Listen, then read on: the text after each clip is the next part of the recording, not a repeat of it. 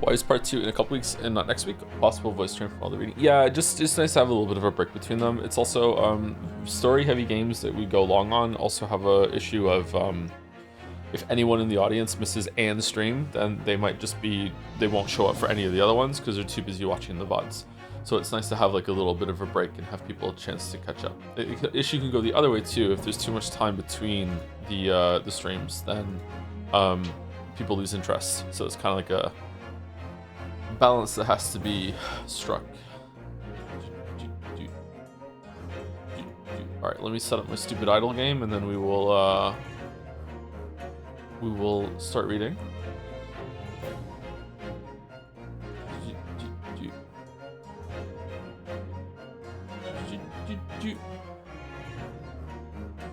What idle game today? I don't want to say, because every single time I say an idle game, someone goes to play it, and it's costing the world too much productivity. It'd be a crime. He's back on the idle grind. Walrus, did you see that Unnamed Space Idle is getting a patch next week? I haven't like launched that in fucking forever because I got to the end of the content. I wonder how it's gonna be. Unnamed Space Idle was a curse on my years, so much wasted time. Yeah. Hey Gatsby.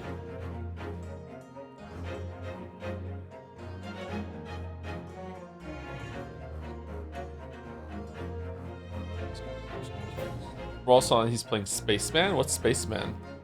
Or is that an idle space game? Gatsby pretended to take his pills today.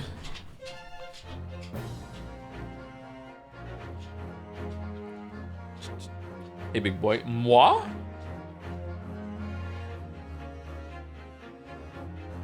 When I got out of the shower today, I noticed that one of my shoulders is bigger than the other, and this body asymmetry is now making me really, really upset. And every single time I go to the bathroom, I look at myself in the mirror, and I'm like, why is one of my shoulders bigger than the other one?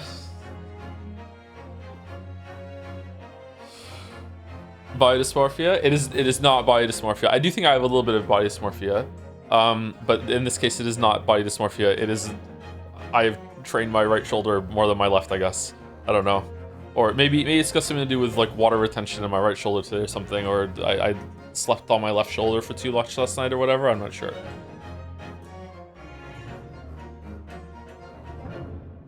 Trained. Okay, well, without saying too much information, I don't use my right shoulder for that, so it wouldn't be that.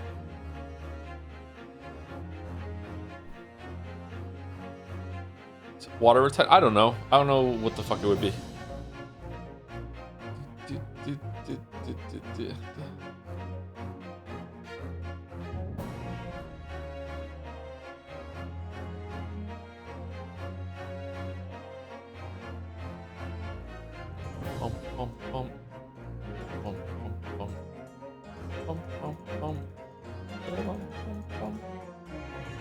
Alright, let me set up my windows.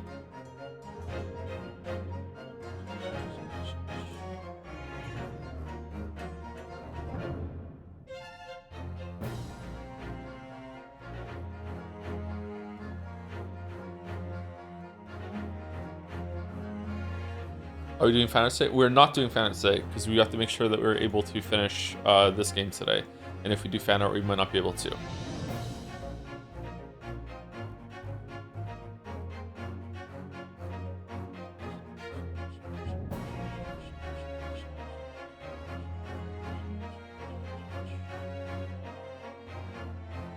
Can we do Scrandal first break?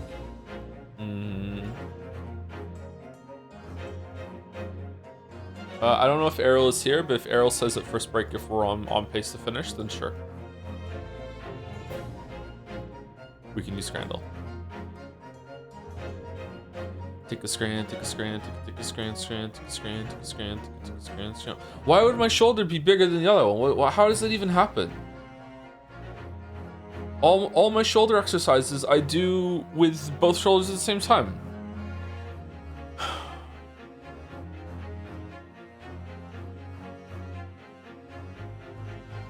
Why are you doing exclamation mark divorce? Asymmetry is often considered attractive. No, it's not. What are you talking about?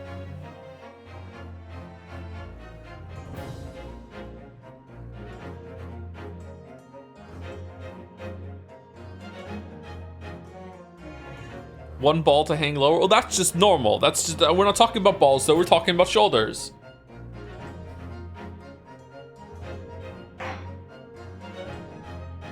I'm nowhere near yoked enough to have muscles growing bigger than the other one. I don't understand. Why so hurry, Joe? Catching up for something? Sorry, I haven't been streaming VODs at all. Today? Oh, it's just that I don't want to end... I don't want to have to go super late today to finish this game, and also I would like to finish it today. Otherwise, we're going to have like an hour left of Ace Attorney, and the next stream is going to be weird.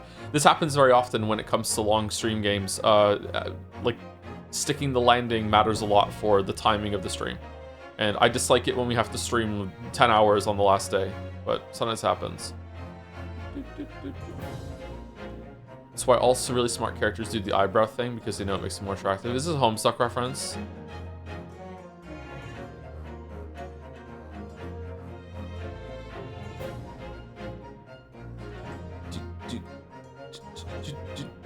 It's a DreamWorks reference? Yeah, I know, yeah.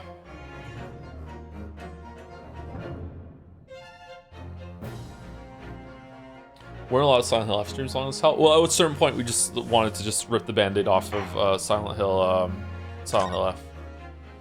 Yesterday was the funniest stream ever. Yesterday, I think, it was the funniest trial. I wonder if that's going to continue. It was full kangaroo court bullshit yesterday. It was fucking great.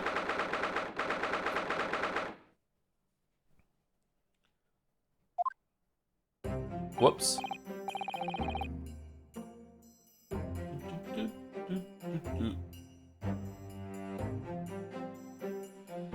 Statistically, facial symmetry is the most universally attractive feature alongside facial averages. Fun fact from my undergrad. Yeah, like symmetry in the face is considered attractive by most people, yeah. I have no idea if I have a symmetrical face. I don't really look into myself that much and care that much, but I just noticed today that one of my shoulders is bigger and it's fucking annoying. But not perfect symmetry. Perfect symmetry is considered uncanny, right? So just implied symmetry.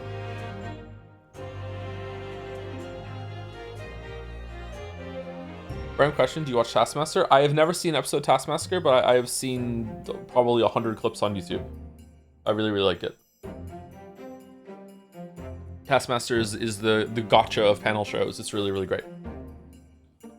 If a task is kind of like meh, you always have the next one coming, and it could be anything. So it's just it's this perfect thing of like, okay, I want to keep watching because I want to know what the next task is going to be. I want to see what kind of shenanigans to get up to. Are there any chaos wildcards that they're going to show in? Is there going to be some funny commentary about it? Is there going to be like a scam that the host did with the contestants? Who's going to win? Now that I've seen one, I want to see what the next person does in relation to that one, because now I have an anchor point, so I want to see what that is. I have my own bet running in my head now that I think this person should win, and now I'm invested, so I'm going to see, like, am I going to agree with Greg Davies? Am I going to disagree with Greg Davies? Davies is Davies, isn't it? Like, that sort of thing, you know, like, what's going to happen? Like, it's such a more-ish watchable show, without it being, like, cheap, I think. Like, a lot of, reality TV is really, really cheap and just bullshit, and it's like, they pull it off. It's just incredible.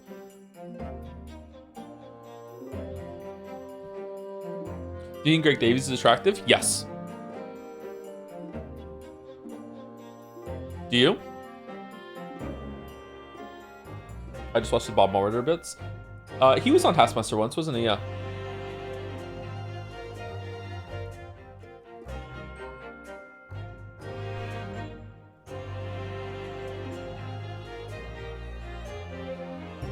There's something attractive about him, but hard to say. Some people are unconventionally attractive. And that sounds like a backhanded compliment, but it's not. It's just some people have a weird charisma to them, and they can make a lot of things work. The way they carry themselves, the way they present themselves, like it's yeah. So it's how they speak. The more that you interact with them, that sort of thing. Yeah. Attractiveness is attractiveness is not just like visual, physical attractiveness, although that definitely exists. Don't get me wrong, but there's more to it than that. Just on the flip side, there are some people who are incredibly visually and physically attractive, and then as soon as they open their mouths, you're like, oh. or seeing how they interact with people, or just how they carry themselves, and instantly they're just they're done. They're not attractive anymore. Like it works both ways. So yeah.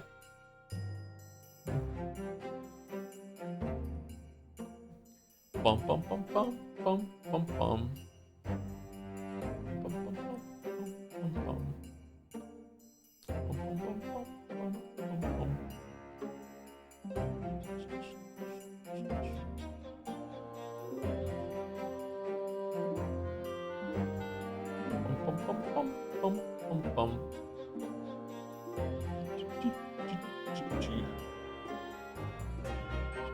Funny people are also usually an attractive buff.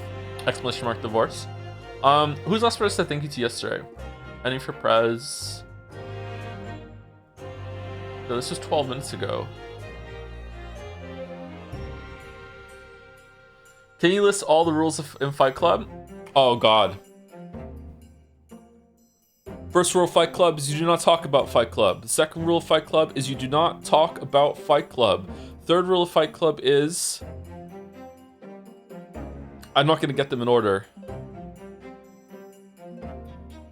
Only two people to a fight. Fights will go on as long as they have to. No shirts, no shoes. If this is your first night at Fight Club, you have to fight.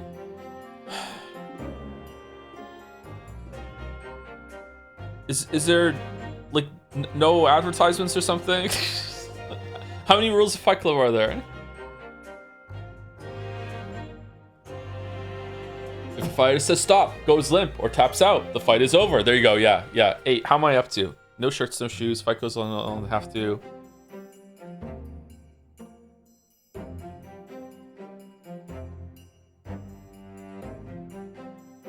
Fight Club brought to you by AG1. AG1 would unironically be sponsoring Fight Club in this day and age, yeah.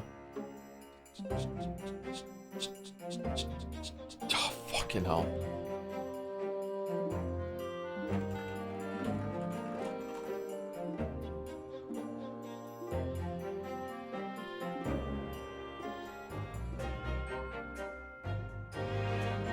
Fights will go on as long as they have to. I didn't say that one, right? All right, I got the other ones. That's the only one I didn't get, is fights will go on as long as they have to. And also someone yells stop, goes limber, taps out, the fight's over. I didn't get that one. All right, I got that one.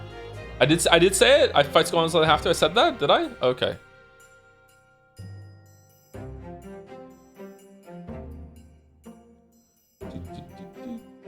Did you see the Fight Club twist coming or no? No, I didn't. But I was 14 when I first saw Fight Club, and it changed my life.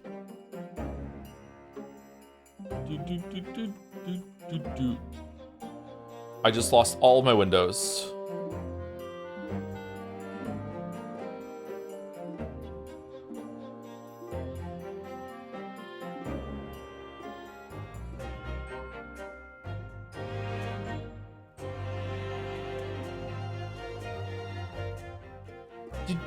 Anyway, thank you for starting us off today with 56 months from Any for Prez. I feel like you've been around for a lot longer than that. Anything you mentioned for 56 months. No idea what to put here. I hope you're having a good day today and having fun with the Great Ace Attorney. I slept later today than I thought I was, but I was planning to, but I didn't have a lot of sleep the past 2 nights, so maybe that's why. I just needed some sleep. I woke up, I couldn't believe it was 9 o'clock. I was like, what the hell? How is it 9 o'clock? I kind of been behind schedule this morning. I had a shower, cried about my shoulder. I ordered food because I haven't been able to go grocery shopping. Took the dog out, and then just kind of chilled in Gary Fisher. So kind of a slow morning for me, to be honest, but hey, not too bad. I'm feeling okay. Not great, but I'm feeling okay.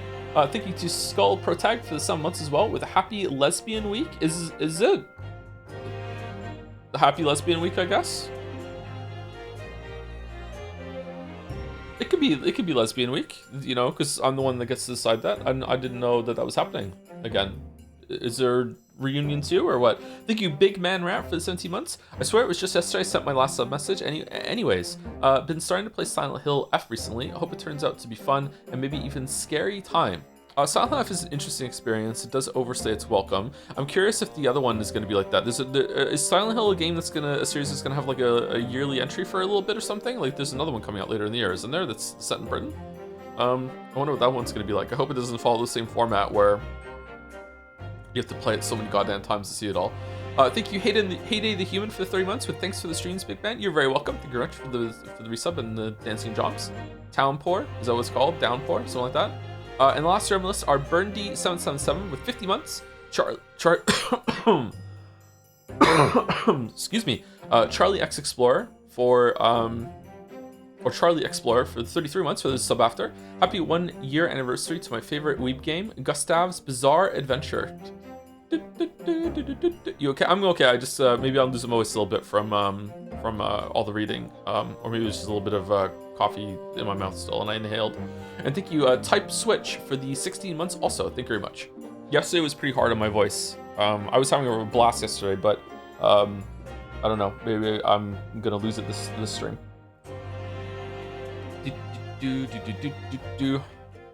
All right. So yesterday we went through the end of the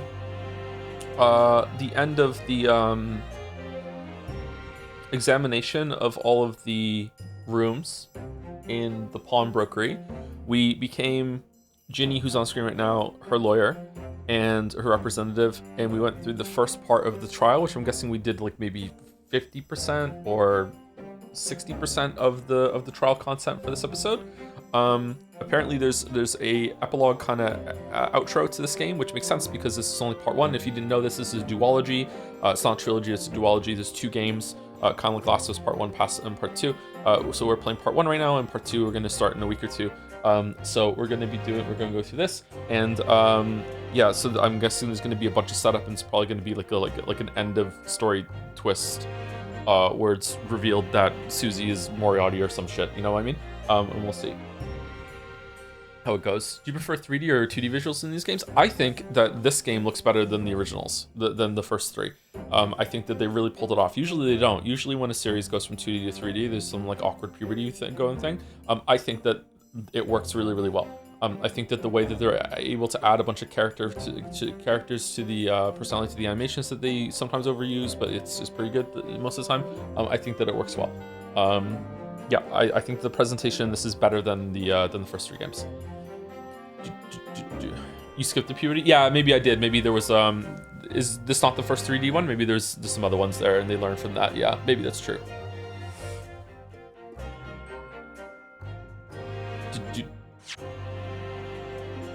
Gina, how are you holding up? Okay, so this is the intermission. It's 12:41, so we've been in court the whole entire morning. Okay.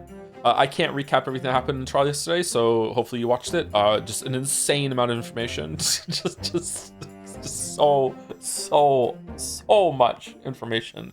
Oh my god. Hopefully I remember it all for today. And hopefully this coffee kicks in a little bit because I'm feeling kind of drowsy. Uh-oh. Anyway. Let's get cracking. I'm starting to feel quite warmly toward her frequent cold shoulders now. Don't bring up shoulder. Ginny, are you all right? Why aren't you saying anything? Yeah, why aren't you saying anything? Why didn't you tell us that someone got shot and then we went and you closed the door and then you passed it? Yeah, why haven't we gotten your account of events? What happened? What's the point, eh? Why go to all this trouble and fight so hard for the likes of me? What? Well, you saw it. That picture. What picture? You mean this? The photograph taken by Hurley's red-handed recorder? Don't misunderstand us, Gina. We would do this for anyone. You're not special. Well, I didn't think it would have captured a scene like this, that's for sure. It's hopeless. Anyone who sees that's gonna think I did it, ain't they? Well, I won't pretend it wasn't a bit of a shock when the prosecution first presented it to the court. If only there was a way for us to know that it was coming. Surely you've got to have your doubts about me now. You can't still think I'm innocent. Of course I can. Humph. Ginny, why don't you talk to us? Tell us what really happened that night. This is the worst Iris face expression. It reminds me of some meme that I can't place. Oh god. Fucking hell. Is the sound okay? The sound is exactly the same from yesterday, but sometimes things change. But let me know if the sound is needs an update. Yeah? Bruno has cleverly managed to piece together a lot of new information, but still. We'd really like to hear it from you. Alright then. It was after we had that dinner together at your place, right, Iris? Then we all had a chat up in your office, didn't we? Yes, I remember. Are we gonna see it? After that, I just couldn't get to sleep. So I slipped out and went down the street to the 2-to-1 to Windybank's place. I had to know if Iris' story was there or not. The Hound of the Baskervilles. Is it called the 2-to-1 because usually you get ripped off so much that you're kind of like trading like 2 guineas for 1? Is that why it's called that?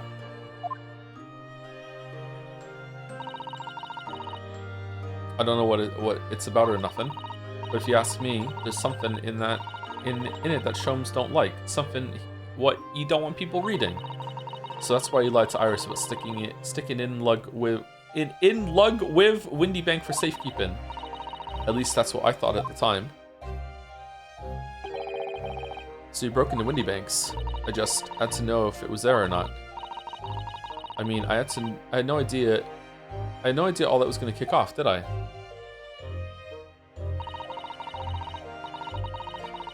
Struck the lock and snuck inside. It was dark as you like in there. So I gave the oil lamp on the counter a bit of wick, and that's when. What do you think you're doing? Ah! I nearly died, I did. The next thing I knew, Windybank, he just sleeps there. Just behind the counter. He never moves. I grabbed the gun off the counter and was waving it in the air like I don't know what. Convenient that that's when the photo was taken. You're the girl who was in here this afternoon. I didn't think pickpockets went in for armed robbery. The mental script. Have you got it here? Did Sholmes leave a load of papers with you? A story? I beg your pardon? The Hound of the something or other. If it's here, I want to see it. I'm sorry, young lady. But I'd sooner die than relinquish an article belonging to one of my customers. Wow. A noble pawnbroker. I don't want it. What would I do with it anyway? I just want to see if it's here, that's all. Oh, you want to see it, do you? I want to know if Sholmes really pawned it here or not. Please, just let me see it and I'll go. Oh, very well then. Off I go then. But for pity's sake, stop waving my gun around, would you? So then the old cove unlocked the storeroom door and we both went inside. And it was there all right, the mental script. Sholmes weren't lying after all. You did all that just to check for me, Ginny? Anyway, then there were a bit of a kick-up on the out in the main bit of the shop. The Skulkin brothers arriving on the scene, yes. What was that noise? Someone's breaking in. Dear me, is there some burglars convention here tonight that I don't know about? I think I forgot to shut the door behind me. Sorry. I better go and take care of it. Could I possibly have my gun back? Oh, well, I'll come with you, and... Now don't be foolish, young girl. You must stay right here. Don't leave this room under any circumstances. And with that, he took the gun out of my hands and walked back out into the shop. I went back in the storeroom, like he said, straining my ears in the dark to hear what was going on. It sounded like they got into a bit of a scrap. I started to think I should help, see? So I was just about to go out the storeroom door myself when... Bang, bang. There were a couple shots go off. 2, I think. I was about to say, yeah, that's 2 shots, not 1. Almost at the same time. And then, there he was, right at my feet. Lying face down on the floor. I was right next to the storeroom door, so I slammed it shut and locked it quick as you like. Because you thought whoever had shot Mr. Windybank might come for you? Yeah, so I went to grab the old cove's gun. I feared I'd put up a fight at least. But when I got a better look at him, I knew. Deed. Windy Bank was a goner.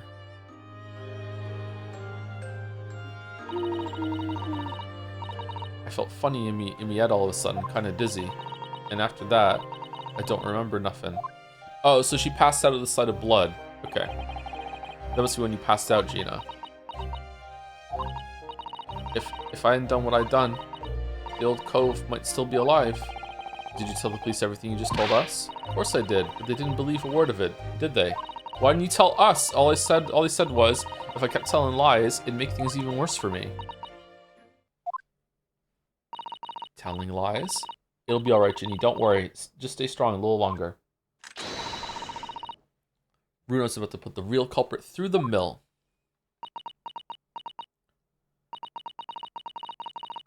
That cove that was there in the afternoon? Is it cove or cove? Is it like gov? Cove? That Edgar Benedict. I still remember how he looked at me like I was nothing. He was there that night. We don't know his real name yet, but I'm convinced that he's involved somehow. Anyway, thank you for telling us what happened, Gina. I appreciate your honesty. You what? You can leave it all in Runo's capable hands now, Ginny.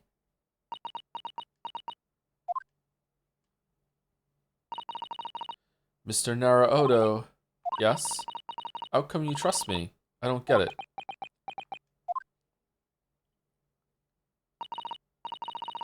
I mean, have you forgotten what happened here before? Come on, it was only 2 months ago. Me and McGilded, we told you a whole pack of lies. And you got the bog trotter off with him, even though he was a killer. No, I could never forget that. Oh, I did what I thought was best at the time. But the pain of that error of judgment doesn't get any easier to bear. What are you talking? I still don't forget that I made you a promise. I told you that I'd be on your side to the bitter end, no matter what. Alright, Rio is a bad lawyer. So what if I'm lying? You could be working to get another killer off the hook for all you know. I was once in your position, Gina. I was the accused in a trial. You were? Before I left Japan, I was accused of murder. And strange as it might sound, the circumstances of the crime were pretty damning. I was sure that no one would believe it if believe it wasn't me who'd done it. Oh, Runo! But there was one person who stood up for me, who believed in me, and was prepared to defend me. My boyfriend, Kazuma. My best friend. Best friend, really, best friend. Okay, sure. Runoski, no one believes in you more than I do. Leave this to me. All you need to do is put your faith in me, and I'll do the rest. What did you do, bro? I was so happy. I cried. But even then, somewhere inside me, I couldn't help thinking, bro friend? We do bro friend? Surely he doesn't really believe in me. Not completely. But I was wrong.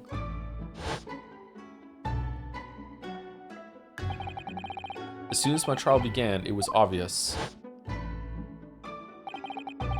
that he had an absolute, unwavering belief in me.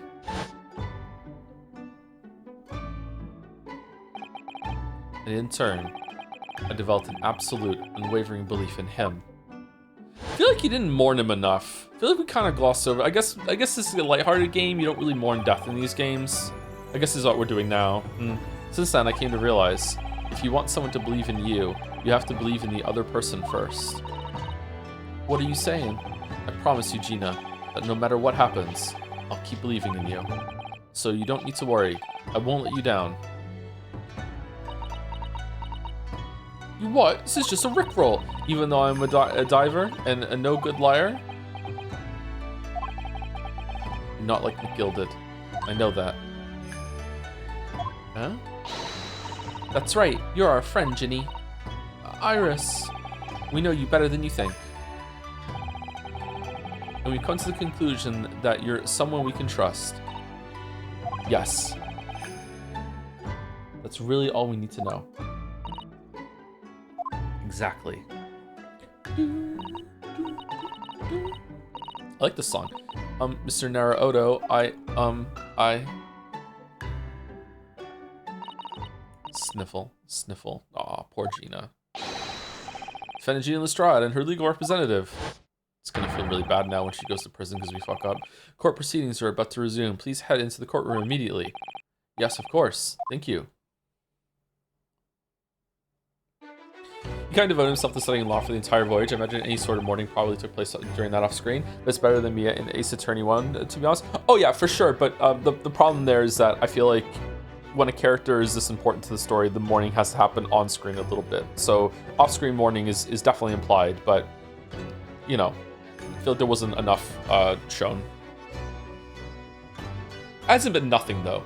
But yeah, I've been both a defendant and a defending lawyer in my time. So I knew only too well just how hard it was to put all your faith in another. And I also knew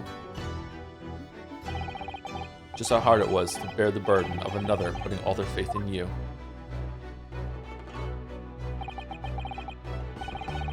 This is it at last, the final chapter, the final battle. What happened to, did they send his body back to Japan? What happens when someone dies on a voyage? They stop off at port, right? So would they take the corpse off and then the next boat that comes by would take it, or did they cremate bodies on the boat? There's no way. What would they do in this kind of era? They wouldn't just dump him in the ocean, would they? Surely not. No way. They must have had some sort of maybe they're would they have a freezer? I don't know.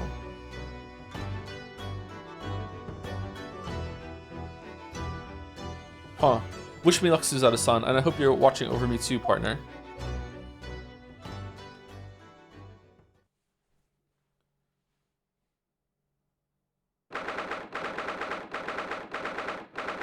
th April, 1:41 p.m., the Old Bailey courtroom.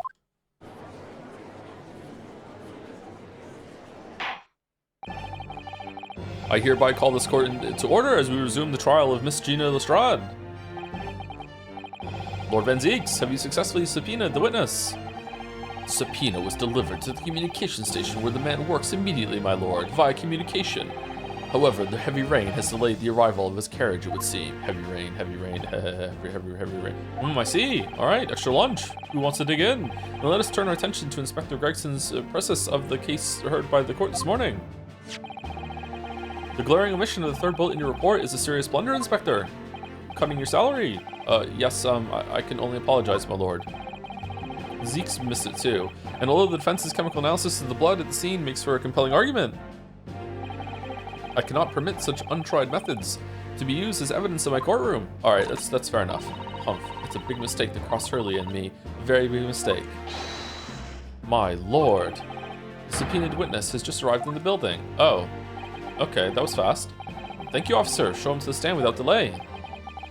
Mr. Egbert Benedict. I didn't expect to be crossing paths with him again so soon, and certainly not like this. Okay, so is he gonna have his arm in a sling or something with, No, he got shot. Is he pretending? Who else was pretending in a past case? Was it Von Karma? I think it was, wasn't it? Thank you for complying with the court subpoena at such short notice, sir. Was there a choice? You could have just said no. But of course, my lord. As an upstanding member of London society, it is my pleasure to oblige. Now, kindly state your name and occupation for the record. Ashley Graydon, Communications Officer. AG, on the cane. Mr. Graydon and I both work at London Central Communications Station, and I have a huge crush on him. Now, perhaps somebody would kindly explain what all this is about. You were apprised of the situation by the court officer on your way here, I presume. Yes, I was. Something to do with a murder that took place at a pawnbroker's on Baker Street. And some nonsense about me having been there on the night in question. That is the accusation, indeed. This really is beyond a joke, you know. Very well. Without further delay, the court will hear your testimony now, Mr. Graydon. You will respond to the accusation made against you under oath. Can't believe Egbert Benedict was a fake name. Okay, so he wasn't shot? Gladly, my lord, gladly.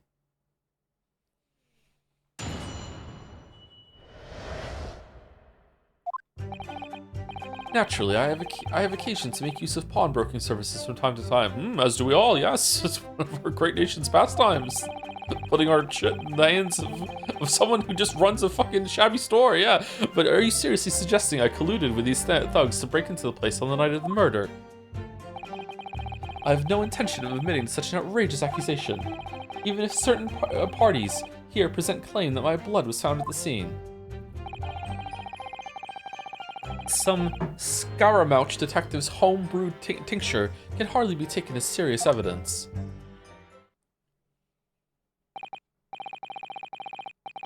So you deny the accusation completely, do you? I must say, I am dismayed. For the highest court in the land to be swayed by this self-professed detective's toy. It was the will of the jury, and our great British justice system demands that the jury's will is upheld, so watch your mouth. Then it would seem we have the misfortune of a most inept assembly of jurors today. Oh, let's insult the jury. Yep. That's a great fucking strategy here. Why does your cane not have a thing on the bottom of it? By golly. How long am I expected to be detained here? If, following the defense's cross-examination, your involvement in this matter has not been established, you will be free to leave immediately. Good, then I shall be away in the time for afternoon tea. Some small consolation at least. Brett vibes? Let us not hold. Oh, I'm surprised Brett didn't come back for the last one. Maybe that's in the second game? Let's not hold up Mr. Graydon any longer than necessary, counsel. Proceed with the cross-examination.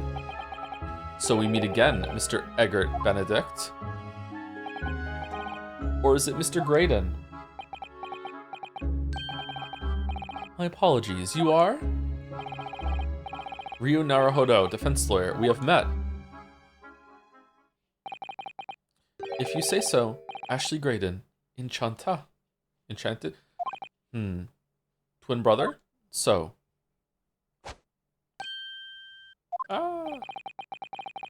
I trust we can conclude this quickly. Fucking hell, that was hard to say. But I'm not holding your flashy hat while we do. Enchante, bless you. The accusation. Naturally, I have occasion to make use of pawnbroking service from time to time. Hold it! Yes, we even met in the very pawnbrokery where the crime took place on the afternoon of the day in question. Though, of course, you introduced yourself by a different name at the time. Okay, so if he's gonna deny this, isn't Greg was there too? Isn't Greg gonna be like, all right, just instantly perjury? Let's shut him down? It was Mr. Eggert Benedict, I believe. Tell me, what made you... The witness is here to testify about events that took place that night.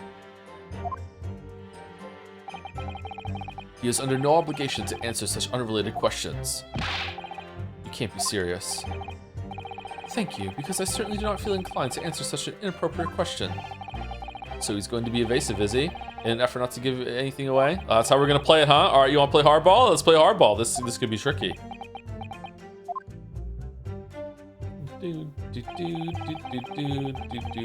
We seriously suggesting including these thugs to break into place on the night of the murder. Have you seen these two men before? This pair?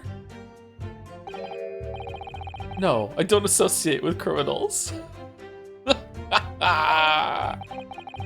I think these two have been the best witnesses in the game so far. They're so entertaining. Said by a man who introduced himself as Eggert Benedict. I'd like to know who I have to thank for this. Who made this outlandish accusation against me? The young lawyer there in the black. Objection! You don't need to answer that. This is a farce. Whoa. Whose idea was it to permit an outsider to work in a British court anyway? Well, needless to say, I have no intention of admitting to such a outrageous accusation. Where were you at around 1 in the morning on the night in question, sir? I was asleep. This is past the hour at which I would normally retire. Certainly. I was not in the company of these rapscallions. You're able to prove that? Objection! Listen carefully, my learned Nipponese friend, for you appear to be under a gross misapprehension on this point. What do you mean? The witness maintains he was not at the scene of the crime. He has no obligation to prove his absence. If your accusation is that the witness was present at the scene,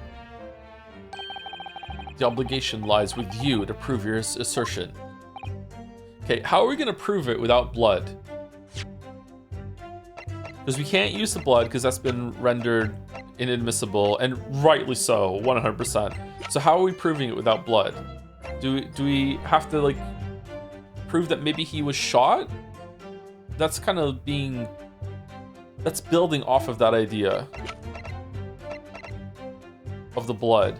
But we were allowed to build off the idea of the blood because that's the only reason why he's here to begin with. I don't think we have any evidence that can be used to say he was there. All right, we're gonna have to press him for information and find something here then. Thank you, Pepsi Addict, for the bits. Happy 100 lines to all who celebrate. I to think it has been a year since one of the greatest works of literature was released. Here's to 900 more roots to come. Fucking hell. Thank you, Pepsi Addict. Thank you, Job Abby, or Jobab, for the 9 months. You missed a game's worth of streams, and the streamer is pegging Bardens. Yeah, I know, sorry. Poor Barden. Is there like a line or something? Thank you, Mediocrities86, for gifting a sub to Snazzy Jazzy Bazzy. That's a fun name to say. Thank you very much. Fuzzy Wuzzy was a bear. You will fulfill that obligation before putting any more unreasonable questions to the witness. Bum, bum, bum, bum. Silent victory wiggle. Thanks. Even if certain parties here present my claim that my blood was found at the scene. Blood was found at the scene of the crime. There's no question of that. Mr. Shom's chemical analysis has positively identified the substance as such. But I'm not the only human to have blood running through my veins, am I? How can you be sure that the blood is mine? It could equally be the blood of one of these two miscreants. Every individual's blood has a slightly different composition, it seems. Mr. Sholmes' chemical is able to differentiate different blood samples, but spare me the science lesson. Who is this Sholmes character anyway? Oh, I assumed all Londoners would know the name. He's a great... You also met him yesterday while a renowned detective. So, even you are unable to bring yourself to say, great detective. A great detective, you say? Now we're in the realm of fairy tales, are we? Alright, let's continue before we go. The counsel for the defense thinks a British courtroom is an appropriate place for fairy tales, does he? My curfew approaches. This is so unfair. That chemical test is based on solid science. Hurley and I know what we're doing. The trouble is, unless the technique can be independently verified, we'll never get beyond this man's flashy stick waving. Alright, let's subpoena a scientist to independently verify it. Sure, let's go. Yes. Granted, it is very colorful alchemy. Perhaps it would make a good souvenir for your uneducated friends back home in the East. How do you know that? I guess you were told about it on the way here? Something riled him there, just for a moment. Mr. Graydon let his feathers get ruffled. But a souvenir is all it's good for. I like souvenirs. Some Scaramouche Detective's homebrewed tincture can be held as serious evidence. These are also bits. It was pretty intentionally funny moment in Patha 2 when you were like, what is that? Oh, it's just the polyhedron. Yeah, I know. You get used to it after a while. Man, what's it like to see that if Patho 2 is your intro to that world? Just seeing that in the distance being like, what the fuck is this place? Don't forget, sir, that Mr. Herlock Sholmes is the most famous detective in the world. And the most famous detective in the world tells the truth, the whole truth, and nothing but the truth, So help you, Todd? Oh no, I can't think of how to answer that. I once saw the world's most famous swindler thrown into jail. He allegedly told the truth, the whole truth, and nothing but what turned out to be a pack of lies. Amazing story, counselor, but what the fuck does that have to do with the case right now? Quite. Now, as you are no doubt aware, the Central Communication Station is the heart of this country's information network. They're lost without me. My work there is of paramount importance, and you have kept me from it long enough already. And also juror number 5. Wink. That's all he's gonna say on the matter, is it? What do you think, Bruno? I think he has no intention of telling us anything. He's well aware that the less he says, the less chance he has of giving himself away. complete opposite of Hurley then. He seems to think that the more he says, the better. These games are a great exercise in proving why you shouldn't fucking talk. Like, the amount of times that they would have gotten away with it. However, we got them talking, and they said something that either made a connection or they self-incriminated or something like that. I need to find a way of getting more information out of this man somehow. Happy shut the fuck up Friday or what? Yeah, exactly. But compared to the bungling burglars beside him, he seems as innocent as a child. Or perhaps the skulking brothers might be the key here. Oh, could they be somehow? Remember, if you don't prove this witness has some connection to the incident here, he'll be free to leave. I know. I can't let that happen. Let's listen to those statements again and see if there's any way I can make one of them tell us more. It was the fourth one, right? Hold it!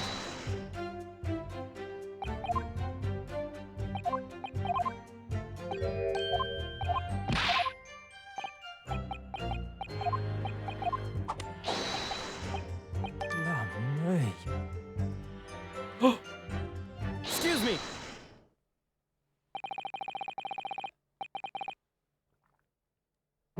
Do you have something to say about that, Mr. Skulkin? What? Me? No, the Mr. Skulkin next to you. Right, I fed up to here with this. How many times have I got to tell you? Yeah, yes, I know. You're not Big Bruv Sulky. Mr. Nash Skulkin. This trial is so funny, man. Well done. Cold blimey, Governor. You what?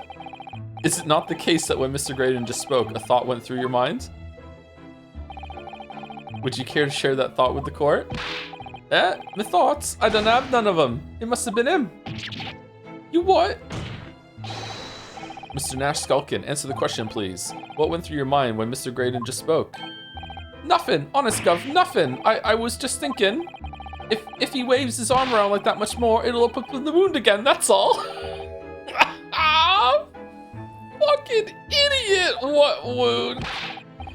Where he took the bullet, of course. It was only 2 days ago. It ain't gonna be healed up yet. So I was, well, you know, I was worrying for him and... Oh, L's bells. Mr. Graydon, did you hear that? Is it gonna be the same shoulder that the thing tore open on as symbolism? What? Your comrade is worried about you, it seems. On account of your injured arm. My lord. Yes, Mr. Graydon. I have no idea what these two wretches are talking about. Certainly, I shouldn't be expected to answer anything in relation to their mindless insinuations. Normally, yes, but you know what? I've been entertained today, so we're just gonna go along with the defense counsel's bullshit. Take off your clothes, let's see. We need someone other than the victim.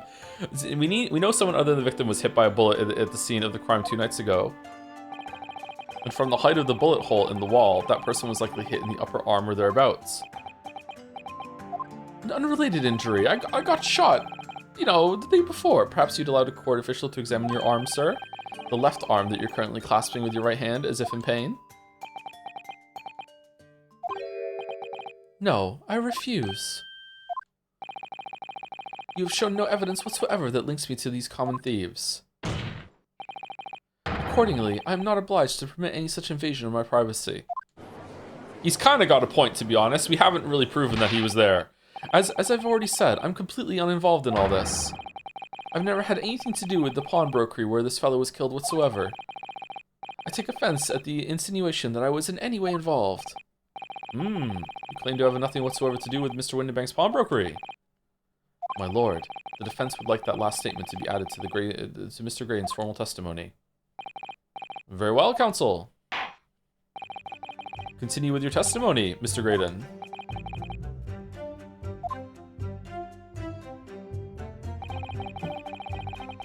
Bottom line is, I've never had anything to do with the pawnbroking establishment where the man was killed. Hold it! Never had anything to do with it? You forget that I was there, Mr. Graydon, on the very afternoon of the incident. Obviously, I am not a complete stranger to the pawnbrokers. I'm currently on the lookout for an armchair to furnish my study. No, you were there to redeem an article. I have no idea what you're talking about. Sorry? You must be confusing me with somebody else. Dude, your wound! I wasn't there for any such purpose. But the redemption ticket, that won't get you anywhere, Bruno. Iris, what do you mean? Mr. Windybank never wrote the names of his customers on his redemption tickets. So you can't prove the ticket was his. Ah, of course, she's right. But Mr. Windybank knew that you were there. Let's channel him via some medium and put the ghost on stand. Yes, let's go. I'm afraid. Let's go. If you're going to need to produce, produce some irrefutable evidence here. Otherwise, he'll never admit to being there. Well, Gregson was there. I guess that's what we're doing. Irrefutable evidence. That's all he's going to say on the matter, is it? What do you think, Bruno? I think he has no intention of telling us anything. He's well aware unless he says less chance he is giving away. The complete opposite of Hurley, then. He seems to think that the more he says, the better. Me too. Well, at least I managed to prise a little more information from these witnesses' lips. All thanks to the Skulking Brothers. I do cut things from videos, believe it or not. Usually every single video has about like maybe anywhere between 25 to 50% of stuff that it just doesn't make the cut. Believe it or not. Yes, they were the key to it after all. You make video? So he says he has nothing to do with Windybanks. Well, we know that's not true. Perhaps now would be a good time to have a proper look through the court record. Good idea. You never know what tiny scrap of information could be a valuable weapon.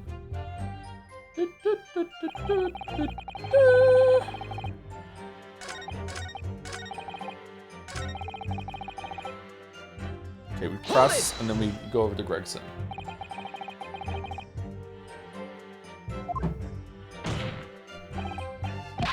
Objection! Is that right? Hang on a minute, Sunshine. I was there too. Do you have something to add, Inspector? Yeah? Come again, Sunshine. You were there too, in fact, weren't you, Inspector? That afternoon. Oh shit, I wasn't I? Well, yes, I do remember meeting yourself in the pawnbrokers that afternoon. You, your young Japanese assistant, and the accused were all present, as I recall. And at that time, this witness, Mr. Graydon, was trying to acquire a particular article. Well now. I'm afraid I don't remember too clearly. What? But you must. Greggy, whose side are you on? I'm not going to lie and pretend I remember something that I don't. Alright, kind of based. What's going on here? Gregsy showed us a picture before, didn't he? You know, from the cameras that Hurley installed at Windybanks. Yes, of course. Indeed, the gentleman pictured bears a striking resemblance to the witness, I must say.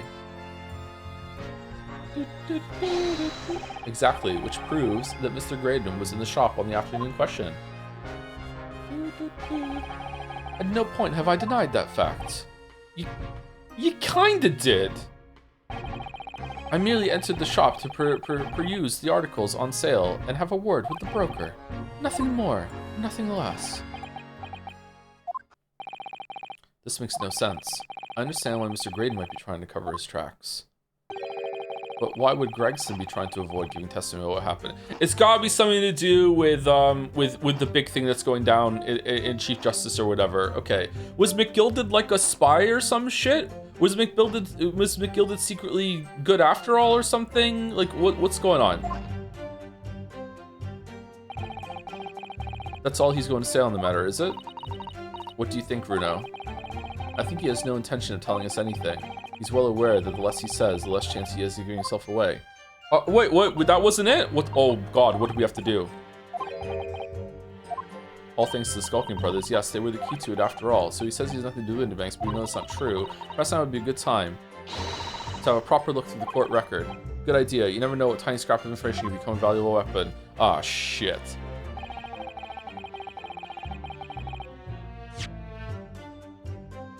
Okay.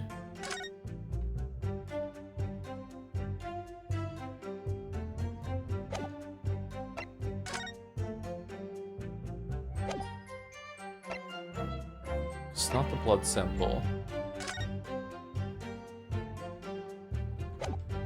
I have no idea what it wants from me.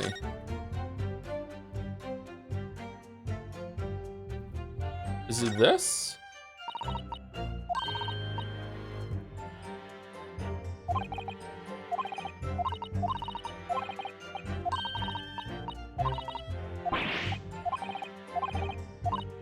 No, I think this is definitely related to what's going on, but it's too soon for that, I think. Autopsy report.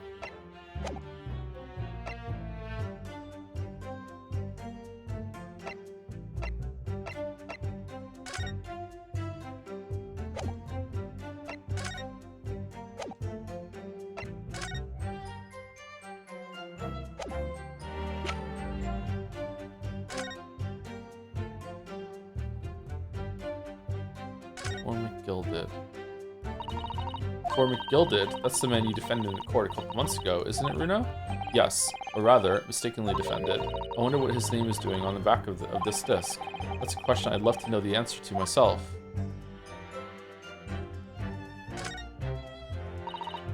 So this is blood, probably from somebody's fingertip. Well deduced, but not just somebody's fingertip.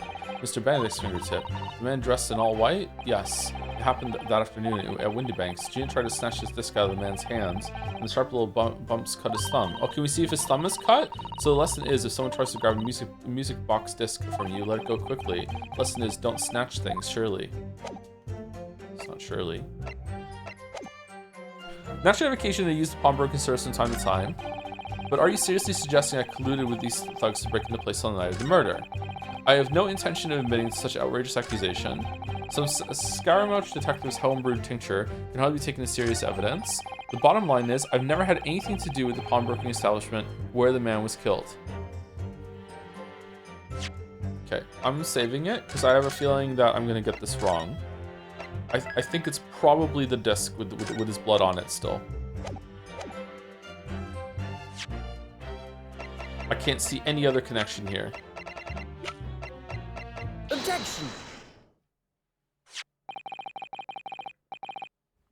Have you ever seen this disc before, Mr. Graydon? Why, is this supposed to mean something? This disc was until the day of his murder in pawn in Mr. Windybank's shop. It was redeemed by the defendant, Miss Gina Lestrade, this afternoon. However, somebody mysteriously appeared to try to take it from her. And that somebody was you, of course, wasn't it, Mr. Graydon? Oh! Dun. As I have reiterated numerous times now, you are mistaken. That was not me. No, that was not me. No, don't say it. I've never seen that disc before in my life. Oh yeah? Let's see your thumb. It may have escaped your notice, but there's a small smear of blood on this disc. Ah, yes, resulting from an abrasion of the thumb, perhaps. That's right. The surface of the disc is covered in hundreds of tiny metal bumps. In the skirmish to acquire the disc, the thumb of the person who tried to take it suffered minor lacerations. So, while the disc bears the remnants of that skirmish in the form of this smear of blood, the thumb of the person in question must bear the remnants also, in the form of a scratch. Good gracious! Indeed it must! Let me check my own thumb.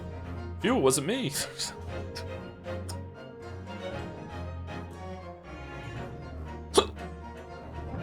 Mr. Gray, you refused to allow a court officer to examine your arm before. Are you now going to refuse to examine your thumb? Because I have no doubt that it bears a small scratch consistent with the smear blood on this disc. Oh, why would I let you see my thumb then, if that's the case? Fuck you, no thumb. Well. It would seem I underestimated you. What? What is the meaning of this? So you admit it now. Not that funny, Joe. It's stupid is why I'm laughing at it. You admit you have a scratch on your thumb from when you attempted to take the disc from the defendant. Order! Well, Mr. Graydon. It would appear there has been something of a misunderstanding here. I did not attempt to take the disc, as you put it. No, quite the reverse. What are you trying to say? It's really quite simple, you see. The disc was mine from the outset. Is there some crime in taking an item that you own out of pawn? What? It would seem, Mr. Graydon, that in this piece of evidence, my learned friend has established a link between yourself and the incident. Accordingly, you will tell the court everything you know about this disc now. Where's the spin-off where we play as Van Zeeks? As you wish. Though I'm quite sure it's nothing whatsoever to do with the pawnbroker's murder.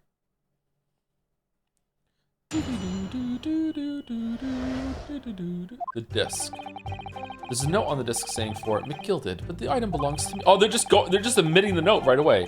The redemption ticket was stolen from me by the accused, that filthy gutterling, on the day in question. I proceeded at once to the shop in order to explain my situation and redeem my article. So you lied before when you said nothing to do with it. Alright, in the end, of course, the disc was taken by the police. In other words, Sumari, the rare use case Sumari, I had absolutely no reason to break into the shop later that same night. Wait, why did you break into the shop? Oh, wait, hold on. He said something about where's the other one, right? And she was like, you what? What other one? So did he think there was another one in storage somewhere? What did she find? She found another redemption ticket. Oh, that's what it was. She found another redemption ticket in the pocket. So it was a pawn within a pawn. And there's a box somewhere in there that has presumably another disc, or maybe something to play the disc on, something like that. Okay, so that's what he went back there for. Okay. How does he know all this? Intercepting a communication thing then? Why has that got anything to do with McGilded? What the fuck? Did I hear you correctly, sir? McGilded, you say? The famous London philanthropist who died in this very courtroom. Who perished in this very courtroom 2 months ago after being acquitted in a distinctly messy murder. Yes, my lord, the one and the same. Good lord, Mr. Graydon. Are you saying that Mr. McGilded and yourself were acquainted? Yes, that's correct. He was my bro friend. Ora, well, I certainly didn't expect to hear that name uttered here in my courtroom again. According to what Gina told us, this disc was placed in pawn on that fateful night 2 months ago. McGilded himself gave instructions to deposit it at Windibanks. It's funny that Mr. Graydon here is claiming the disc belongs to him then, isn't it? In all likelihood, he's lying. So he appeared that afternoon at Windibanks in order to get his hands on McGilded's disc for some reason.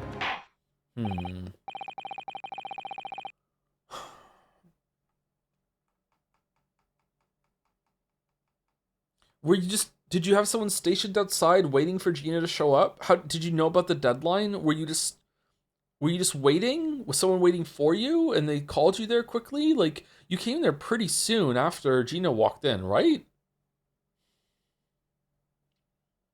What's going on? Counsel, you will commence your cross-examination, please. I'm really interested. Where is this going? Cross-examination. Oh, I'm cross all right. There's a note on the disc saying for McGilded, but the item belongs to me. Then why does it say McGilded on it? You idiot. Would you care to explain how this belongs to you? As you will observe, a communications officer such as myself commands a fine salary. You are certainly exquisitely dressed, sir. God, he looks so much like Santa Claus. So you see, I have little need to make use of the services provided by the pawnbrokery trade. Bloody Baron Judge. However, I did once find myself in difficulties having misplaced my purse whilst on an errand, which is why I pawned my fine black overcoat to the broker in question. Why not? Instead of going home. You claim that was your overcoat? Obviously, and in my haste, I clean forgot that the music box disc was in its pocket.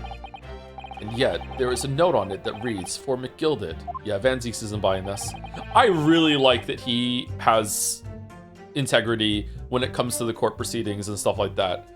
Maybe not all of them, but when someone's lying, he's like, no, you're lying, bro. Like, I really like that he's like that. It's a shame that he's racist, but we can overlook that. I'm a collector of rare and unusual music box music. I first met Mr. McGilded at a gentleman's club in the city and was interested to discover that he shared my penchant in that area. So the disc in question? It's a pre-production sample. I promise to let Mr. McGilded hear it.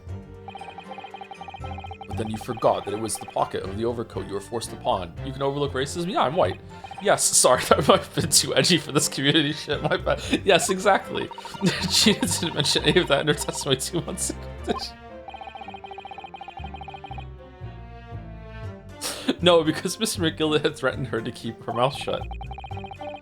Which means that if we dig too deeply here, It's going to expose Gina's perjury. Uh-oh.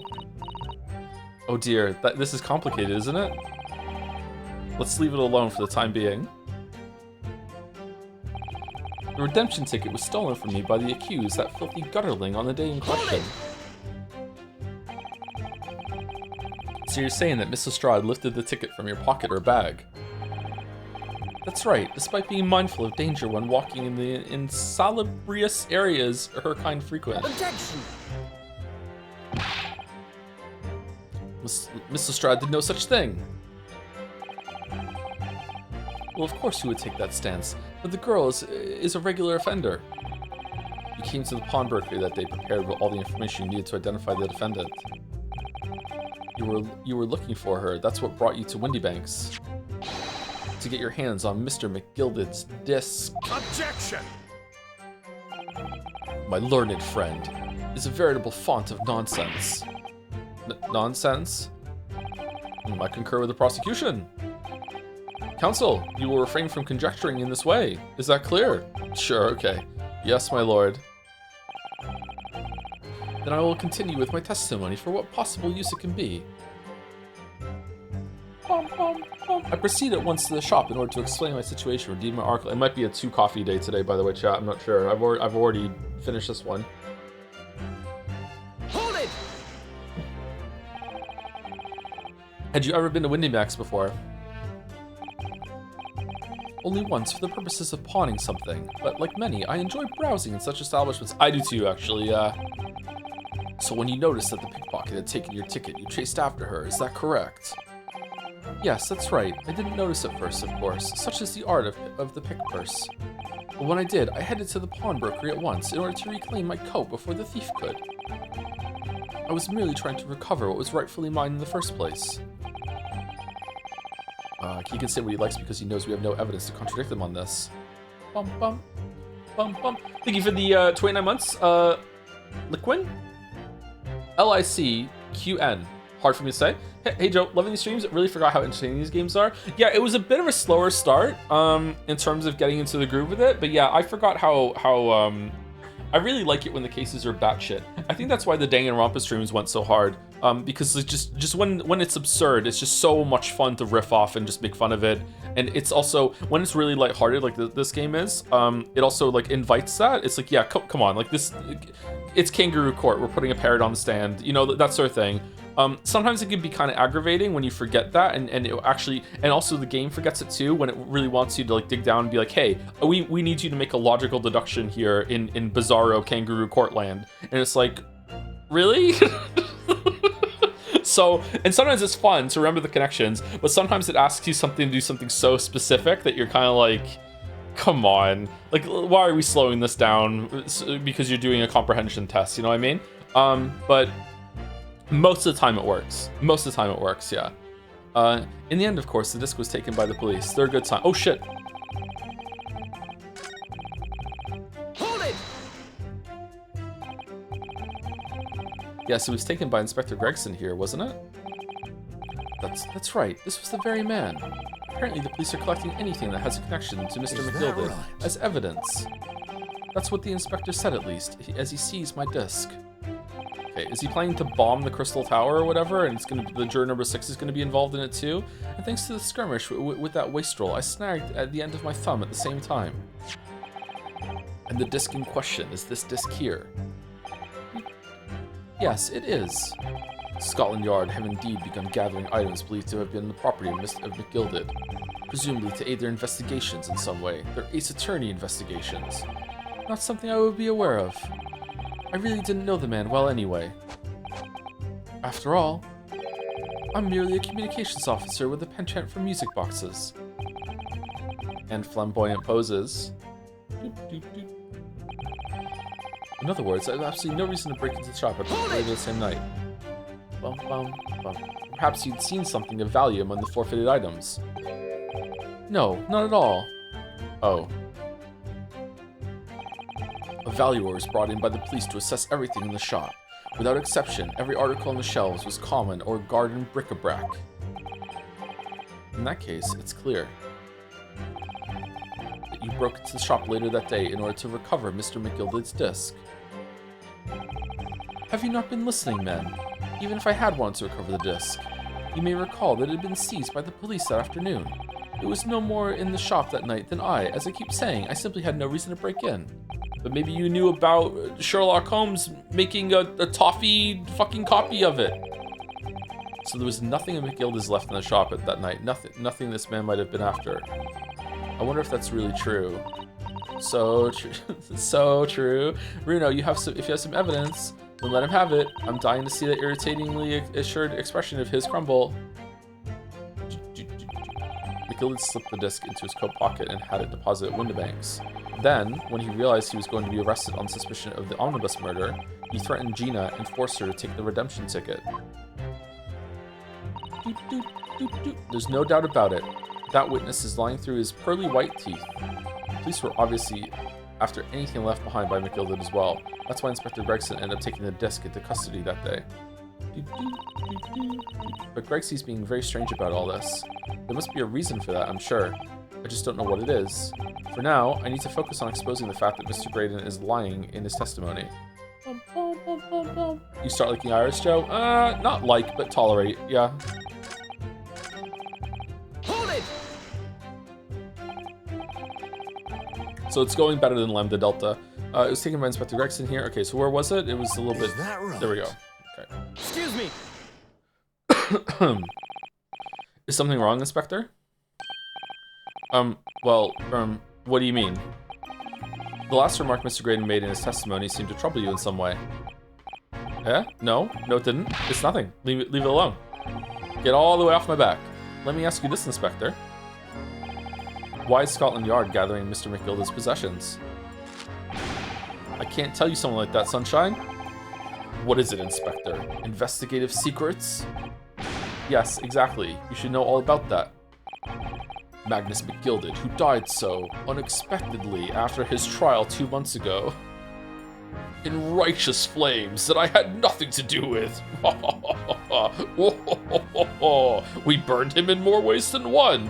In the courtroom, that is. A man renowned throughout the capital for his great contributions to public life. Yet he had a dark side, too. Where are you going with this, Van Zeeks? I suppose the police are dealing with the aftermath of his nefarious activities, are they? That's enough. Coppers like me have duties to carry out that we're not at liberty to talk about. That's all you need to know. Iris, go ask him. Duties conferred by Lord Strongheart, I presume. Ooh. Do you like him or no? The Lord Chief Justice appears to have great faith in you, Inspector. The bottom line is, if you want to get more out of me, you're gonna need Lord Strongheart's paw print first. All right, bring him in, subpoena. Let's go. Yeah. Done. What's all this about? It's like there's something going on between Gregson and Lord Van Zeeks here. I think we're a little bit out of our depth here, Rio. Well, it would appear that the inspector has revealed all he is at liberty to reveal. Mr. Graydon, let's return to your testimony. Really, we could have skipped over that, huh? Gladly, my lord. Oh, fucking...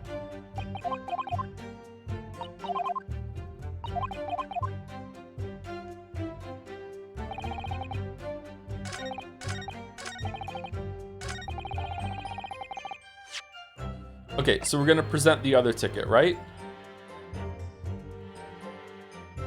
This one.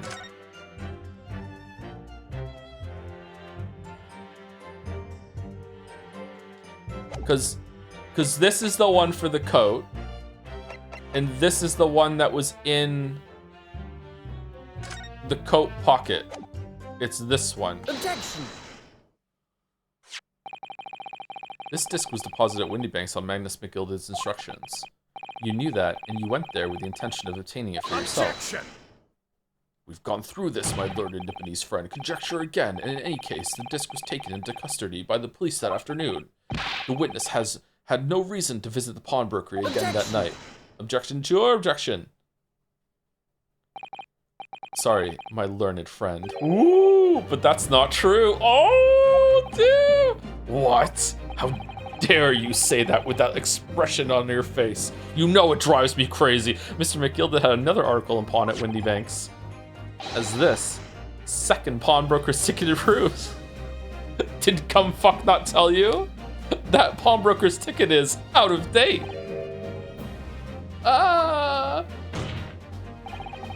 There were 2 articles belonging to Mr. McGilded in Windy Bank's pawnbrokery. And the reason you broke into the shop that night was to recover the second one. Together with your 2 accomplices, the Skulkin Brothers. This is the second ticket, is it? What had the man deposited? The article description reads, 1 small box. A rather vague description, it seems to me. Are you suggesting that I broke into the pawnbrokery with these clowns in order to steal some trinket box? I believe there are adequate grounds to suspect that you did. This is absurd. Why on earth would I do such a thing? Once the article had been forfeited, I could simply walk into the shop and purchase it. There would be absolutely no need for me to resort to theft. That's a good point. Indeed. The witness makes a solid argument. Maybe it was like super time sensitive. So that means for some reason, Miss Gradenfellow needed the small box that very night, does it? Objection! It's time to put an end to this nonsense, my lord. Could you be a little less cryptic, Lord Van Zeeks? No, I do hate to ruin my learned friend's argument, but the truth is quite incontrovertible. On the night in question, no small box was taken from Windy Bank's pawnbrokery. And rest assured, the prosecution can prove it. Can you? What? Good gracious. Windy Bank was really bad at dusting his storeroom, and as we went through it, there was no gap where something was clean and a box had been taken with an imprint of dust. Not everything was there. Inspector, show the photographic prints to the court if you please. What are you talking about? Yes, sir. What prints? These prints were taken from one of the detective's security cameras. Hurley's red-handed recorders again. God damn it, Hurley. As previously explained, using this plan of the shop layout. How come Hurley's red-handed recorders are like, yeah, that's fine, that's admissible, but Hurley's fucking turn blood different colors? No. Human resources, like, well, maybe they're fake prints. We don't know. Maybe they make mistakes. They haven't been independently verified. The victim's establishment was furnished with automatic cameras in 2 locations. One was set to capture the counter where Mr. Windybank received his customers, and the other was set to capture the shelves on which articles were placed for sale once forfeit. Are we gonna have to do the 3D thing again? According to the information on this ticket, Mr. McGilded's small box had been forfeited already, 2 days before the incident at 9 p.m. on the 13th to be precise, which means it would have been on the shelves of forfeited items in the shop front. No, it doesn't. Maybe he didn't take it out yet. Now, what I have here is a print taken by one of the cameras about 2 hours before the incident. That's at 11 p.m. on 15th April. Oh, God. The victim certainly had a very full shop, it would appear. Yes, so full that maybe there was no room on the shelves to put something new. Yes, okay. Where the fuck are you going with this? And then we have another print. This one was taken about 2 hours after the incident. I see. So we have 2 pictures to compare. Maybe he just opened the box and took what was in it and then closed the box and left. It's not the box he wanted, it was what was in the box. Objection! Objection! Though I must say that placing them side by side leaves me for fuck's sake.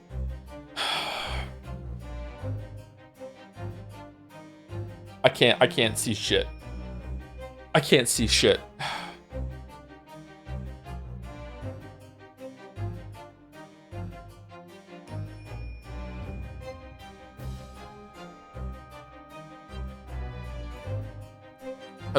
Have these been moved a little bit up here?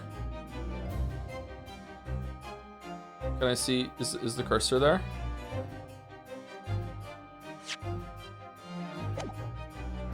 Have these been moved a little bit?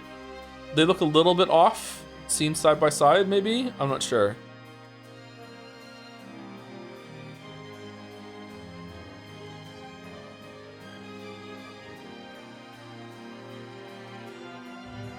I can't do the cross-eyed thing consistently, it hurts my eyes.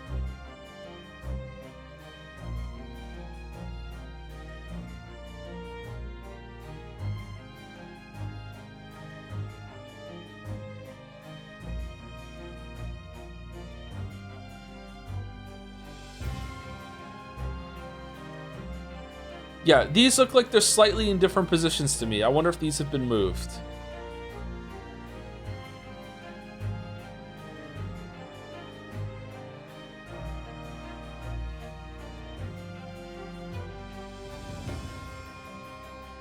I must say that placing them side by side leaves me cold. Dear me, that's starting to make my headache. It is starting to make my headache, yeah. Obviously, at Scotland Yard, we considered theft as one possible motive in this case. We explored the possibility that something had been taken in addition to the victim's life. So your men have already compared these two prints thoroughly, Inspector. Yes, sir. We counted every single item in each of these two photographic prints. And the Yard's conclusion is that exactly the same number are present in both. In other words, nothing was taken from the pawnbroker on the night in question, and my learned friend's assertion that nothing more than a hopeful fantasy. Ah! I don't believe it. If I had just shown that he'd stolen McGilda's pawn box. Dun, dun, dun. I might have been able to break him down at last. You know what, Runo? I've been thinking. I wonder if these two photographs really are exactly the same. All right, let me try and do the cross-eyed thing.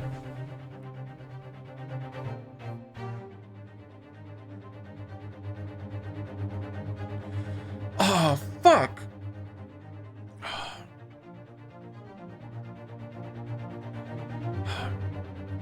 The horse kind of sticks out a little bit more, but maybe that's just because it's my focal point for looking at it.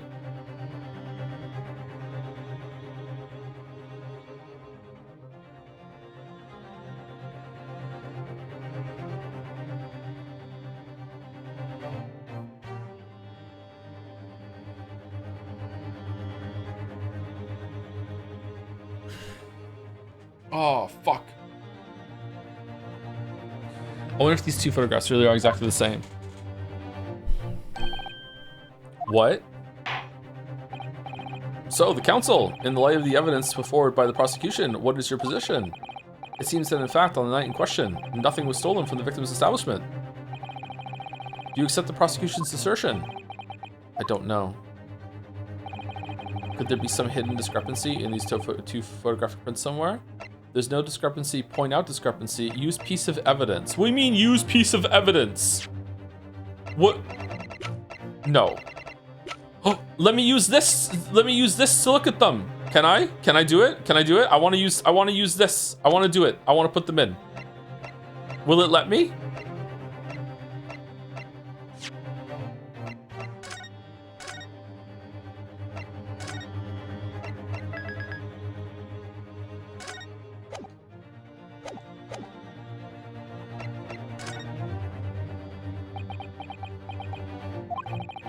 I wasn't sure at first, but there's a clear discrepancy between these two prints. What? You must identify the location in question for the court, counsel. Indicate the precise location and discrepancy of which you speak. Okay, so okay, so one has 11 on it and the other one has 2. Oh shit. Okay, so it's whatever when you cross your eyes, it's whatever jumps out at you is something that is in a different location, right? Well, when I cross my eyes, the horse kind of jumps out at me a little bit. So does this. I don't know if I can hold on. This kind of jumps out at me too. This here, like this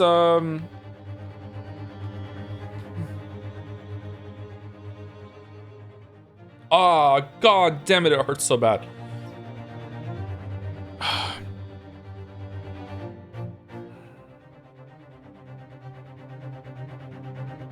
Yeah, I think it's this is jumping out at me a little bit, but I'm bad at this, so I can't tell. Take that! No, it wasn't that shit. Obviously, discrepancy is here. Objection! Oh man, I must thank my learned friend. His answers clarified the situation greatly.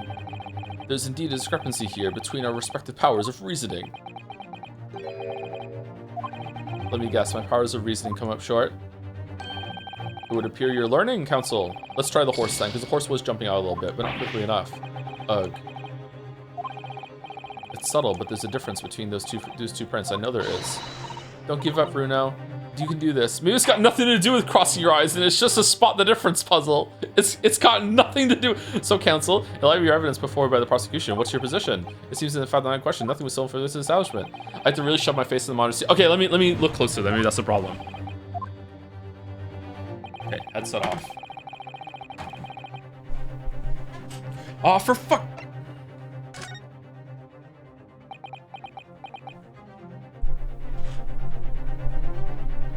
Okay, I've moved the microphone.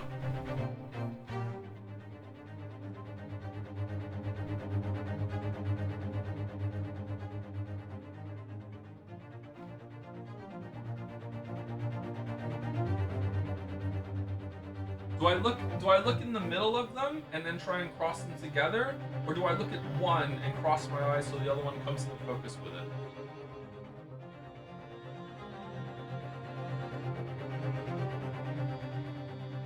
You can't be serious right now, Joe? What do you mean? What's wrong with what I'm doing?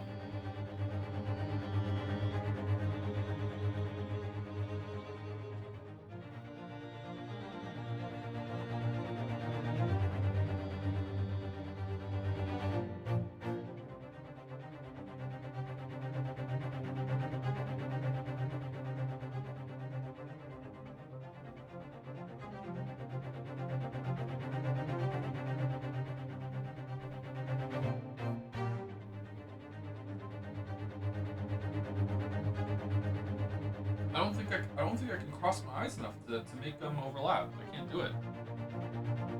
Oh God, it hurts. No, I don't think I'm capable of doing this, unfortunately. Which sucks because this is a part of the the test here. Okay, but when I saw them side by side before, I was able to just tell if something was just slightly off angle, and that was the case, right? And to me, when I glanced at them before, these two up here look like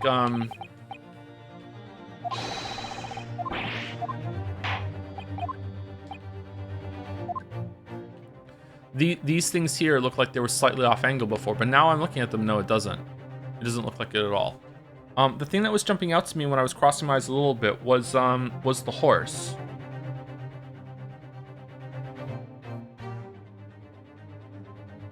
Oh wait, hold on. This is just in a different spot. Yeah, it's just moved over a little bit, right? It's just that.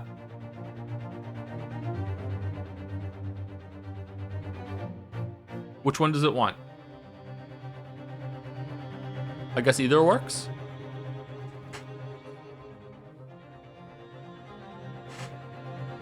Excuse me. All right, now that I know that's there, if I cross my eyes and I look at that, can I see it pop out? No, not even a little bit. Oh man, doing an ahogi really fucking hurts my eyes. Okay, here we go. Let's try this. Take that! Granted, these two prints are almost identical. However, there is one minor discrepancy between them. What?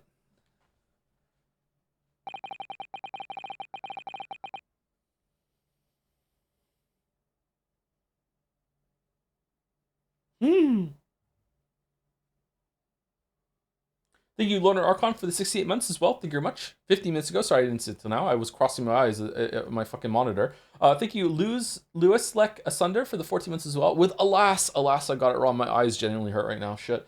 Thank you, Ben Down in Wonderland, for the 4 months. I went from lurking for almost a decade to subbing on Twitch, and mostly still lurking. Been loving these streams and excited for Patho 2 tomorrow. Hope chat is less toxic. Thank you, Ben. Thank you, Ben Star, for the resub. Thank you very much. Enjoy your lurking. If you use the stereoscope as a piece of evidence, it solves it for you. Does it really? I should have tried that then. Shit. When you view the two pictures stereoscopically,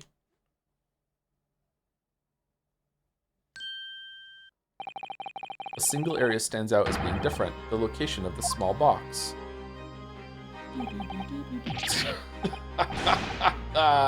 Let me wait. Unbelievable. By Jove, you're right. How extraordinary. Oh, woo. What this tells us is very simple.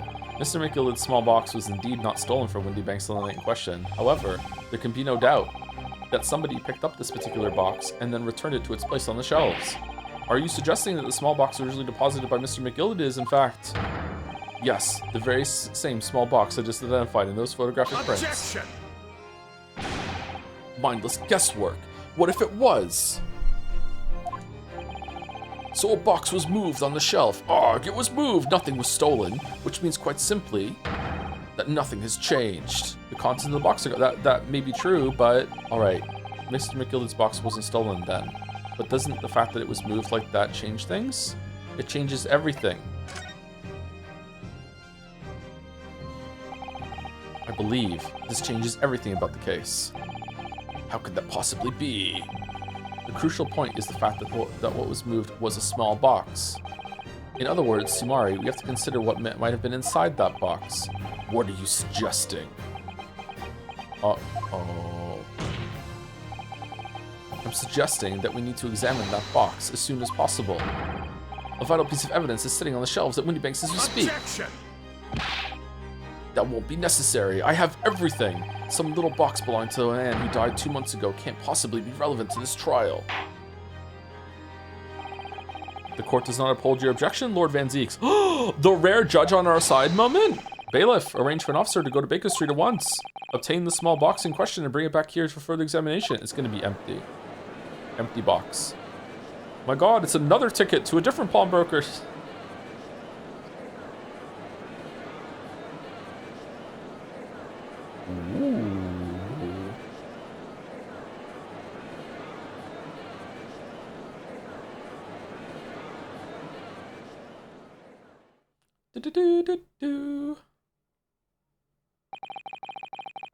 We shall have a report within half an hour. I think perhaps we should recess for a short while until the evidence is brought forth. To be hoodwinked by such a farce. Humph. Disappointing. Van Zeeks, we're 2 for 2 with you, okay? Shut the fuck up. I beg your pardon, Lord Van Zeeks? This is nothing but a smokescreen. A Nipponese speciality, it would seem. What are you trying to say? My learned friend has persisted with the same line of reasoning from the very beginning, that this witness's intent was to steal an article belonging to Mr. McGillicud from the pawnbrokery. Yet common sense tells us that none of the articles have value enough to be worth stealing in the first place. Exactly. It would be beyond absurd to break into a place for the purpose of stealing such commonplace property.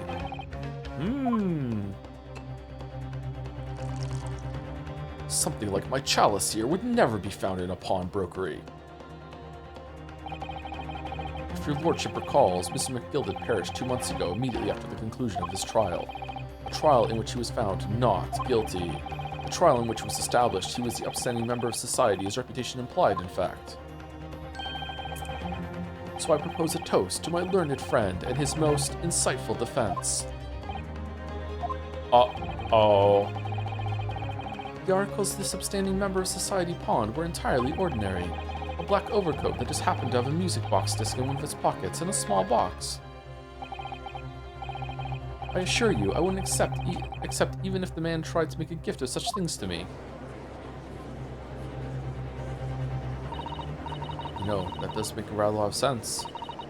It's not as if it was gold or jewels, is it? Oh, goodness knows, Mr. McGillicud was rich enough. But you can't deposit cash at a pawnbroker, I'm quite certain of that. Why not? The prosecution's argument is undeniably compelling. It is incumbent on the defense now to bolster its argument. To explain what possible significance these commonplace articles pawned by the fine citizen could have. Well, counsel, is your argument in fact demonstrable? Are you able to show proof that the disc or box are in any tangible way related to this case? Well, what's the matter, Runo? We know that they're related, don't we? They're both vital pieces of evidence. Yes, of course, you and I both know that. We know Mr. McGillicud's true character, and we know the disc is significant, even if we don't know why. But if we explain all that to the court at this point, we'll have to acknowledge that McGillicud's acquittal 2 months ago was a mistake. that the defense's argument was flawed, based on false information. Oh no! And that would mean admitting that Gina committed perjury. That every single person that has been on the witness stand in every single trial has committed perjury. But Ginny, could it be that Van Zieks knows? Is that why he's doing this now? Because he's anticipated everything? But maybe, just maybe, this could be a great opportunity for us. Sorry? What do you mean, Iris? Well, what is it you always say, Runo? Sooner or later, the truth comes out. Every time. Alright, the exact significance of the things that McGilda deposited with Mr. Windybank is something that only Gina can explain to the court. But if I put her on the stand to testify about that, it could critically damage our chances of winning this case.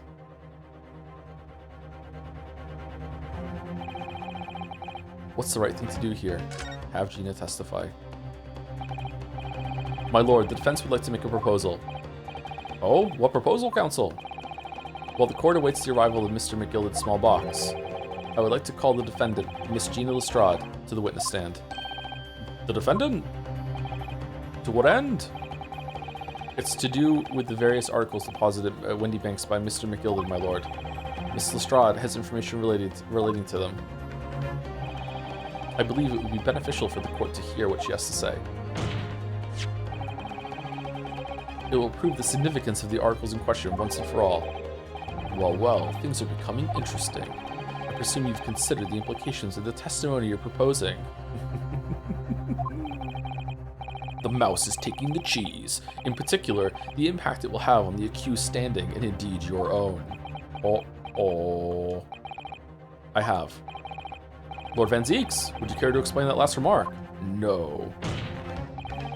The prosecution accepts the defense's proposal. I move to interrupt the cross-examination of the current witness and hear from the accused herself. Very well, if you have no objection. So, the court will now hear the testimony of the defendant, Miss Gina Lestrade. Your witness is currently in the stand, may step down until further notice. Dude, your wound, be careful. Then I shall bid you good day. Wait. You, sir, shall remain in the stand while Miss Lestrade testifies. What? As you wish. Alright then, Gina, it's time. I know this will be hard. Please, put your faith in me here. Good luck, Runo. Thank you, LRM, for the 14 months. The fact that they are concerned about perjury here, but never in any of the Ace Attorney games, implies that over the many years in between these two series, society has purposely gotten rid of the concept of perjury for some reason. No, it's not even that. There's perjury with, like, the blonde one committed perjury. They're both blonde. The blonde guy to the right committed perjury just now, like right now in this day, this hour. You know, like they're all committing perjury. It's whatever, though. It's fine. Wasn't there something like that in a perjury scare in the first games too? And it turns out it's fine. Just for us, perjury is a treat. The articles that Mr. McGilda had deposited in Windybank's pawnbrokery are intimately related with the omnibus case, the trial of which was heard in this courtroom 2 months ago. I can't even remember the first 3 games that well. Holy shit. Yes, and I remember this young lady being brought before me in that trial as well. There's only one judge in this whole fucking city. That's right, my lord. Her testimony helped to establish the innocence of the defendant, Mr. McGilda. The omnibus case was intriguing, to say the least. And now, here we all are again, the same players in that trial, facing each other once more. Okay, thank you, Van Zieks, yeah. A twist of fate, perhaps, my Nipponese friend.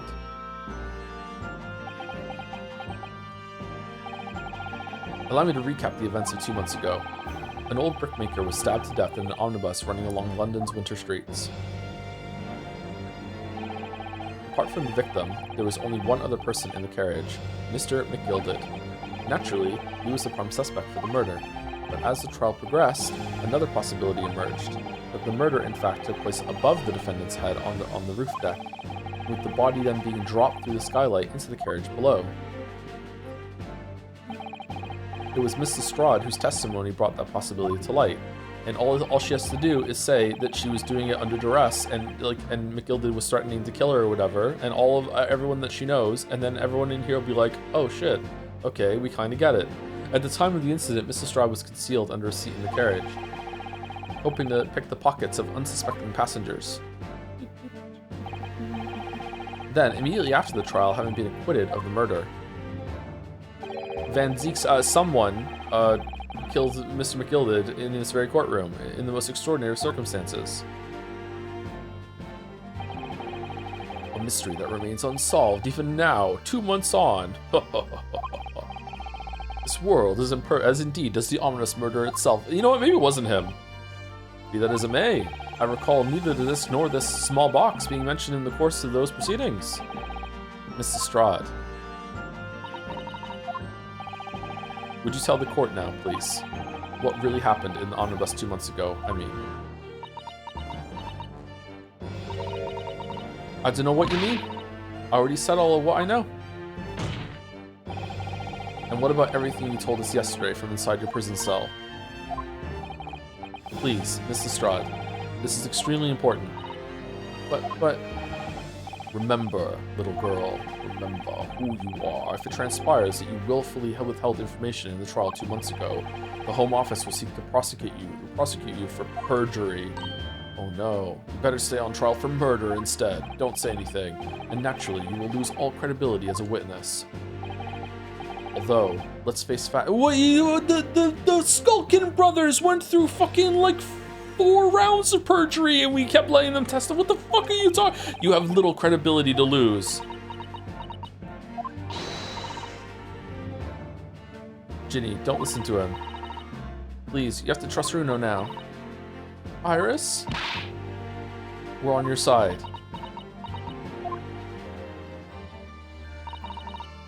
Alright then. I'll talk. Is the right choice, Gina?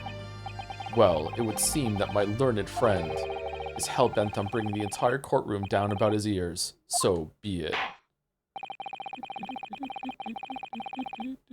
I must confess that I'm struggling to understand what on earth is happening here, so no change for me. Let's continue. However, it would appear that Mr. McGilded's pawned articles in that extraordinary case of the omnibus harbor secrets of which we have been hitherto unaware. So, Mrs. Strahd, you will now give your testimony before the court about the events of 2 months ago. But they're just silly little guys on their birthday. You wouldn't sentence a silly guy on for perjury on his birthday. That's true. That's true. Objection. It's also Mrs. Strahd's birthday. Oh, was it? Oh, okay. Well, you get the birthday special in this courtroom. Whatever you did, not guilty. All right, let's just go home. You will reveal the truth, a commodity sorely lacking in your original statements. Your Honor, it is also my birthday, which means my birthday counters her birthday, as per the birthday rules. That's true.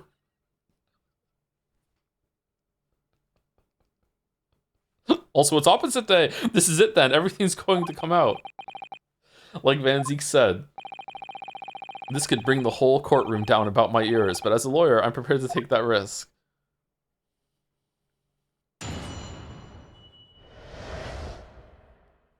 The real truth of the omnibus case. Truth is that Brickmaker Cove was in the cabin of the omnibus the whole time. When the Irishman dragged me out from under the seat, I saw that disc on the floor. All of a sudden, I heard a scream from over me head, and that pair on the roof deck went off to call the slops. That's when McGilded slipped the driver some tin to do a run to the pawn shop roundabout. So that means the driver also did some perjury. He threatened me not to snitch, not to say nothing to no one about what I'd seen or heard. Beppo lied, maidens cried. Good grief, this is outrageous. What you've just told the court. There's almost no resemblance to your testimony 2 months ago. Okay, yeah, did you also hear the part where he threatened her? As you say, my lord. Then there's every chance. I may have adjudicated an error in McGilded's trial. It sounds very much to me as if the man deliberately deceived his court in an effort to cover up the most wicked of schemes. Without doubt, your lordship is correct. No doubt. A great injustice was done in this courtroom 2 months ago. Me losing a case. The actions of the accused in that trial, of this witness, and of my learned friend are entirely inexcusable. What do you mean? I don't believe it. The whole trial was a farce. It was all lies. That McGilded fellow was rotten to the core, just like that pickpocket. Don't forget that lawyer from the east. They were all in on it together. We said it. Yeah, you're wrong. The lot of you, Mr. Naruto, the lawyer there, he didn't know nothing about it. Humbug. Not a third examination summation. I don't think so. Are we really expected to believe that? He really stitched everyone up, didn't he? What an operation to get the man off scot-free. Unforgivable, stop. The lies have to stop, stop. Nice. Yes, the defense made a terrible error of judgment. I intend to take full responsibility and suffer whatever consequences are deemed appropriate. However, it's imperative that the court allows the witness to elaborate on her testimony, because the true significance of McGilded's pawned articles must be brought to light. We could have just waited for the box, bro. Very well, my learned student friend. Ooh, going up in the world. Okay. Given the depths of calamity you have just plunged yourself into, this may well be worth hearing. Words fail me. This situation is utterly deplorable. Mr. Naruhodo. Yes, my lord. I will decide upon your fate following the conclusion of this trial. Of course, my lord. I don't think so. I think Chief Justice is going to swoop in and just make it all okay. Blimey, Mr. Naruhodo. Now, counsel, proceed with the cross-examination. For what?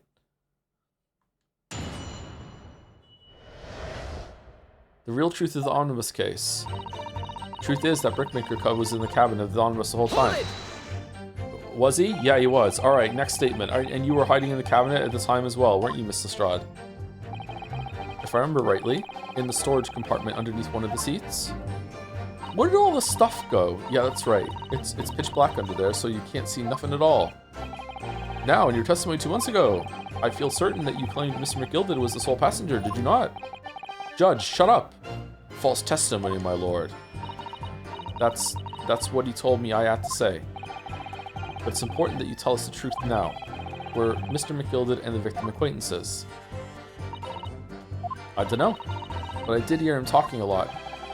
What were they talking about? Well, I couldn't hear too well, but if I had to say, I think it was about money or something. They kept talking about buying and not buying. Perhaps business dealings of some kind. Well, anyway, they got louder and louder. It started to sound like a proper fight. I was pretty scared by then. I hardly dared to breathe. And then, all of a sudden, I heard a noise like someone keeling over on the floor. It was bloomin' loud and all. And I believe you let out an involuntary scream. Yeah. That part wasn't false testimony. That's what gave me away. When the Irishman dragged me out from under the seat, I saw that disc on the floor. Was the disc you saw this disc? Yeah, I reckon it probably was. It was right next to the cove lying on the floor. Would this disc have belonged to the victim, perhaps? I don't know, but McGilded picked it up pretty smartish, and then he sat the cove with the knife in his belly up on the seat. What did he say to you at that time? He told me not to say a word about what I'd seen or heard to no one, about the disc and all. I was dead scared, the way he was looking at me. I thought, if I didn't go along with it, I'd get stuck with that knife too. Then he started asking me a load of questions, like what my name was and where I lived and that. He asked me about being a diver too. But after a while, what had happened in the carriage was noticed. Yeah. Rex was a diver as well in Xenoblade Chronicles, wasn't he? Yeah, that's right. First there was a kind of rapping noise. All of a sudden, I heard a scream from over my head, and the pair in the roof deck went off to call the slops. There were 2 gentlemen occupying the seats on the roof deck, I believe. That's right. They must have looked down through the skylight and noticed the cub with a knife in his guts. When it bothers me so much that his hat doesn't fit. Oh my god, when they screamed, the driver pulled up the horses, and McGilded got me out of sight. Out of sight? Where? Back under the seat where I started off. Once the carriage came to an halt, the 2 cubs from the roof ran off to fetch the slops. They immediately left to fetch the police. It would appear they were entirely unrelated to the incident. So that left McGilded, the driver, and you still at the scene? Yeah, only the driver didn't know I was there because I was under the seat. I heard the cabin door open and a voice from outside. The driver? Yes, he also testified in the trial, I believe. More perjury. Perjury for everyone. A fellow who went by the name of Beppo, if memory serves. Gonna be on the jury next trial. What did McGilded and the driver say to each other? I don't know what happened, and stuff like that mainly.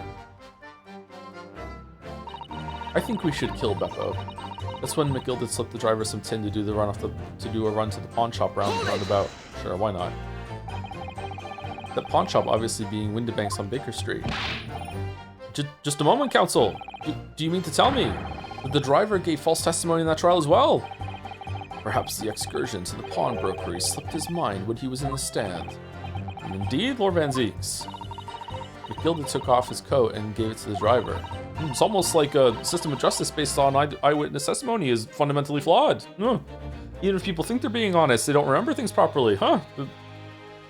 Just dismantle this whole system. He folded it up, all careful like, before ending it over. When I saw him do that, I remember thinking that that coat and what's in it has got to be worth a few bob. It's worth a few bob. Yes, Gina was sure the disc must be worth more than Mr. Windibank was suggesting, wasn't she? I remember her quibbling with him over the price that afternoon at the pawnbrokery. The driver looked pretty happy when McGilded flashed some brass in his face. He went running off and at a lick. Then the bog trotter called to me and told me to come out from the drag's cabin. Gina, what the fuck are you even saying? He threatened me not to snitch, not to say nothing to no one about what I'd seen or heard. Hold it!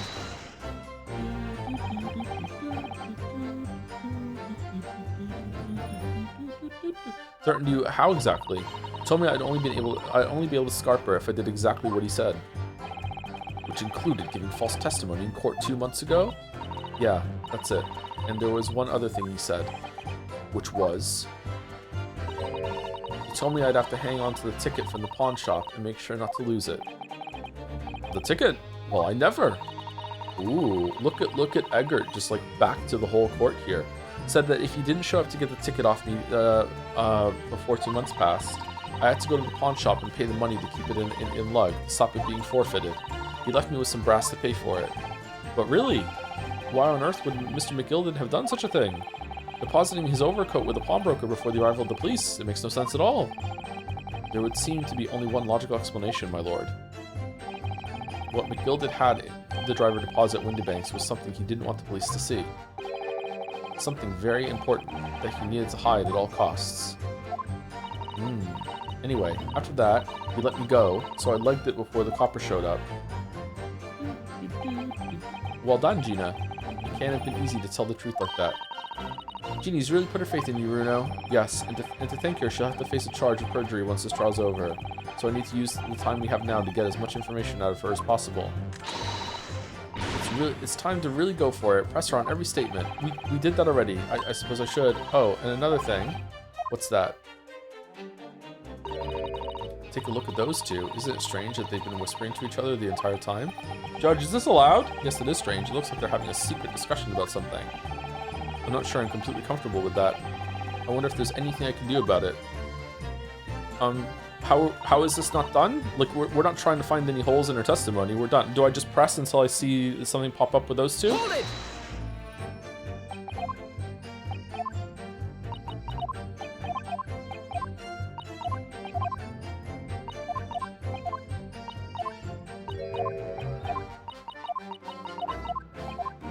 Okay, my guess is probably going to be the last one that is that's about like what he would want to hide. Probably this one.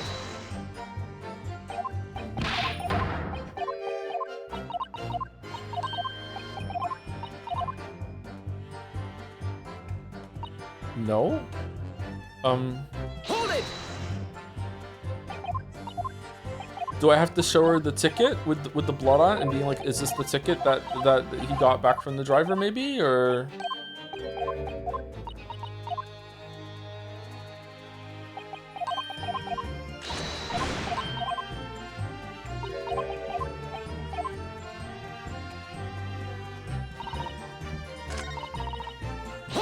Let's press her again just in case there's not like a follow-up pressing.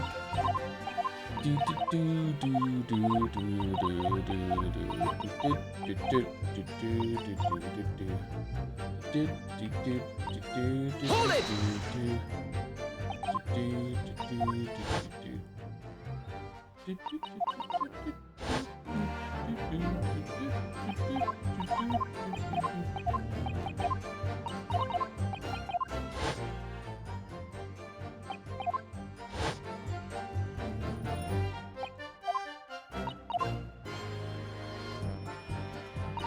Okay, can I just like say, hey, what the fuck are you guys whispering about? Can I just like switch over? Like,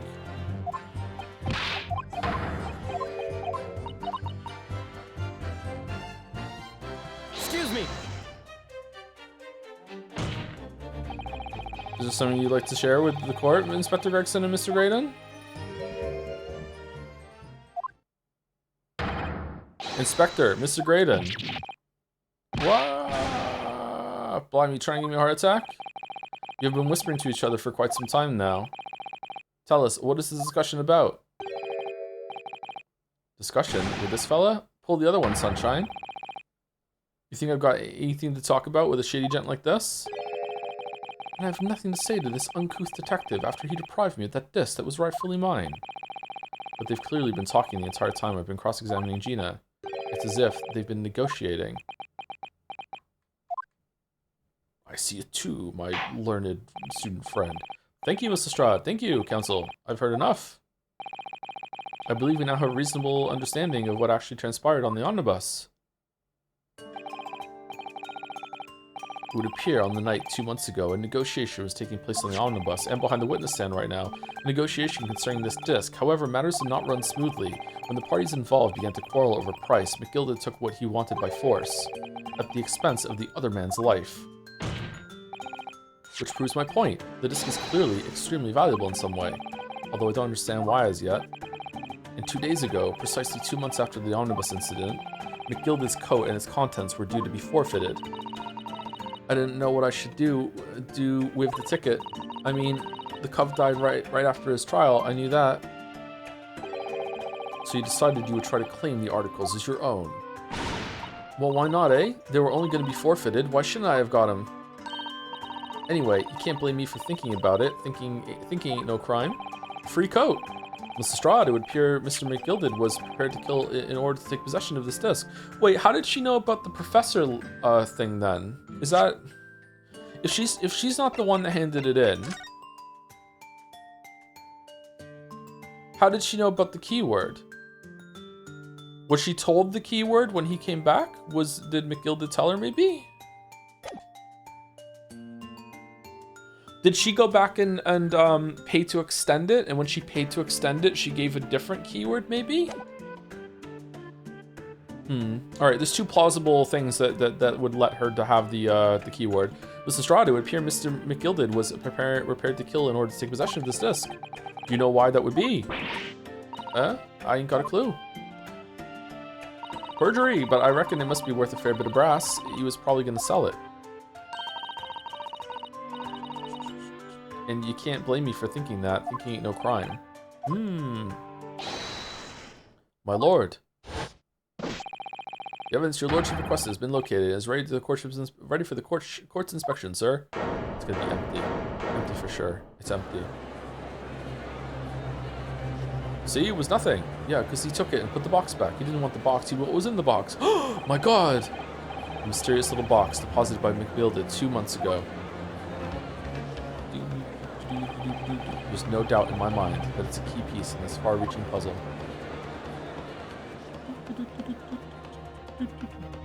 It's a Snickers!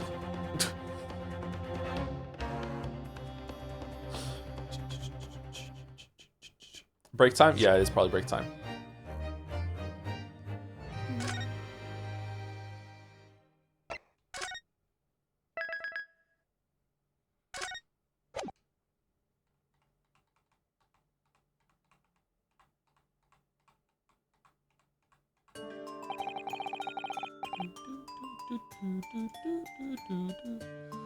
What do you think of the pursue with no indication puzzle there? I kind of liked it. I don't know. Do you lose a life if you do it wrong? Because if you lose a life if you do it wrong, then I don't like it. If you're allowed to experiment when the game is going off, is being I don't know.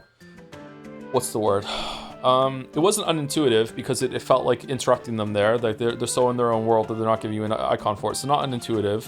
Obtuse maybe? I don't know. I think you'd only lose a life if you present evidence. That's kind of shit then. I feel like you should be able to freely do whatever there. If the game is gonna go off rules, off track, then it should let you experiment freely. But having to think about interrupting them seemed fine to me, yeah.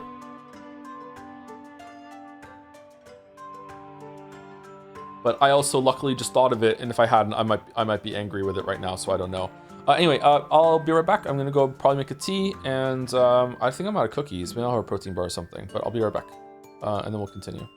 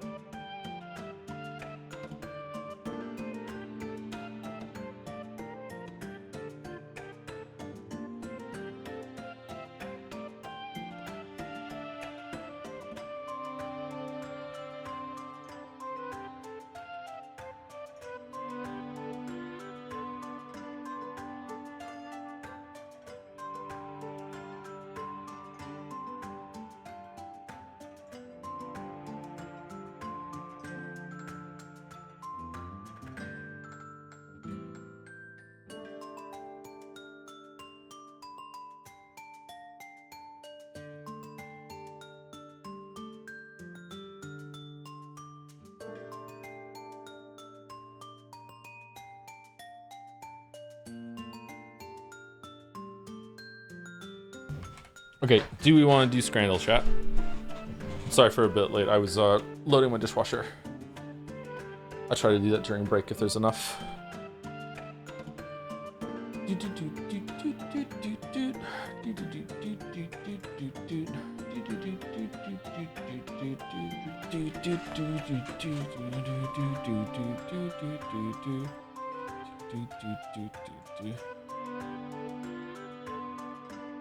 Will you be playing the Fire Emblem Xenoblade game anytime soon? Oh, sure. Maybe.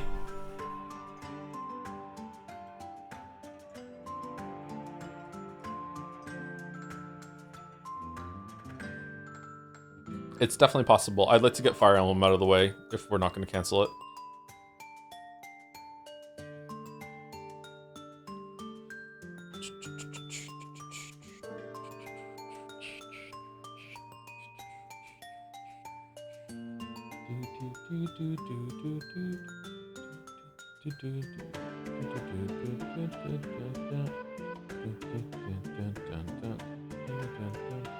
I really like the music in these games. Music in general is just fantastic. I know that's such a weird thing to say because obviously, but just like, man.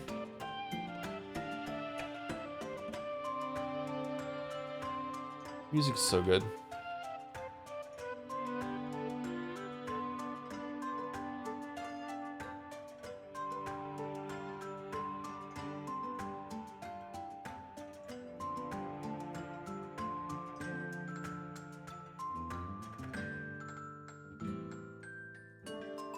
Alright, Scrandle. It's a Friday Scran. Bonus round. Chicken, lamb, and vegetable available. I like a pastry like that. Can't eat them anymore, unfortunately. That looks really good to me. I don't like overcooked, like burnt pastries. That looks like pretty good to me. Like a good mix of like crispy and chewy. That sort of thing. And that hot dog looks pretty bad. Thank you to Damn Fool for 22 months. Skibbity Riz. The town on Gorkon is going to shiz. Oh, I also made a tea during break too to help with my throat doing the voices, but we'll see. Lemon tea. All right, I think the one on the right is better than these two here. All right, so Scrandle's a game where you have to vote for which of the two things you think Twitter liked the most. Potatoes and quark, free with the birth of a child. Tea and biscuits, free with the birth of a child. Okay, I see what's going on here. What's quark?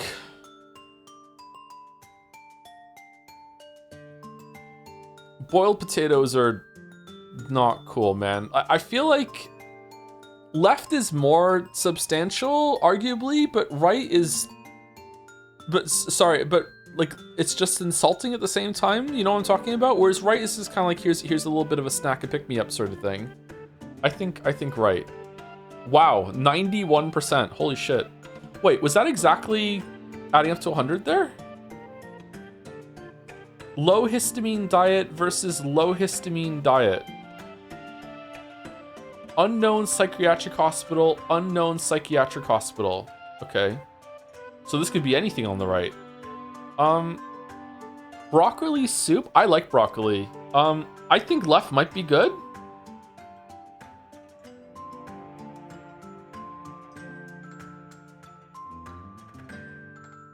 I'm going left, man. I like broccoli. Broccoli's number 3 vegetable, maybe. Mashed potatoes, free for ICU patients. Sausage, mash, and peas, free for patients. Okay. My God, I see faces in the one on the right. Left looks like something that you might find on a wall in a Dark Souls Bloodborne boss room, so I think I'm going right, weirdly, even though I'm not a fan of either of these.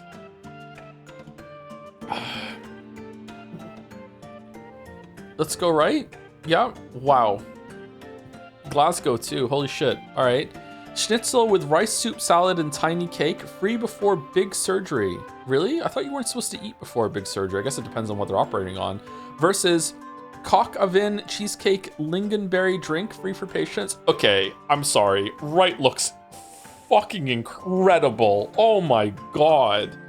I was gonna say left, easy left, but right looks amazing. Holy shit. Yeah. How is that so low? Oh, were they up against each other again? Okay. Savory mince and potato, guest starring potato, free with the birth of a child. Oh God. Versus Cornish pastry, free with the birth of a child. I think right? Left is the kind of thing my mother gave to me to eat growing up. I recognize that mince. I ate stuff like left like a couple times a week, every week for my entire childhood. Oh God, the watery mince fucking snail trail of it leaking all over the plate too. Oh God. Oh fuck, I can't go left. I have to go right. I don't even care if it's wrong. Okay, it is right. Okay. This explains a lot. Fuck you. What the fuck? Why are you saying that? Okay, the brain mold fucking stuff is back. Plain pasta, fish balls, and mash, free with the birth of a child versus level 4 puree meal. Okay, so level 4 is that you are at a stage of recovering from surgery that now you still can't eat proper solids, but you're not quite at the first level of shit then, I'm guessing? It's like it's a gradient, like as you're recovering from surgery, I'm gonna guess. I think right. This looks disgusting. The fork doesn't look clean to me, but I don't even know if that's because it's been used already. Like I think right. It is right. Okay. Right might be like pureed food that's been like molded in that way to make it look more appetizing, and it's not. Okay. Pita bread with sausage and cheese, free for patients. Fuck it, I'd eat it. Cheese and vegetable sandwiches. All right, the presentation on the right is sending it, but the food itself, like honestly, I'd eat left. I don't give a shit. It's got to be right though, right? Yep. Okay, curry rice, pasta, takoyaki, miso soup, and kimchi, free for children who swallow batteries. Huh? Are children swallowing batteries in order to get this food? Versus tenders, mashed corn gravy, free before a colonoscopy. What the fuck are you talking about? Man, I got ripped off when I went for my colonoscopy. What the fuck did happen to me here? All right, I don't know, man.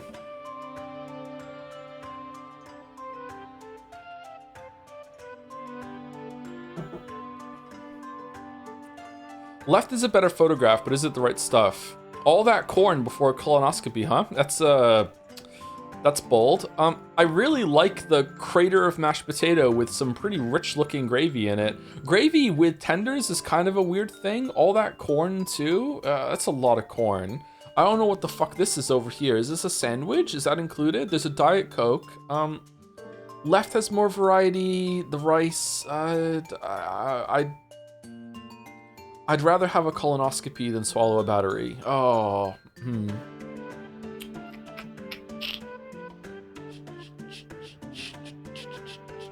Wait, what size battery?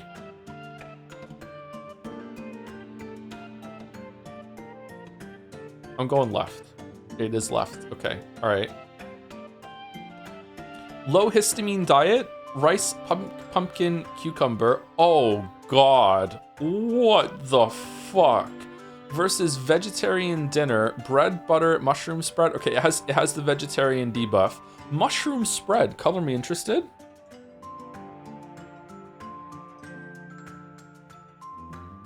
The two different kinds of bread is just kind of sending me here. Did they make it look like a mushroom for the mushroom spread here? God, I think it's right.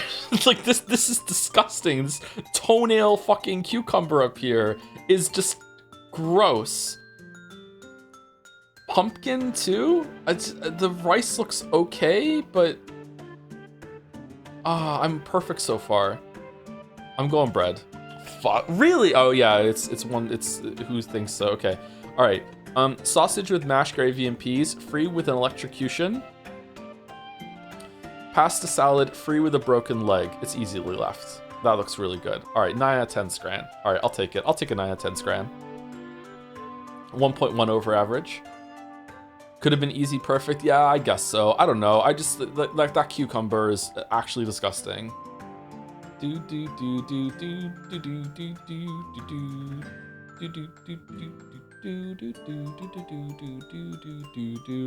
do do do. Wait, don't you die from electrocution? No, you can get electrocuted and live.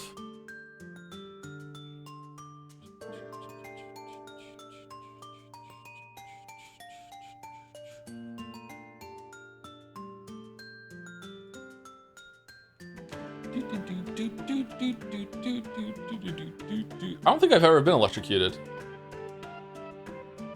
So this is the article in question, is it? The small box deposited with the pawnbroker by Mr. McGilda 2 months ago. And on the night of Mr. Windybank's murder. The only item on the shelves that was touched by whoever broke into the shop. Quick, quick, let's open it and see what's inside.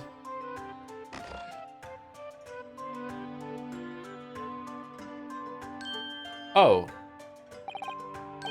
I thought it was going to be empty. Okay, so this is the thing that plays the disc? Doesn't look big enough to me. Good gracious, this is no ordinary box, it seems. Wow, although in truth, I had an inkling that it might be the case. That might be the case. It would appear that the box houses a miniature music box movement. Then, is it too much to expect? I think it would be reasonable to assume that it is a device for the playback of this disc, my lord. Unfortunately, we can't give you the disc. You're not allowed to play it, and then Sherlock's gonna burst in with his toffee fucking version,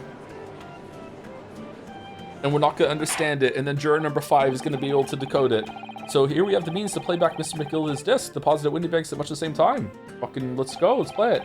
Not strictly correct, my lord. It was not McGilda's disc. It was the disc of his victim in the omnibus. But why, for heaven's sake? Are we to understand that the brickmaker was trying to sell this music box disc to Mr. McGilda? Excuse me, I have a question. I believe the answer will become clear if we listen to the music on the disc, my lord. Yes, very well. Let the court now listen to this curious disc at least. At last. I hope it's a banger. Wait, my lord.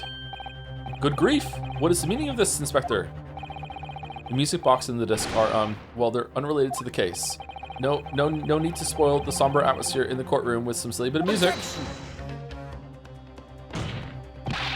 This disc may very well have motivated the culprit in this case to commit murder.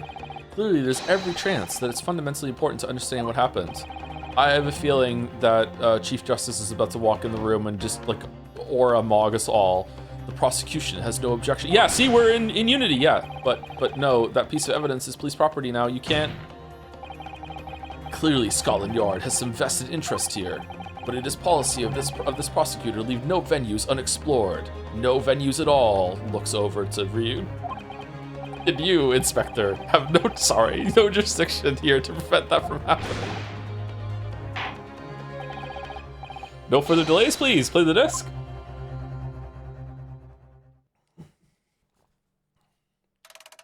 Oh, the disc is a lot smaller than I thought it was.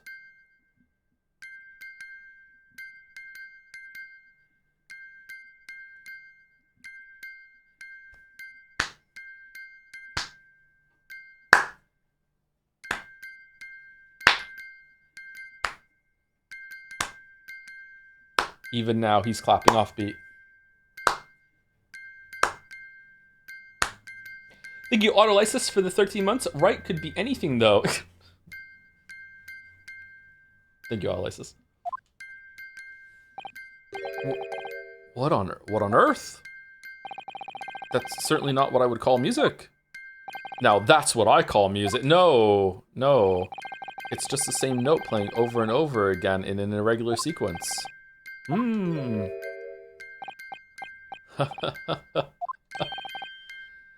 Graydon. Oh, this really is priceless. It's just McGilda saying fuck you, fuck you, fuck you all over. After all that, the music box is broken. Broken? It can't be. It's Genbooed. Well, obviously. In fact, I wouldn't be surprised if the officer sent to fetch it didn't drop it on the way back to the courtroom. Let's pack it all up. There's no need to even listen to it again. For no reason, let me take the broken music box and the disc. Well, with much regret, I feel the court must accept that this music box offers little in the way of clues.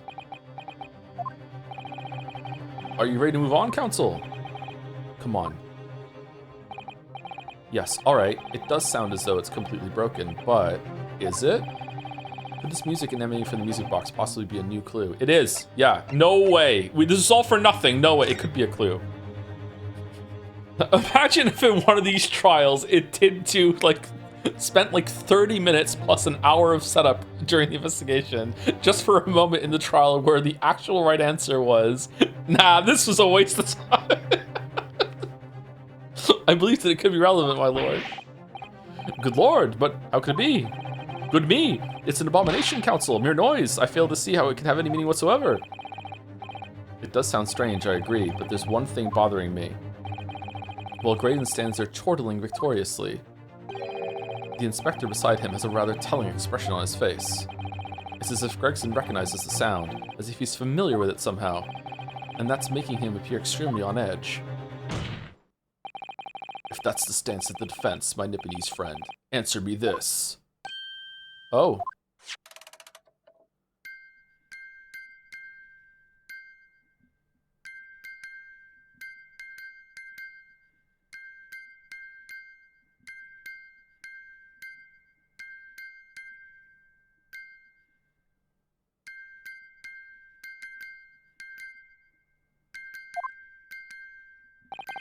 Just what relevance do you propose this woeful chiming has on this case? It's the defense's belief that the sound emanating from this music box is broken, an unusual genre of music, not supposed to be music.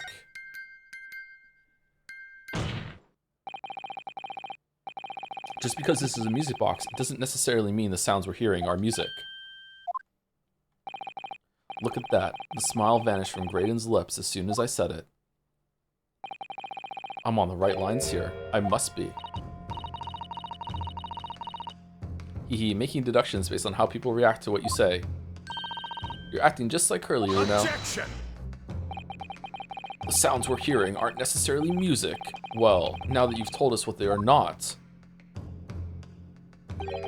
I'm sure the court would like to hear what they are. Do enlighten us, my Nipponese friend. I don't fucking know. I just know what it isn't. Well, surely you have an idea in mind, because if not, it will be the death of your ill-informed argument. Exactly. Just like I don't know we're just friends, but I don't know what we are. The music box is clearly broken. Refusing to accept that that fact is pure foolishness. They've got me. I don't know what the answer is yet. Bruno. Ah! Oh, I've just examined the music box very thoroughly, and I'm fairly certain that it's not broken at all. Really? Really, the way it's been made, it can only produce a single note anyway. Thank you, Iris.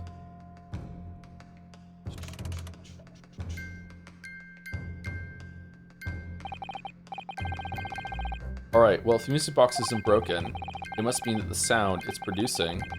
Wouldn't the note get in the way, or oh no, it's playing underneath, isn't it? Yeah, okay. Must mean that the sound it's producing has some significance that isn't musical. How is juror number 5 not just all over this right now?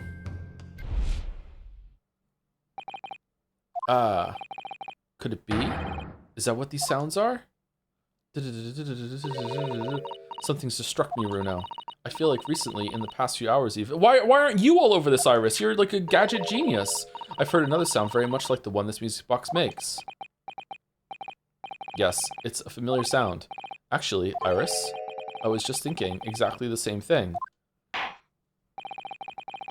gonna have to press the defense for an answer. If your assertion is that the sound produced by this music box is not in fact music at all, then what the devil is it, counsel? All the evidence we've seen so far, all the testimony we've heard, it's all pointing to one single answer now. The prosecution demands that my learned Nipponese friend presents proof now. Tangible proof of this latest wild speculation. Alright then.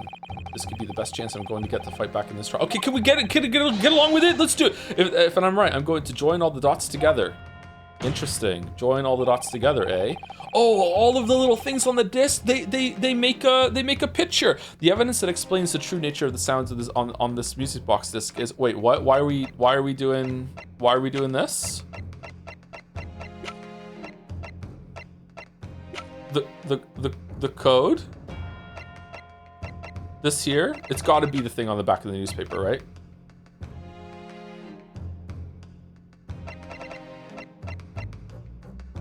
It's not that. It's not that. It's not that. It's not that. It's got to be that. Take that!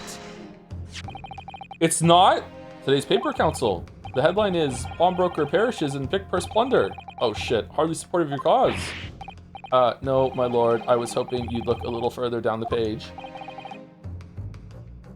Further down, Ministry Mole. Classified secrets may have been leaked overseas from Ministry of Justice. Yes, this is a very serious matter being investigated at the highest level, I understand.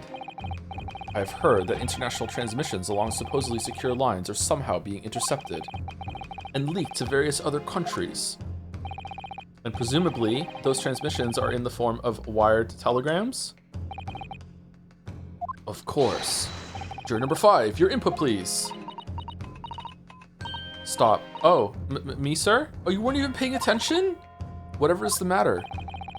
You told the court before you worked told the court you worked at the same communication station as Mr. Graydon, didn't you? Yes, that's correct. Wait, am I juror number 5? Wait, what do you want me to do? And that particular station where you work deals with government communications and newspaper reports. Oh, yes, we're not your run-of-the-mill communication station at all. Our work is extremely important. Then tell me, is this not a very familiar sound? Hmm?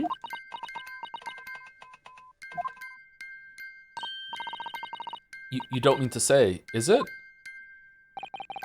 That's right, madam. It bears more than a passing resemblance to the sound made by your telegraph machine as you tap it. I believe it's called Morse code. Who was Morse really, though? I don't believe it. Now correct me if I'm wrong, but when it comes to leaking telegrams from government departments, there could be nobody more perfectly placed than a highly skilled communications officer. Are you suggesting that the music box disc contains stolen government secrets in Morse code? That's exactly what I'm saying.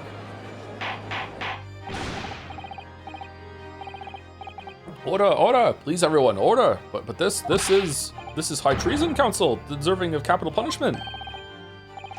Too much new vocabulary. What is this treason, and what is capital punishment? The sort of words I'd half expect you to know. For our sovereign government's confidential information, hostile nations would surely pay almost any price, and we just played it for probably fucking 100 people in here. Yes, and on that night 2 months ago, that was the very negotiation that was taking place inside the omnibus. But in the end, McGilded perished, and the all-important disc lay unclaimed in the pawnbrokery, which means that this whole time Gregson has been doing a little bit of perjury. Everyone's doing perjury, my word! In which case, whoever stole that information in the first place must surely have been beside himself with worry, because if the disc were to be discovered before it found its way out of the country, it would reveal an act of high treason, punishable by death. So the culprit had no choice but to retrieve it. In order to do that, he would have to gain entry to the pawnbrokery illegally in the middle of the night, because the article left behind by Mr. McGilded would incriminate him too much if it got in the wrong hands. Isn't that right, Mr. Graydon? You think I've been stealing government secrets? Preposterous, absolutely preposterous. So in response to the defense's accusation, you claim complete innocence, do you? Well, of course I do. I've had to stand here in silence while that pretentious foreign lawyer has been prattling away. Objection! Only I get to say that to him. Shut the fuck up then, by all means. Counter the charges, sir. Oh. The prosecution demands the witness testifies in response to the accusations brought by the defense. Delighted, I'm sure. Okay, is he actually doing treason, or was he just trying to retrieve the secrets before someone found it? Maybe he is just a spy. The witness is reminded that the crime under scrutiny in this trial is the murder of the pawnbroker, Mr. Windibank. That being a most flagitious offense? Flagitious offense? Fucking Christ. Flagitious. Flagitious. Flagitious. Like flagrant? No. Flagitious. Flagitious describes someone or something as extremely wicked, deeply criminal, villainous, or shamefully vicious. It is a formal, high-level synonym for heinous or atrocious, often used to describe shocking crimes, cruel actions, or immoral motive. Oh, this is AI. Why am I reading this? Flagitious. Flagitious. That's a cool word. Cool word.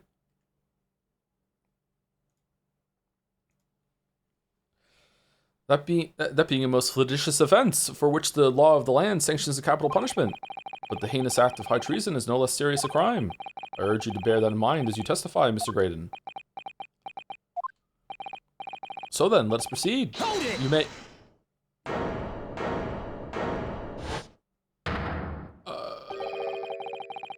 You gotta let's have a rabbit and pork here, governor. We got things to say. I beg your pardon. Who do you think you are? Name's Nash Skulkin. Occupation is professional baddie. Got my OnlyFans. Name's Ringo Skulkin, but we ain't baddies enough to sell our motherland. It's the brotherland to us, that's right. We're what they call the three Skulkin brothers.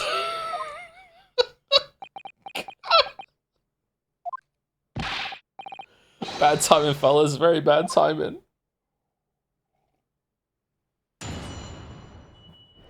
That was it? Okay, alright, Graydon's counter. A mere communications officer couldn't possibly steal confidential government information. Besides, the sounds produced by that music box aren't even Morse code. It was some low-class brickmaker negotiating with McGilded anyway, was it not? I've no relation to the man. Look, all we've done is break into the gaff the other night, like what you told us to. If we'd known there was dodgy government secrets involved, we wouldn't have touched it. That's it?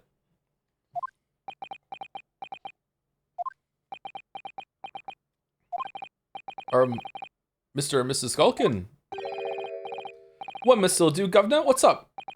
Do I take it that you now admit to the crime? That on the night in question, you did indeed gain entry to the premises illegally. And moreover, you did so as a party of three in collaboration with Mr. Graydon here.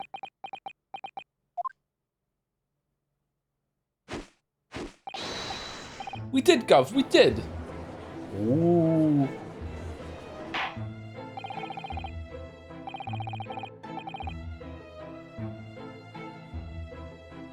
Quiet down, please. What do you say to that, Mr. Graydon? I have no idea what these two ruffians are referring to. You little rotter, getting us mixed up in all this monkey business. You never said nothing about no government secrets. It was supposed to be a straight-up job.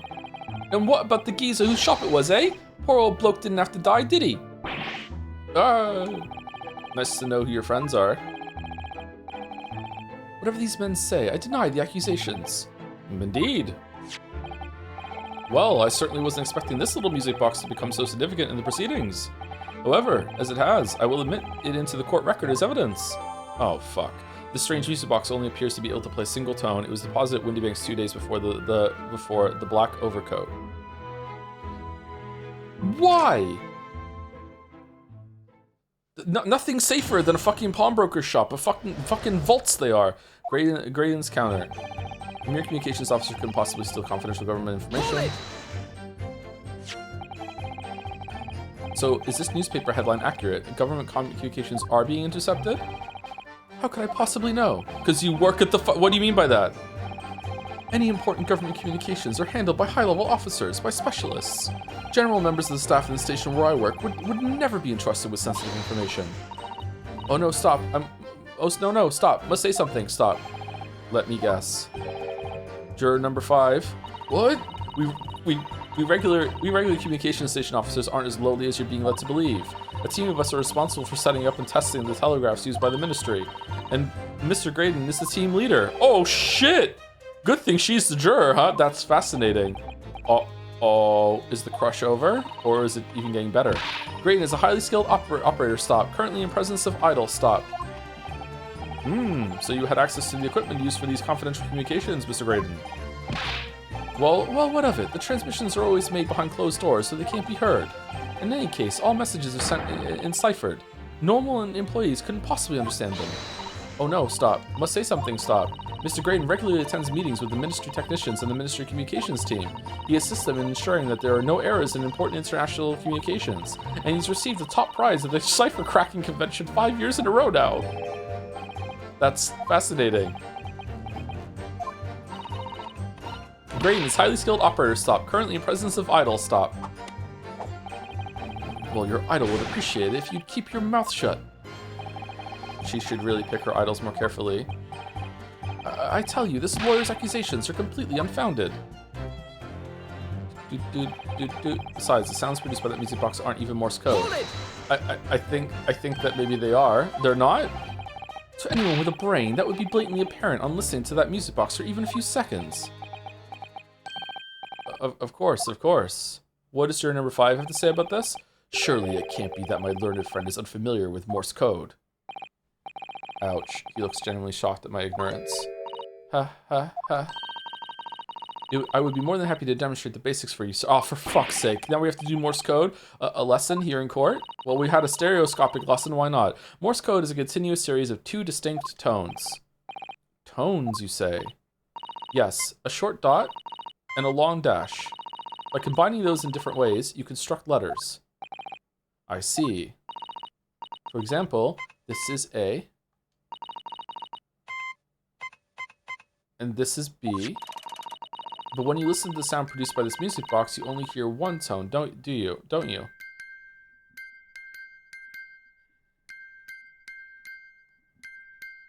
Joke's on you, I'm tone deaf. Maybe it's the frequency of them then? Or if you flip it upside down, did they make a different thing? I don't know.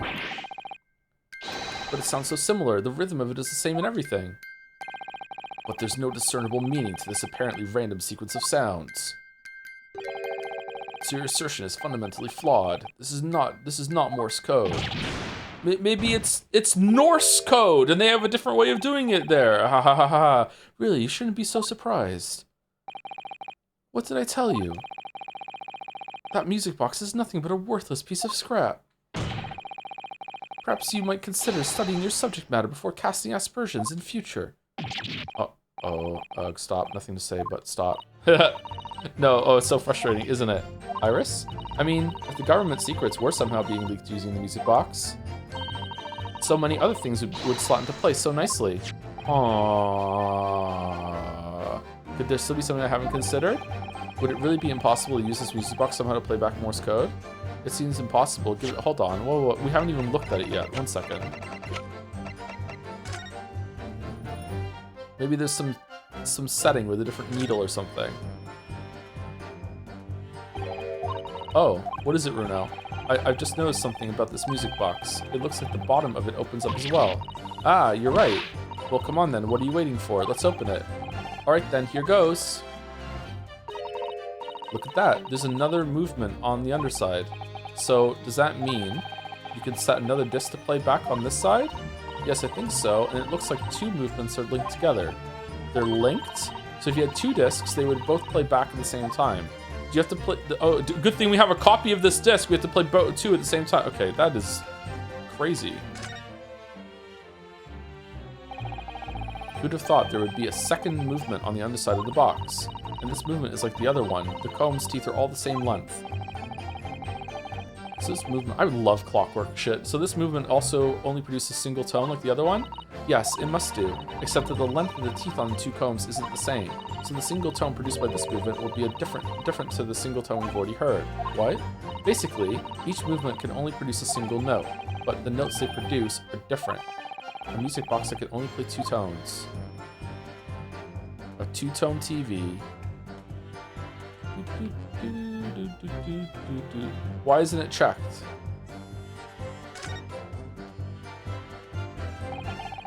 This is the mechanism that turns the bumps on the disc into sound, isn't it? Yes, the movement. It's all thanks to the comb with its teeth that are plucked by the passing bumps. Usually the teeth on the comb are different lengths, so each one produces a different tone. But this comb is very strange. All the teeth are exactly the same length. Well, what does that mean? What does that mean? It means that no matter which tooth is plucked by the passing bumps, the music box will make the same sound. Never seen a music box like it before. Yes, it is strange. A music box that can only play a single note. There has to be some significance to that, surely. All right, so I'm guessing that we present this now in this thing. Give it a try. There's still every possibility that this music box was instrumental in leaking government secrets. That's the belief of the defense, at least. Objection! Does it please you in some way, my Nipponese friend, to repeat the same line of argument ad infinitum? Infinitum? Infinitum? Infinitum? Yes, it does. It's already been established that to use Morse code, 2 tones are required, dots and dashes. Yes, I'm well aware of that. Then what? Well, it would appear the defense has a hypothesis to put forward. Uh-oh. You had better present your idea at once, counsel. How do you propose this music box, which appears to produce only a single tone, could have been used to cipher secret messages into Morse code?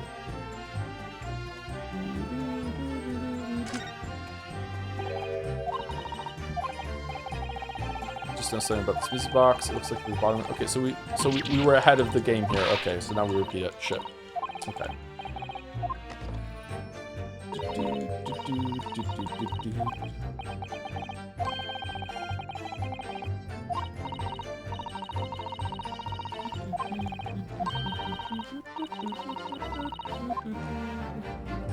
Got it!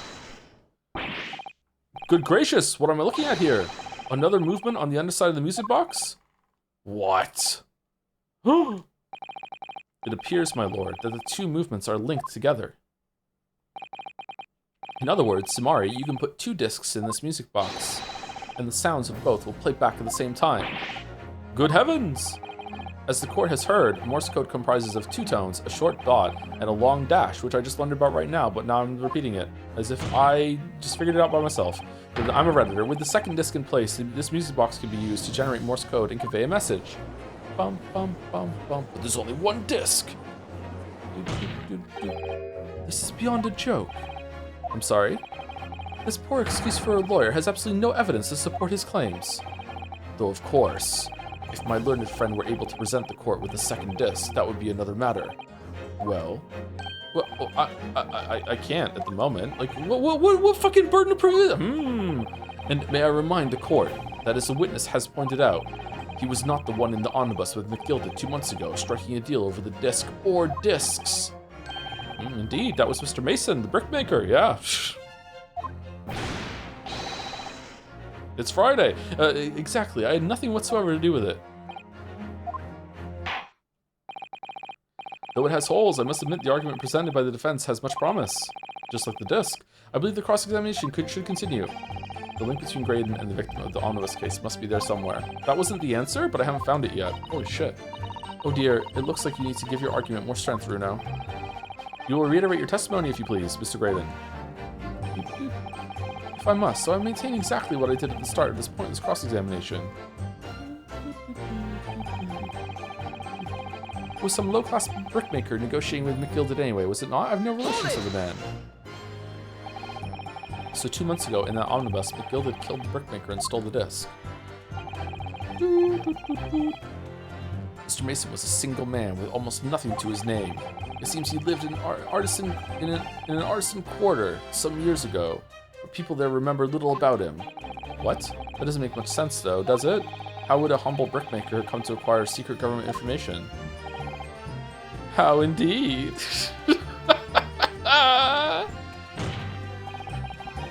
There must have been somebody else involved in the scenes, behind the scenes in all of this.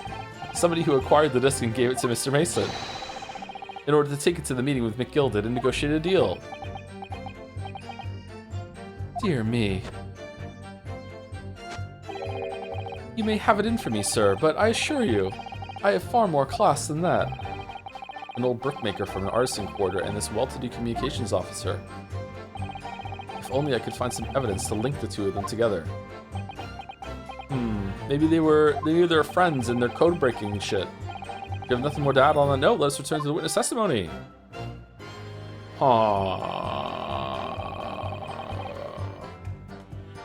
Well, you're friends with these 2, so maybe you know people. Look, all we do is done breaking the gaff the other night, like what you told us to. Well, Mr. Graydon told you to, to do, you mean? That's it, yeah. Who else say? Silly me thought we was just popping over for a nap after all them years, but the Rotter had a dodgy job for us. Oh. Hey, Ash?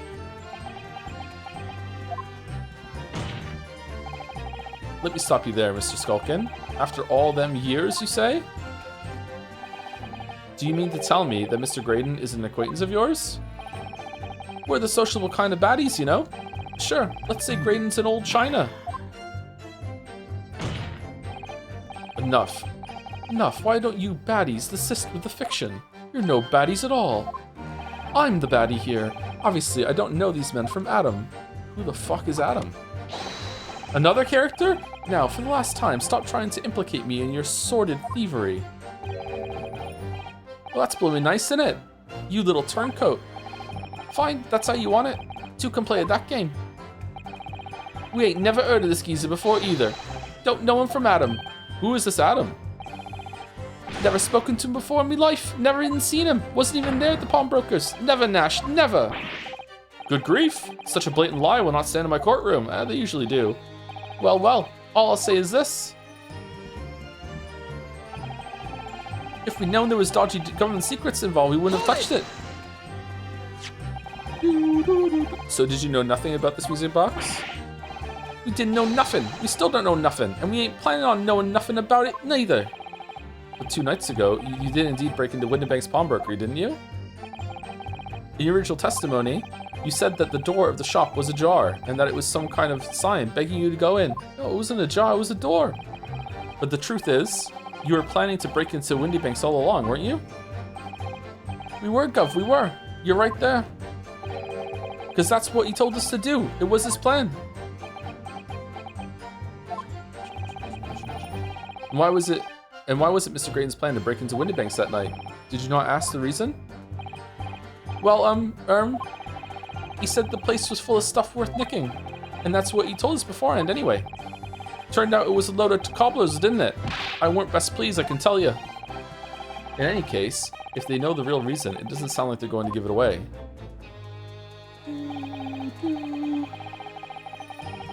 All of a sudden, we seem to be up to our necks in a serious matter of national security. Although all this talk about interception of secret government messages is still not just conjecture at this point. And you're right, you submitted to ask, do you think Todd Howard dodged a bullet calling Fallout 76 and not 67? No, they dodged success there. It would have seen a huge resurgence if it was called 67 because people would have played it for the memes. One of the reasons why Peak is such a popular game is not, it's a pretty good game, but the name Peak, just when the term Peak started to take off at the same time, like that, like, yeah, it's Peak, let's play some Peak. What do you want to do tonight, Peak? You know, like it's, yeah, of course people are gonna get into that because of that, sure. Fucking hell. Language sucks, man. Thank you, Sign of Hell, for the 13 months with a Bitorici, too. Bitorici. Thank you, Sign of Hell. Although all this talk about the interception of secret government messages is still just conjecture at this stage. It would explain a number of things, though, wouldn't it? The negotiation Ginny overheard on the omnibus 2 months ago, and the break-in at Windybank's. But the trouble is, it wasn't Mr. Graydon in the omnibus with McGilded. No, that was Mr. Mason, the brickmaker who was so horribly murdered. If only there was some link between the two men somehow. I know, but Mr. Graydon's testimony seems to be as watertight as ever. I wonder if the key to us making headway with the cross-examination here could be those two brothers.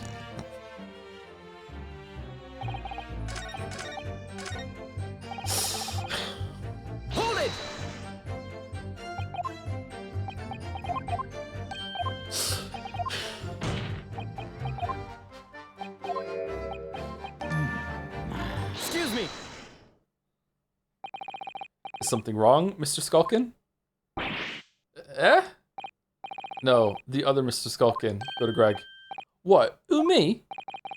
When your brother was testifying just now, he said something that seemed to cause you to react. Oh, I was just remembering the old days, that's all.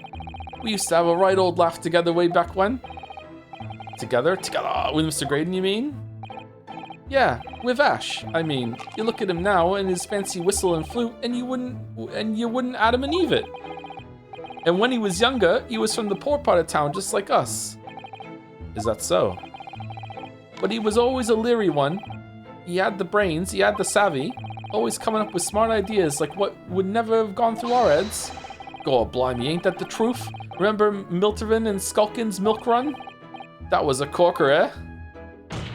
Shut the fuck, save it until after the trial. Your reminiscing has no place in this courtroom. And neither does your fruit. Really? You coming from the person that throws wine bottles all over the fucking audience? Shut up. Oi, the geezer asked us a question, didn't he? And we was answering. Yeah, we ain't done nothing wrong. Nevertheless, the court is not prepared to accompany you on your trip down memory lane. Counsel, can we turn our attention back to the testimony, please? I don't know. Could that sentimental story be relevant somehow? Add it to the testimony. My lord. Yes, counsel. The brother's last sentimental statement could hold vital information relating to this case. Very well, counsel. I will permit the brothers to supplement their testimony with that detail. Briefly, I hasten to add. Say no more. A skulkin's never skulkin'. Milverton and Skulkin's milk run. God, them were the days. This voice is so hard to do. I'm sure I'm going to regret asking, but what exactly was that? Some kind of business? Just a little scheme we had going back when we was youngsters. A bit of fun, really. Delivering fresh milk to the locals. That's what was all about. Well, that's it? That sounds alarmingly legitimate. There must have been a catch. While they were drinking the milk, we'd go through the window and we'd fucking steal all their shit. I suppose since we're here, I should ask them to elaborate, but on what? The business model, the business name, leave it. I mean, I feel like it's the business name, but I want to hear about the business model too. Let's do that. So, how did your little business work exactly? Well, every morning down our way, the milkman would come with his cart to deliver milk, see? If you stuck your empties outside your front door, he would leave you them full again, right? So, we swooped in on the action, got people to sign up with us. We promised to deliver milk for half the price of the other geezers doing it. People couldn't wait to sign on the dotted line. We were raking it in, we were. So, did you live on a dairy farm or something? Gordon Bennett, are you off your rocker? We had nothing. We were too poor to have a farm. Right. Nah, what we had going on was simple once you had the idea. We just switched them over, see? Our customers' empties with the full ones from anyone who wasn't on our books. A dawdle, right? Man, the milkman was still a thing when I was a kid. There was someone, like legit, open the fucking front door and there'd be a glass bottle of milk on the porch. Really? I'm not kidding. Yeah, it was, yeah. It's still, do they still do it in the UK? Fucking hell. I think you meant to say a diddle, and that's a crime. It was just an harmless bit of fun, that's all. Just swapping milk bottles. Milking the general public in such a fashion is most certainly not harmless, as you put it. Well, it was him what caught up with the idea. Ash is an evil genius. You mean Mr. Graydon? Oh, he is the milkman. Yeah, Ash always had his end in a book when we was growing up. Said he was gonna get himself an education and get out of that slum we lived in. Cool, we all ragged him about that, didn't we? Told him he was soft in the head to even think it. But look at him now. He's only gone and become a blinking communication officer, ain't he? A communications officer, Mr. Sulkin. Sholmes and Wilson's milk run. No, Iris, don't even think about it. All of a sudden, we seem to be up to our necks in a serious matter of national security. Alright, do you have to go back and do the name now?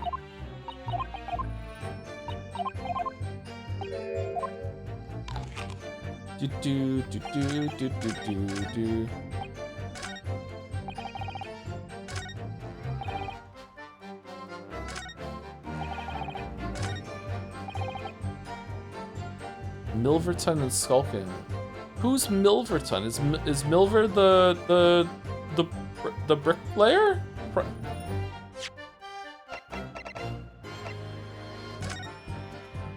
Oh, Mason Milver.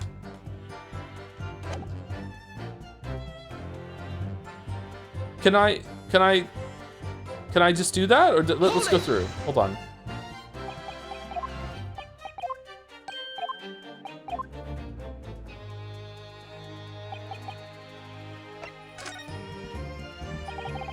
So this business was just a bit of fun, you say? And it was just yourselves and Mr. Graydon involved? Yeah, that's it. Milverton and Skulking's milk run, was it? Yeah, that's it. And where did the Milverton part come from? Oh, right. I thought a clever clogs like you would have worked that one out. That is... Enough of this. How much longer are we expected to listen to this drivel? I don't... Let me guess. You don't accept anything these two witnesses are saying? Tell me, why is that it was only at the mention of the name Milverton that you decided to interject? Because well...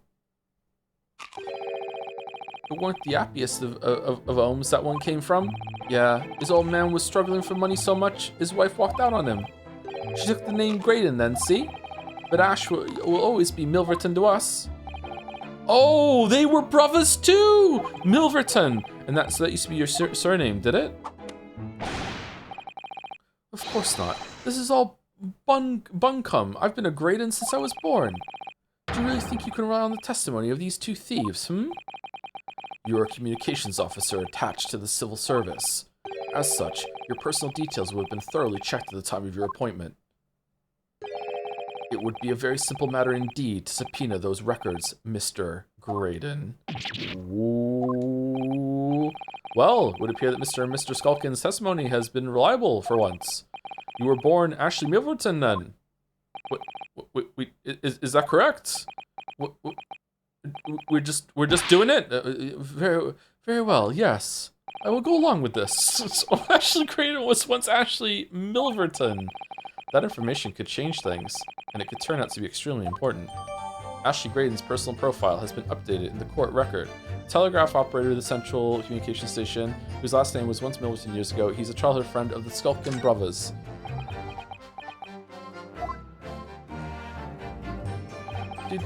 All of a sudden, we seem to be up to our necks in serious now. Okay, so what am I putting against this then?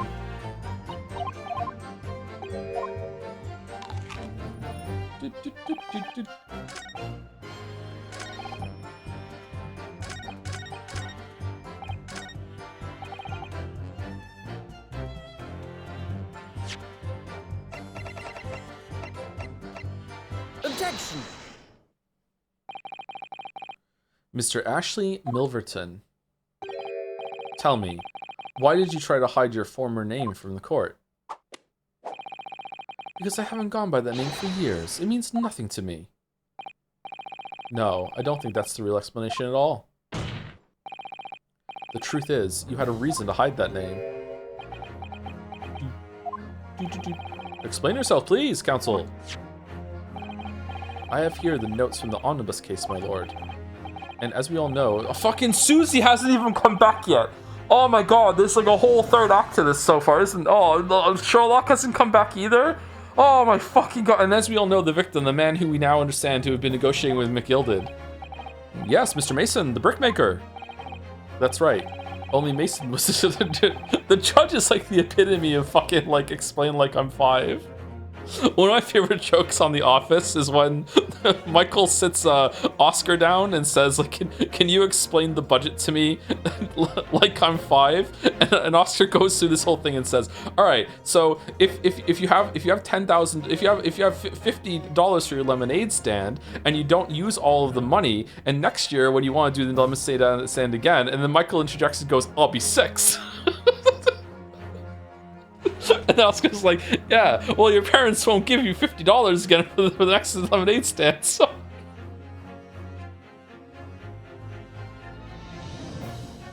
That's right, only Mason wasn't his surname at all. It was his given name. His full name was Mason Milverton. Milverton? Do you mean to say? Saints alive! Mr. Ashley Milverton is not... Is it not the case that the brickmaker, Mr. Mason Milverton, was your father? Oh, not brothers. Okay, I don't... As I believe I mentioned earlier, your family history will have been thoroughly checked when you joined the civil service. And it really would take no time at all for the court to subpoena those records, he said, bluffing. Excuse me? Grr. The truth is, you have been illegally acquiring highly confidential government information and selling it on to McGilded in collaboration with your father. Ah! Nah, it can't be that simple.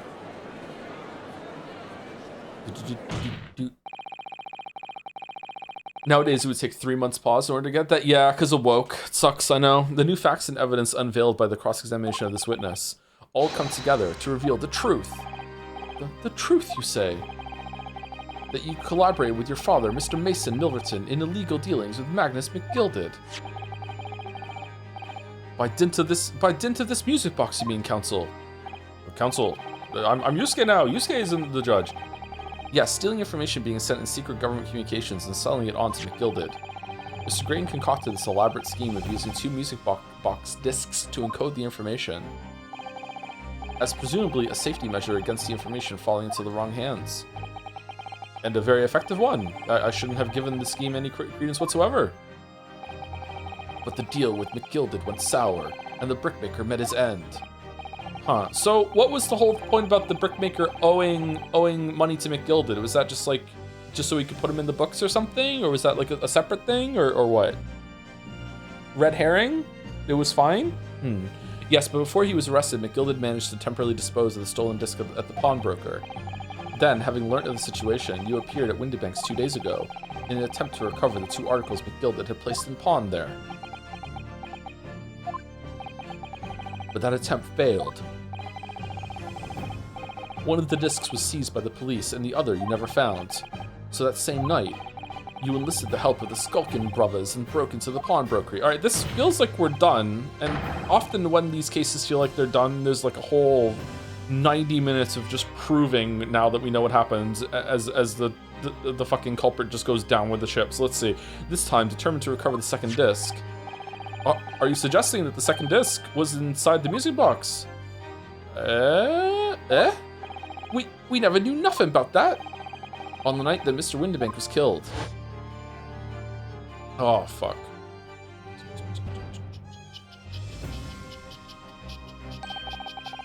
The intruder to the pawnbrokery touched one item and one item alone, the music box. As rather ingeniously demonstrated using the 2 prints from the security camera, indeed. 2 print. So the question that naturally begs answering is this: why was only that one article disturbed? The answer is obvious, because it contained the second disc, which the intruder was desperate to retrieve. Since, if it were to fall into the hands of the police, it would be proof of high treason. He's grabbing his arm now, that's nice. Well, Mr. Grayton, do you deny that all of this actually began on that fateful night, 2 months ago? I refuse to accept any of this nonsense. It would be so easy for you to accept this, so just, subpoena right away, just fucking go with it. Sir. There appears to be blood seeping through the sleeve of your jacket. Oh, damn! Oh, that was a good moment. That was not... What? 2 nights ago, we know that 3 shots were fired at the scene of the crime in Windybank's pawnbrokery. One took the life of the pawnbroker himself. One took the life of Herlock's file. One struck the pouch around Mr. Sholmes' waist. Who are these characters? And the final bullet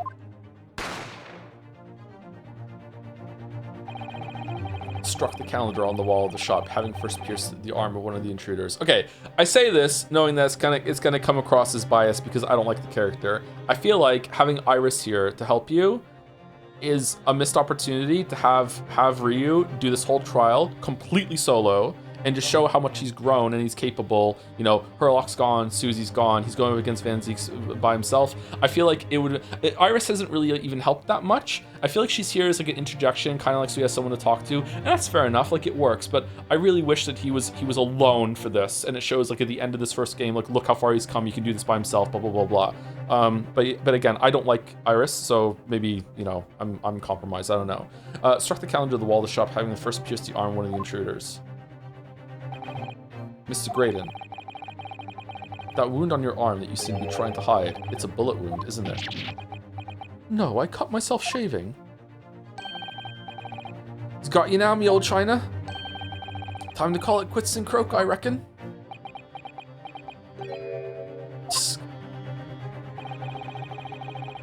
Don't acknowledge my presence when under any circumstances whatsoever. Those were my terms, remember? And I paid you handsomely to comply. Clearly, I was a fool to think I could trust some common back slum thieves. Fine, I admit it. I was there in Windibanks that night. I paid this pair 10 guineas to accompany me. And as you've noticed, I sustained an injury in the course of my adventures. Oh, is he gonna blame the death on these two over here now then? He's gonna be like, yeah, now it's gonna be like who shot Sherlock instead of who shot Windibank?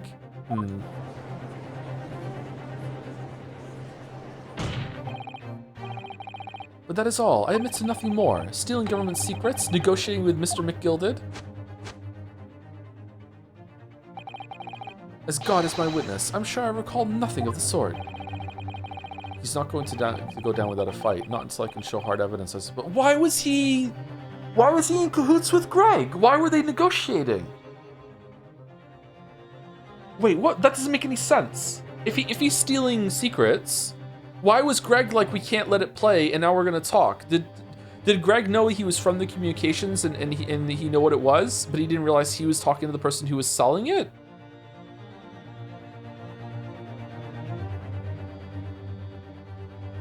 Joe hates smart people and he hates children. Iris happens to be both. I don't hate smart people, and I also don't hate children. What the fuck is this coming from? He's not going to go down without a fight. Not until I can show hard evidence, I suppose. Nevertheless, the defense has now established a crucial fact. I do hate smart children, which is... Well, we know that one bullet was fired from each of the two firearms we have in evidence. The bullet from the Skulking Brother's gun hit the pouch around Mr. Sholmes' waist. Wait, do we know that? And the bullet from Mr. Windibank's gun clearly must have been the one that caught Mr. Graydon on the arm. Indeed it must. We can rule out the possibility that the man shot himself. And that leads us to only one conclusion. Mr. Windibank was shot by a third gun, which could only have been fired by the third intruder. Goodness! That's right, Mr. Graydon. Grrr. The only person who could possibly have shot Mr. Windibank that night is you. Hold it!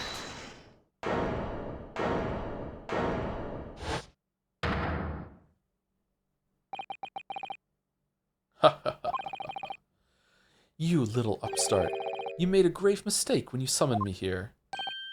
What? What's that supposed to mean? Yes, as you rightly say, I was there at the pawnbroker's. I did my best to hide the fact, naturally. I had no intention of ruining the distinguished career I'd built for myself at the communication station. But did the thought never cross your mind? Did you never consider the possibility? What do you mean? What thought? What possibility? The possibility that if I was there at the scene, I may have witnessed the crucial moment. You see, this makes me a key witness in this case, and I have my hands firmly around the neck of your client.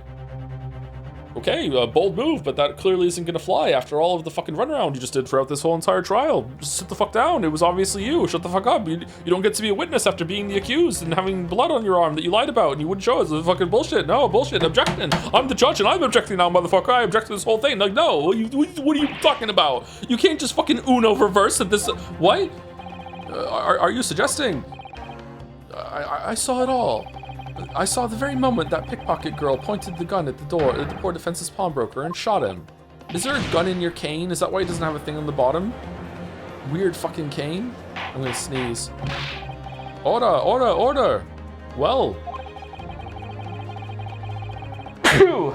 It would seem we are finally entering the last act of this theatrical trial. Mr. Graydon. Yes? I trust you are fully aware of the implications here. Like, both of them were there and they both shot each other. Did Kenjita come out and say no, it was him, and they just fucking counter each other with what the fuck, this is fucking kangaroo court. Fucking bullshit. If it is shown that your claim is false, You will have incriminated yourself as the killer.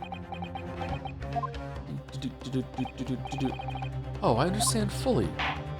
Also, thank you to Marshmallowna for the 2-month resub. It's really fun revisiting this game through the streams. I can't stick around for now, but thanks for the stream and hope you're enjoying. I am enjoying. It's really fun. Hopefully you see this in the VOD when you get here. Watch it all back. Marshmallowna, thank you. Then I must ask you to give your formal testimony once more. You will explain to the court precisely what you saw at the moment the defendant allegedly shot the victim. Oh, fucking hell, we're doing all this shit? Nothing would give me greater pleasure. I mean, I would rather have a chocolate bar, but, you know, that's me, I guess. The moment of the shooting. While these ruffians were jostling with the broker, I was still near the entrance to the shop. When Windybank threw Nash over the counter, I felt a sharp pain in my arm. I pursued the man, but he shut himself in the storeroom. I could see him through the peephole in the door, though. The accused, in a black coat, shot the man in the back as he was trying to flee to safety. I saw the blood spatter all over that wretched girl. Then she tossed the gun out of the peephole, so I picked it up and made my escape. Oh, good gracious, that was the stupidest fucking thing I've ever heard. It contradicts almost every single other piece of evidence and testimony that we've had in this trial. The defendant, the counsel, you don't even have to fucking do the cross-examination. That was so fucking stupid. Guilty. We don't need jurors. You don't fucking just go back to your fucking, I could go. Yeah, you just go. You could go now. It's fine. Just don't worry about it. What the fuck? Just wasting our fucking time. Good gracious, this is a quite extraordinary testimony. You claim, sir, under oath, to have clearly seen the defendant pulling the trigger.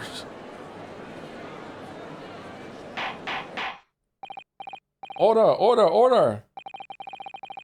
It wasn't my intention to testify in this way. But neither is it my intention to be found guilty of a murder I didn't commit. So you see, my hand has been forced. I tell the truth now as an act of self-preservation. The truth? Until now, the prosecution was completely unaware of these details. Yes, well, sorry about that. Having shot me in the arm, the pawnbroker was then shot in the back by the accused. And as I said, she was showered in his blood. You say the blood splattered over the accused coat? Are you sure on that point? Oh yes, quite sure. All over the black overcoat that pickpocket girl was wearing at the time. Really? If her coat could somehow be shown to harbor vestiges of blood, that would be conclusive evidence here. It does have blood, but it's the wrong color blood, but we can't use that because the color blood isn't allowed. Such an investigation is entirely possible, my lord. What?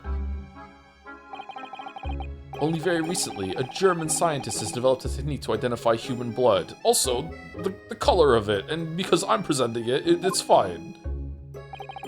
So here's the true science, not some amateurish detective's dubious foray into the world of chemistry.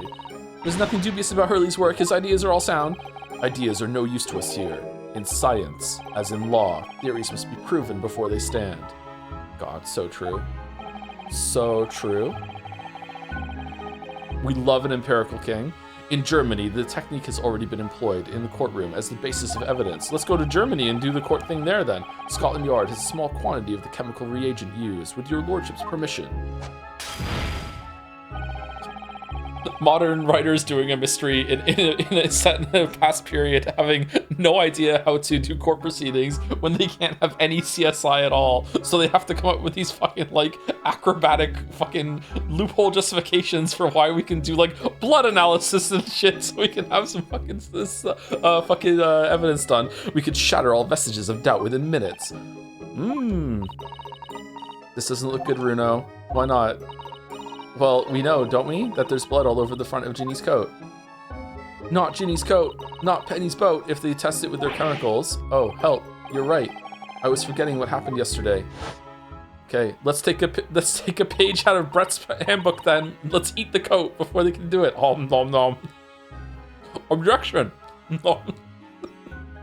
Council, what are you doing? Oh, bro. Hold on 1 second.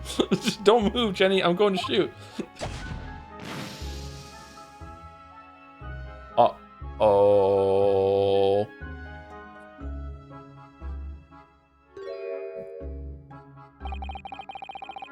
Dangan Rumpa, but that's not Mr. Windybank's blood. That's a stain from 2 months ago. That's Mr. Mason's blood from when he was stabbed by Mick Gilded, who was wearing the coat at the time.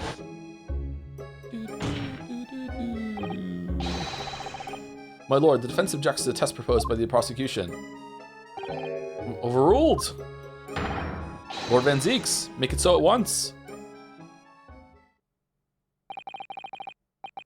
With pleasure, my lord. What do we think about Make It So? I think Make It So is a surprisingly versatile card. You think it's not going to do much, but the amount of times that you actually do play 3 skills in a turn, like, oh my god, like, it comes back to your hand all the time. It's like just free damage. Just add it to your desk and it's just fucking free damage all the time. I was like loving it when I had it in my deck. Like, holy shit. I was really surprised. Thank you, Taravan Bonsai, a name I'm probably getting wrong, for the 23 months. The other day, I legitimately had a nightmare where I tuned into your Ace Attorney stream, and it turned out you still hadn't finished Metaphor. Thank you to her and Bonsai. It's good, but it's usually only a choice when the other options aren't doing much for you. Is it a rare card? If it's a rare card, then if it's coming up with the rest of the rare cards, yeah, I wouldn't pick that over a lot of the other cards that he has. But sometimes you get an odd rare card that shows up in the from a normal hallway fight, right? And if it shows up there, you're like, okay, I'll happily take that. You know, yeah, it's good. And while we wait the results, the defense may proceed with the cross-examination. I have a silent run stalled on the beginning of Act 2 right now. I didn't have time to finish it today. Once they find the blood on the overcoat, Gina will be... Counsel! Yes, my lord? Your cross-examination. Of course, my lord. If this cross-examination doesn't go well, if I don't manage to uncover some decisive evidence or a really compelling clue now, I have a very bad feeling about the outcome of this trial.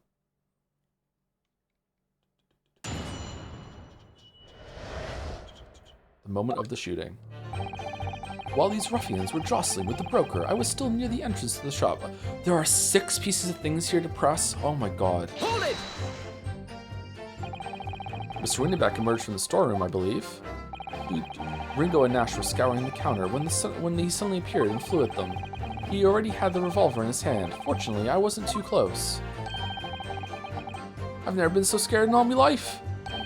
Yeah, we're just your regular mild-mannered burglars, that's all. We don't like violence. Where's Greg? Says the pair who carry a gun.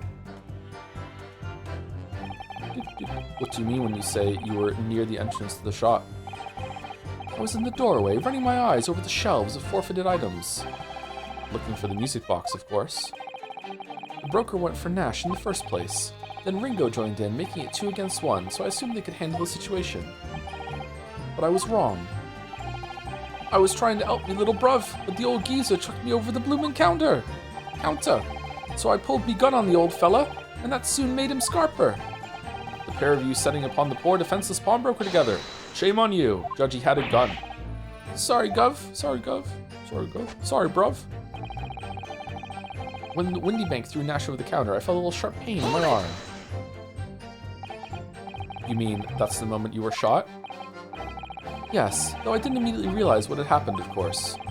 Things crashed to the floor from the counter as the 3 men were brawling. It was exactly that moment that it happened, so I didn't hear the gunshot. And the bullet went on to strike the calendar in the wall behind you. So it would appear. When I looked at my arm, I saw it was bleeding badly, so I wrapped my handkerchief around it. Seeing as I couldn't explain what had happened to a doctor, I had no choice but to wait for it to heal. I didn't imagine it would still be bleeding 2 days later. Did Mr. Windybank intend to shoot you, do you think? Well now, I don't imagine he even noticed I was there, to be honest. Perhaps the gun went off accidentally. Anyway, it didn't quite strike home. When I pulled my gun on him, he tried to shove me out of the way. But then he scarpered through that door out back. At which point, what did you do? I pursued the man, but he shut himself in the storeroom. I could see him through the peephole in the door. You mean you chased after? Oh my god, we haven't even used fucking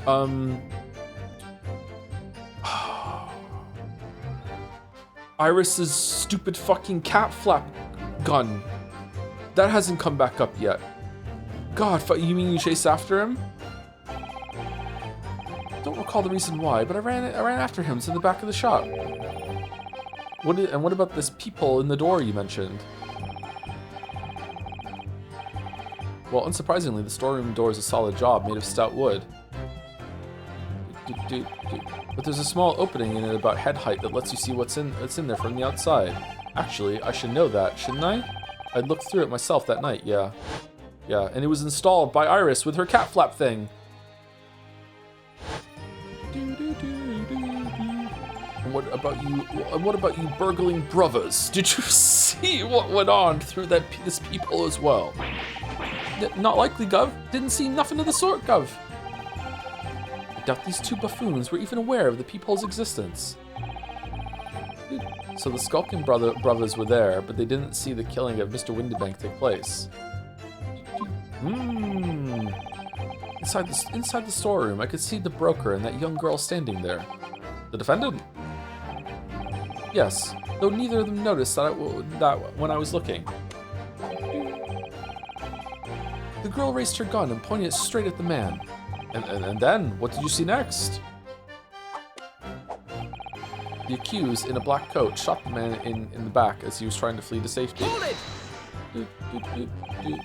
Yes, when the crime was discovered, the defendant was found with a gun in her hand. I really like, by the way, that the blood that was from the past crime scene that's over the coat that seemed like a clue to link them together has now come back in a completely different light, as like this might be damning to her because she has human blood all over her coat, and it might look like she killed someone because of it. It's really, really good. I like that a lot. But that was when Mr. Windybank's gun, from which only a single bullet had been fired. And as we've already established, Mr. Graydon, that bullet was fired at you. Ah, but no, it wasn't the broker's gun that the pickpocket girl had when I saw her. Yes, the bullet from Windybank's gun grazed my arm, and yes, the Skulkin's gun ground the detective. But this was another gun entirely. A third gun! The broker's gun was not the murder weapon, so clearly there had to be a third firearm involved. In other words, Sumari, the accused, must have had her own gun with her at the time. But no other gun was found at the scene. Ha ha ha ha ha. Calm yourself, Counsel. Sorry. You must consider the events in order. At first I saw the broker and the girl glaring at each other, but then all of a sudden, the broker turned to run. And it was at that moment, run where, that the little gutter rat shot him in the back. A chilling image, I must say. I believe it. Thank you, Tipsy Phoenix, for 30 months as well. Thank you very much. Hope you're enjoying Ace Attorney. I saw the blood spatter all over that wretched girl. Hold it! All over her? Yes, through the peephole. I saw it clearly. Of course, the stains are invisible now, what with the coat being such a dark color. But I assure you, that garment is sullied with the victim's blood. Well, it is sullied with blood, that's for sure. But it's not Mr. Windybank's blood, is it? No, that's right. It's Mr. Mason Milverton's blood from when McGilded stabbed him 2 months ago. Also, really good foresight to call him thrice fired Mason.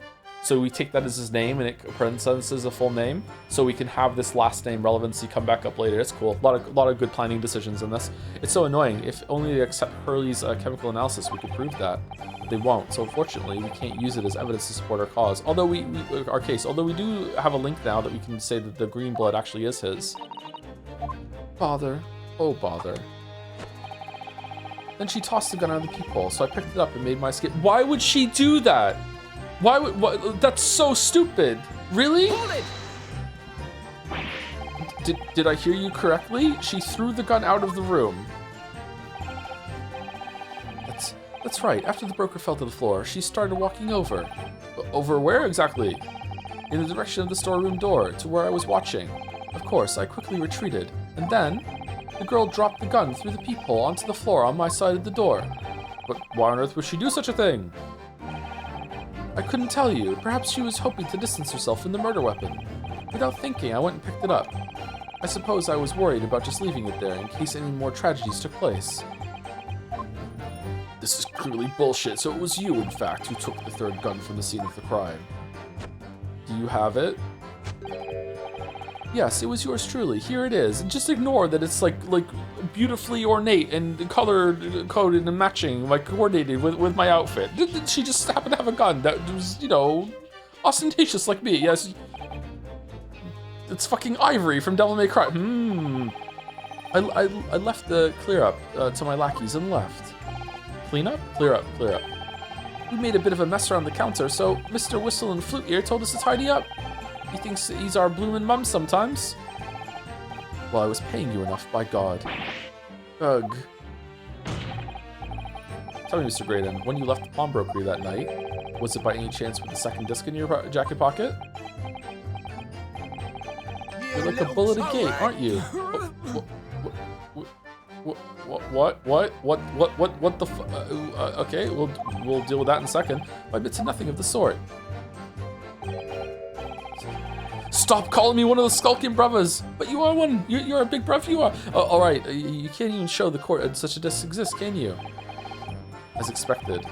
He won't admit to anything unless I can thrust the evidence in his face. It's not as easy as you thought, is it, to pin a crime on this lapple? Lapple? Lapple? But it won't stick. Not murder, not treason. Maybe not right now, but you won't be sniggering like that forever. What's your feeling, Bruno? As much as I hate to admit, was that the last one? I don't see any obvious holes in this testimony at the moment. But if you find a way to break this man, you have to find a way to break this man, and quickly too, because once they discovered the blood on the overcoat Gina was wearing, it's a bit strange that he's so sure of himself about seeing the blood spatter over Ginny's coat. It doesn't strike me as the sort of thing you'd claim if you hadn't genuinely seen it happen. But we know that Gina didn't shoot Mr. Windybank, so what's going on? All I know is that it's very unfair. Why should some German scientist's test be acceptable as evidence when mine and Hurley's wasn't? Detectives can use test tubes too. Never mind that, I have to find a really stark inconsistency in this testimony somewhere, and I have to find it before the prosecution discovers the bloodstain on Gina's coat.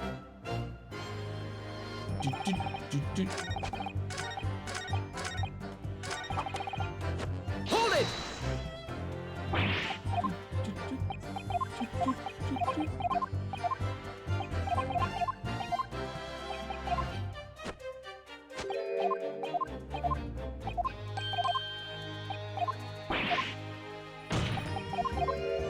You little toe rag! Excuse me. Gentlemen.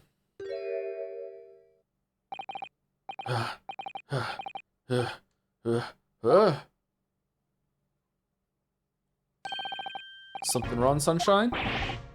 That should be my line. You do realize you were just violently shaking Mr. Skulkin. Blimey, this D's a bit of an hooligan, ain't he? What was going on just now? You saw him. He grabbed me whistle. Why the blazes, he said. Didn't you mention the third gun when we got you down the station? And why didn't you? 'Cause you never asked. Didn't know nothing about it. Or that flaming people in the door. Sorry about that. I could be prone to losing my rag sometimes. Not hurt, are you? God, blimey. See the way he's looking at me? Police brutality, I tell you. I'm telling you, this D gives me the willies. I feel like after that, everything that happened here should just be the blank slate. Just let me go and I won't press charges on him. That was strange. The inspector doesn't normally get quite as worked up as that. He wouldn't normally grab someone. No, that wasn't like Gregsy at all. He's normally all sweetness and light, no matter what I say to him. Yes, well, I think you might be a special case, Iris. Humph! Well, anyway, that was definitely out of character. Yeah, kind of a plot hole. Bad writing. Yep.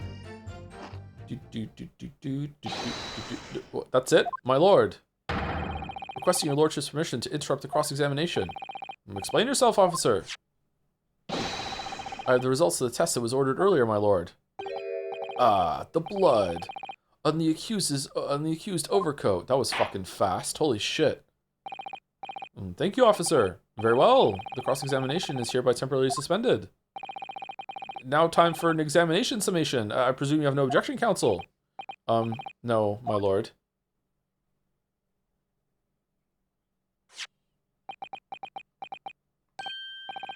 Well, there you have it. The report, please, Inspector. Yes, sir. Traces of human blood were found on the overcoat of the defendant, Miss Gina Lestrade. From the extent of the stains, it would appear that they were the result of spattering following a gunshot wound. End of report. Okay, that was kind of conjecture on their part. What the fuck? Goodness me!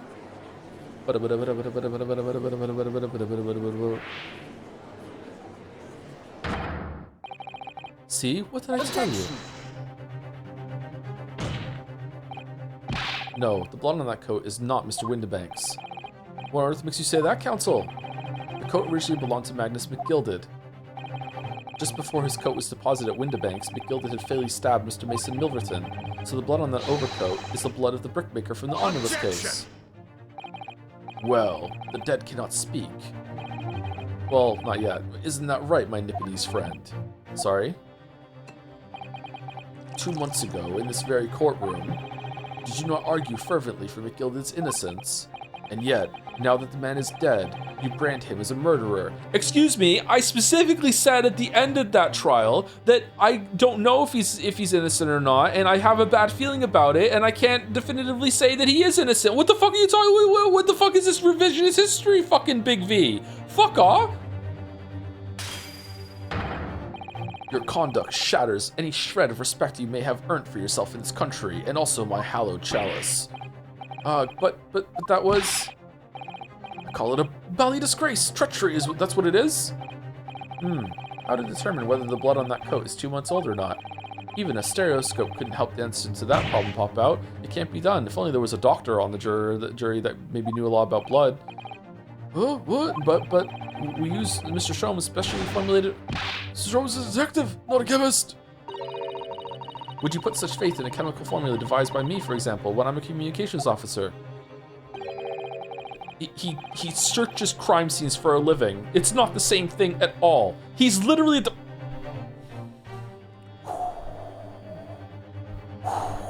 Oh, I held out Piroski to starving boy and he ran away crying. Okay, thank you. Okay. Herlock Sholmes is barely more than a figment of the public's imagination. His name carries no weight in this courtroom. No weight at all. How could you say that? Gregsy, speak up. Victory is sweet indeed. This proves that my testimony is the whole truth from start to finish. How do you arrive at such a conclusion, sir? Not even the judge is buying it. As the witness said, the accused's coat was spattered with the blood of the victim. The only way Mr. Graydon could have possibly known that fact is if he saw it happen. In other words, sumari, his testimony is solid, and the conclusion is singular.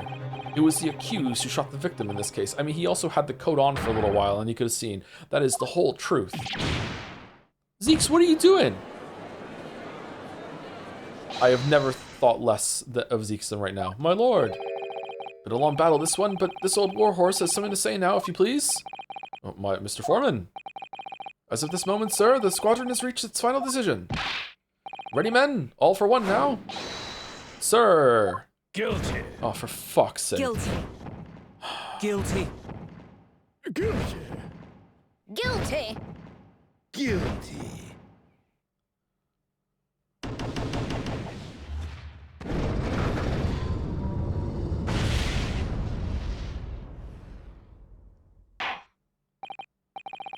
Well, it would appear the ladies and gentlemen of the jury have reached a unanimous verdict.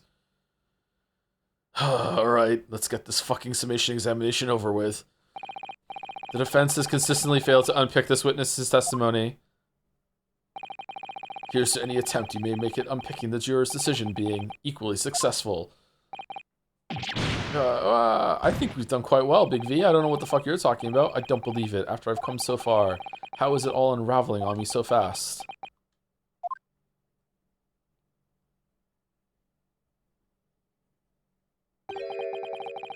How very distressing to be held in such low esteem. Oh, he's here! I hope he does the examination summation. Wouldn't you agree, Mr. Naruhodo? Officer! It's him! You've delivered the report now. That will be all, thank you. It occurs to me with some regularity, Mr. Naruhodo, that scientific truths are determined not by science, but by none other than the human mind. I know that voice. Am I going mad? It's me, Susie. Oh! Mr. Shows!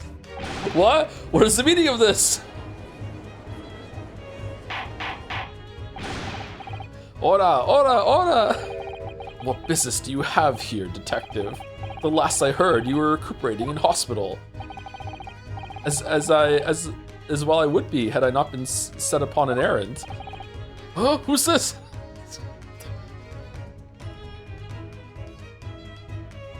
Give me back my scalpel! What errand? Hurley, it's really you. You're awake at last. Yes, good day, Iris. I appear to be rather late to rise. My apologies. Now, my lord, if you will humor me. In what manner, sir?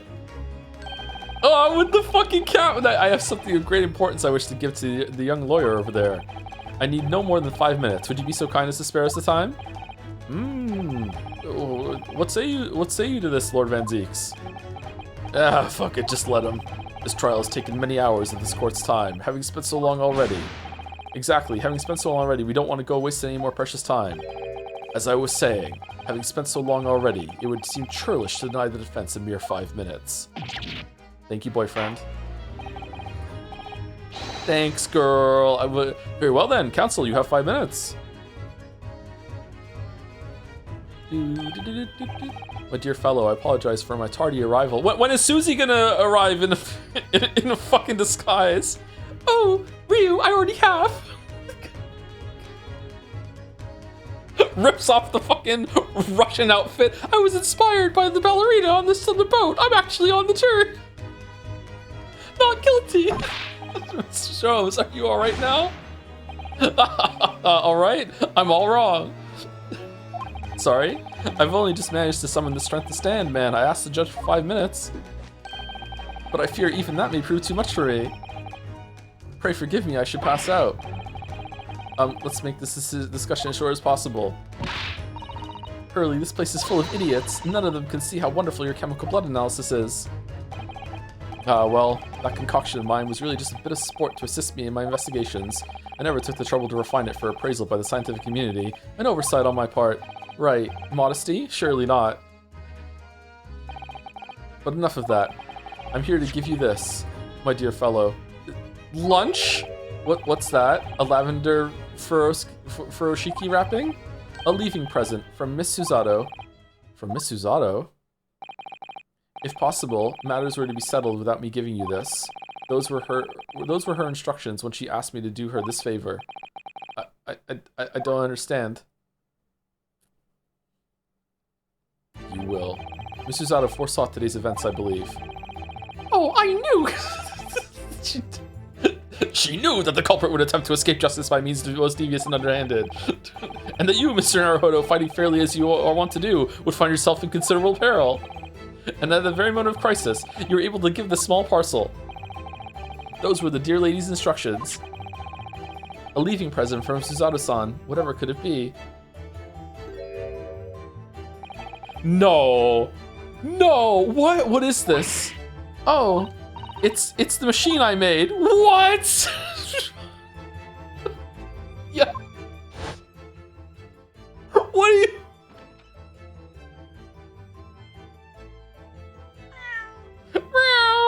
What the fuck does this have to do with anything? Oh god, this is when we have to use the metal detector on the fucking on his fucking arm. What the fuck are you talking? Look, I use this. It's my latest invention. What is that? I call it the cat flapomat. It can make a cat flap for a little furry friend like Waggy in seconds. Judge, you haven't let us use their invention about the blood, but let me show you this one. Yes, I'm interested. I have a cat at home. Well, you can use this to make a cat flap in any door so they can get between it without having you to open the door. It saves on time and drafts and stuff. Very good. Yes, you know, now that I've seen the veracity of their inventions, I'm inclined to believe their blood analysis. Sure, now it's admissible. Go for it, fucking counsel. How the fuck is this related? What? Mrs. Susato muttered the following words before she left. I'm a failure. I don't deserve to be a judicial assistant. What? Didn't she say something like that? You really are the best judicial assistant in the world. That's so true. Well, that's extremely flattering. I miss her so much, but I'm sorry to say that I've been a complete failure. Whatever did she mean by that, Mr. Sholmes? Whatever indeed. That night, when you left Windibank in pursuit, Windibank's in the pursuit of the thieves, Miss Suzada made use of this contraption for a certain purpose.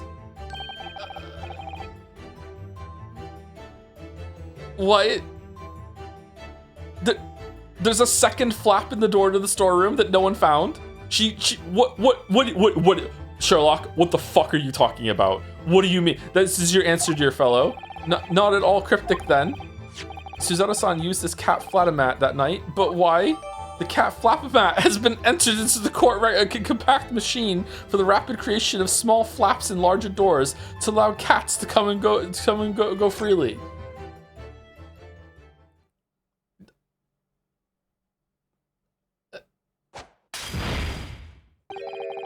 Your 5 minutes is over. We're out of time already? Alright, thank you, Herlock. Very cool.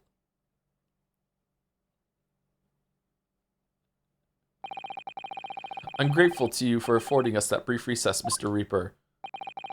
I need no thanks, Detective. After all, the die is cast. Ooh, the game is afoot. Is it really?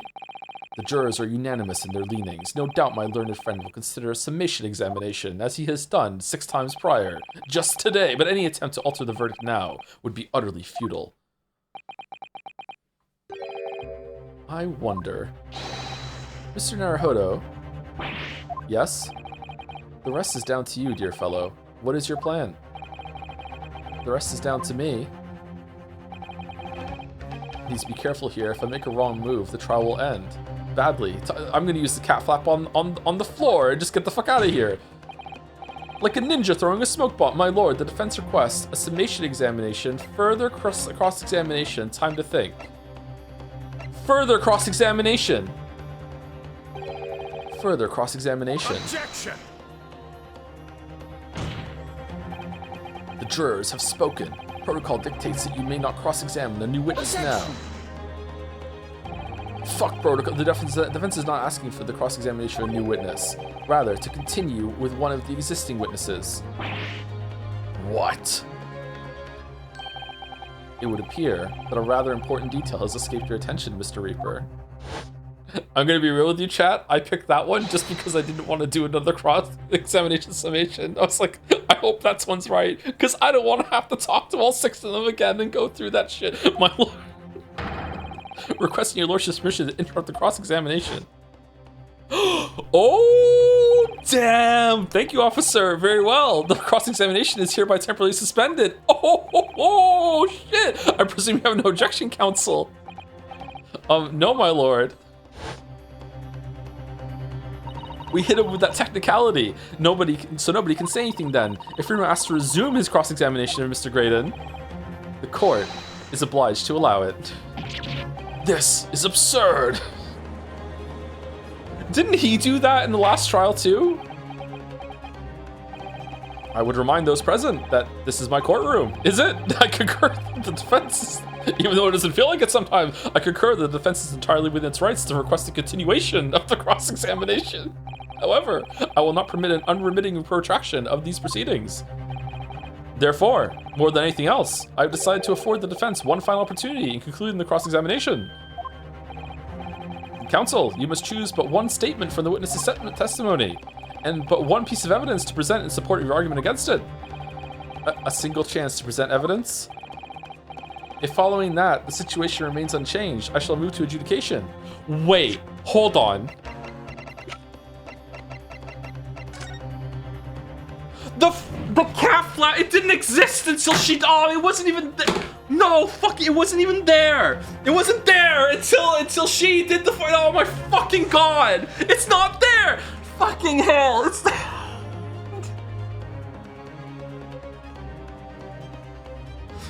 It's not there. She installed it after he left.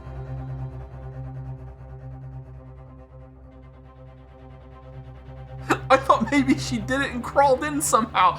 What the fuck? It's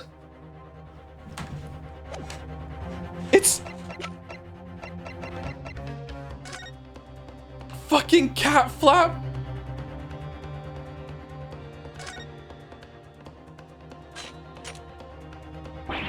Phew, those vicious teeth look like they could rip through almost anything. They're good, aren't they? They're made of a special alloy developed just for this job. The cutter rotates 10 times per second, so it can get through any kind of door in no time at all. And what are the two parts at the top there?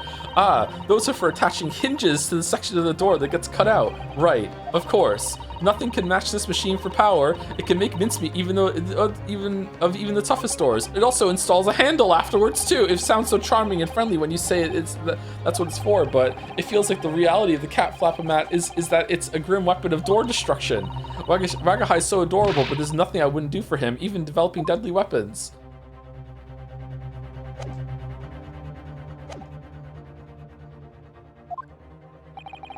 Is that clear, counsels? You will not press the witness any further. My lord. Yes, my lord. A single statement and a single piece of evidence. Most generous.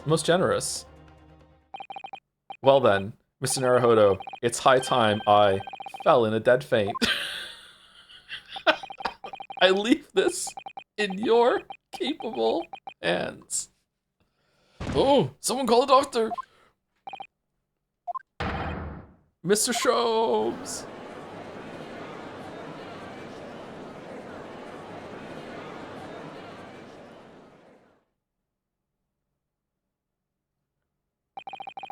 To stand so insouciantly before the court in the state of such high fever. Either the man has extraordinary strength of mind or an extraordinary lack of feeling. I imagine he's feeling very little now. The detective is sleeping soundly in one of the antechambers. And for some reason, there's a scalpel emerging from his abdomen from the inside out. Strike a man when he's down, why don't you? Well then, counsel, are you fully prepared? Yes. One statement, one piece of evidence. I won't let Mr. Sholmes down, or Iris. And I won't waste this final chance that Suzato-san has given me. This is going to decide the entire outcome of the trial. Very well then, under the terms I have outlined, you may resume the cross-examination. Susie, why didn't you tell us you put a flap on the door? Oh, Ryu, thank you for hurrying back. Holmes seems to be shot. Oh, also, by the way, before we get out of here, just so you know, just in case, it might be relevant, might come up, I went and used the cat flap-o-matic on that door over there to make sure that Gina's okay. Just want you to know, saw that you went over and used it just now, actually. It's just, it was me that did it. It's just, it's kind of important. Fuck it. Well, while these ruffians are jostling with the broker, I was still near the entrance to the shop. How does he know about the flap on the door? I don't know either. Yeah, how does he know? Did he go back and see it? I'm assuming the man, I could see him through the people in the door though. All right, it's probably this one, right? The accused in a black coat shot the man in back. He's trying to flee safety. I saw the blood spatter over that wretched girl. Then she tossed the gun out of the peephole, so I picked it up and she. Okay, let's do this one. This one has more aura. We'll accept the photographs that don't have them. It does have it. Oh my god, it's there. The fucking stereoscopic spot the difference bullshit again. It's there at fucking 1:30. God fucking damn it.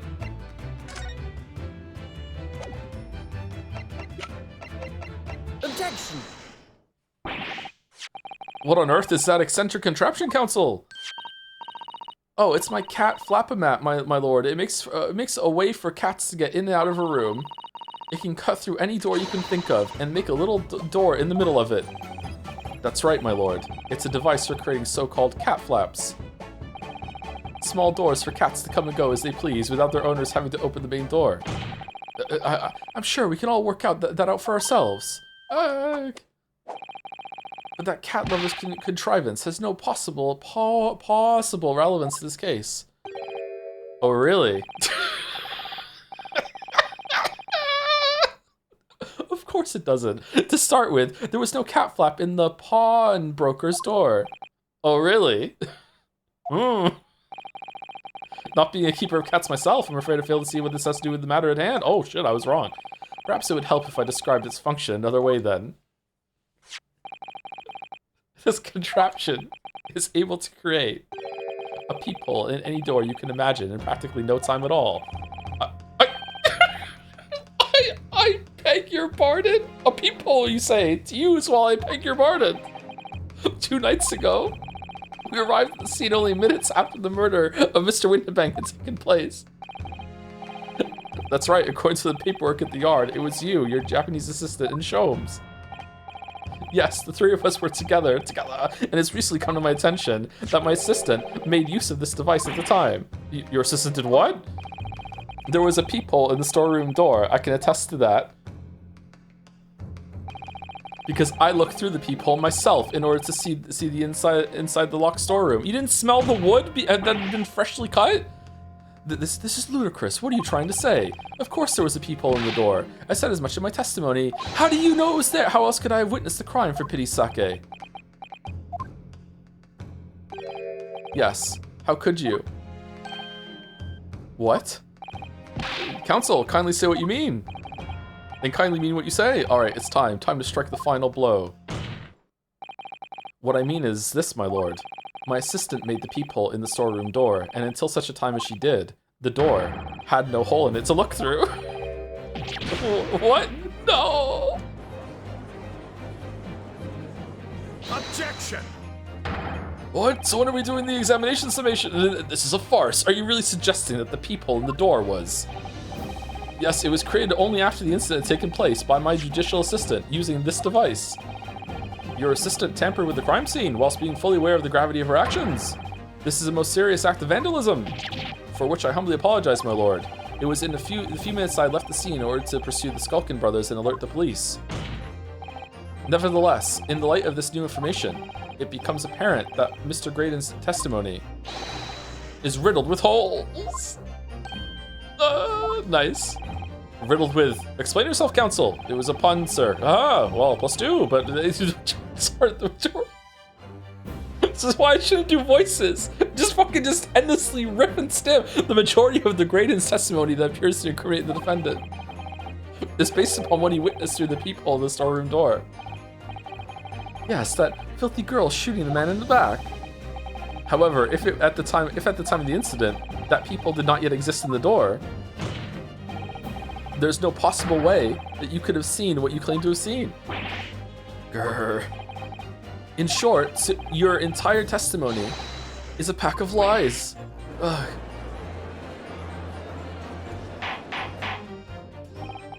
Order, order, order! Is there any credence in this revelation? Objection! None whatsoever, as my learned friend must surely realize. Exactly, this is just some cheap trick designed to discredit me. I'm afraid not, sir. Of course it is. Do you seriously expect people to believe that that plaything can cut through a solid wooden door? Let's do it on the door behind you, let's go. Demonstration time. Oh yes, I designed it to be very powerful. It can cut through even the toughest of doors. That's absurd. I don't believe it for a second. Haha, I had a feeling you'd say that. What? Waggy, cooey, time for dinner. What?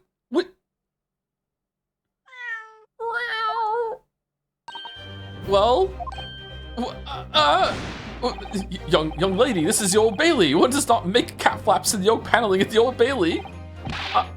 I'm not done yet, don't worry.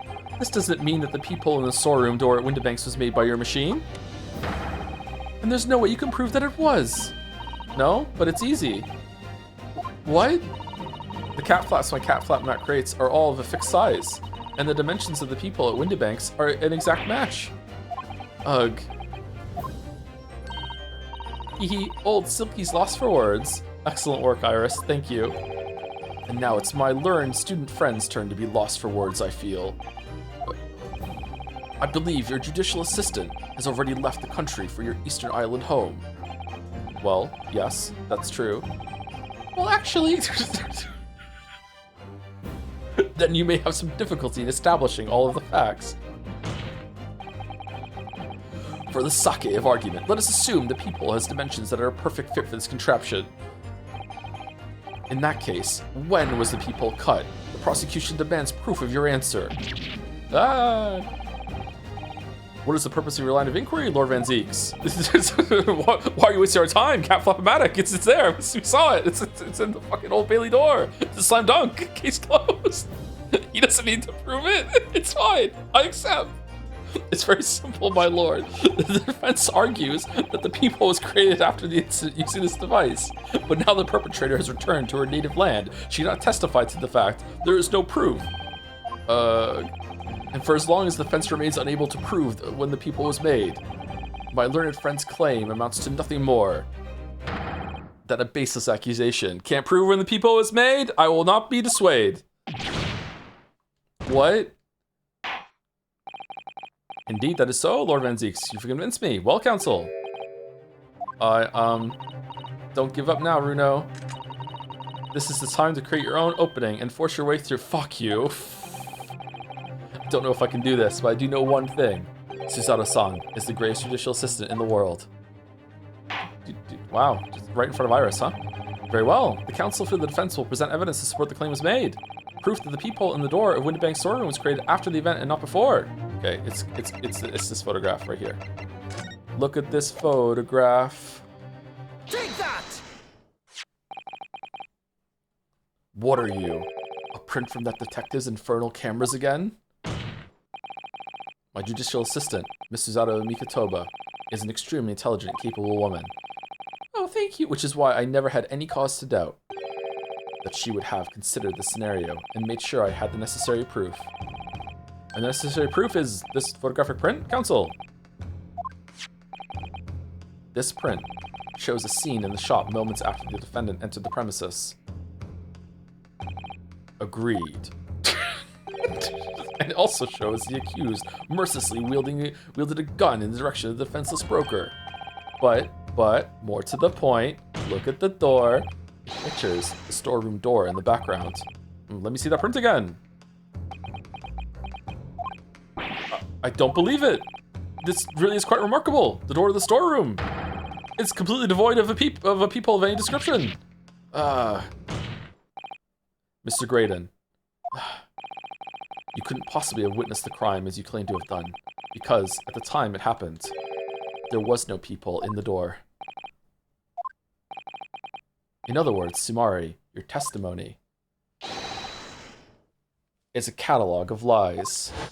No people in the door, couldn't have seen the broker on the floor. That's okay, I'll stop.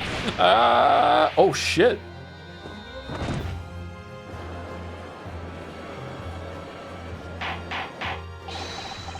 Order, order, order! I'm satisfied that the defense has substantiated its claim beyond all reasonable doubt.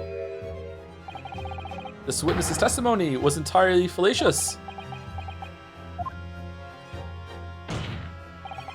That's not the only thing we now know beyond all reasonable doubt. My learned friend's assistant's guilt can no longer be denied. The woman tampered with the crime scene. But it was to see if... They didn't know it was a crime scene at that point. But more importantly... Good lord, there's more, Lord Van Zeeks? The defense may have established a reprehensible instance of perjury. But that is no proof that this man is the victim's killer. Yes, that's right. What? I was there at the scene. It's true. And I was shot in the arm. It's true. But that's all. Yes, in fact, if you look at the circumstances, I am the victim here. Oh, please. No. They're calling him the first boomer. I don't believe this. But they're right. As it stands now, I don't have any definitive proof that he is the culprit. Still, he can't worm his way out of it now. Jail for perjury. Iris? You know what they say. There's no point locking the cat's door after the cat has bolted. Isn't that right, Runo? As Hurley always says, one lie begets another. No, wait, that might have been a line I wrote for him in one of my stories. Well, no matter who said it first, you're right. Mr. Graydon, not only did you give false testimony to the court, you streamed it, but the lies you told make no sense. Make no sense? What do you mean by such a remark? What you said in your testimony reveals that you know something you shouldn't have known. In other words, Sumari, there's a fundamental inconsistency in your statements. What? Oh, it's like, how does he know about the peephole if he never saw it, maybe? Something like that? This is provocative talk, counsel. Won't you enlighten the court? Explain this alleged inconsistency. Iris is right. One lie begets another. The inconsistency is revealed by the lies in the witness' statements. They show that Mr. Graydon had knowledge of something he shouldn't have known anything about. Namely, the third gun, the peephole, the blood... Yeah, the peephole. The point is not that you lied in your testimony, Mr. Graydon. It's the nature of the lie you concocted that is so revealing.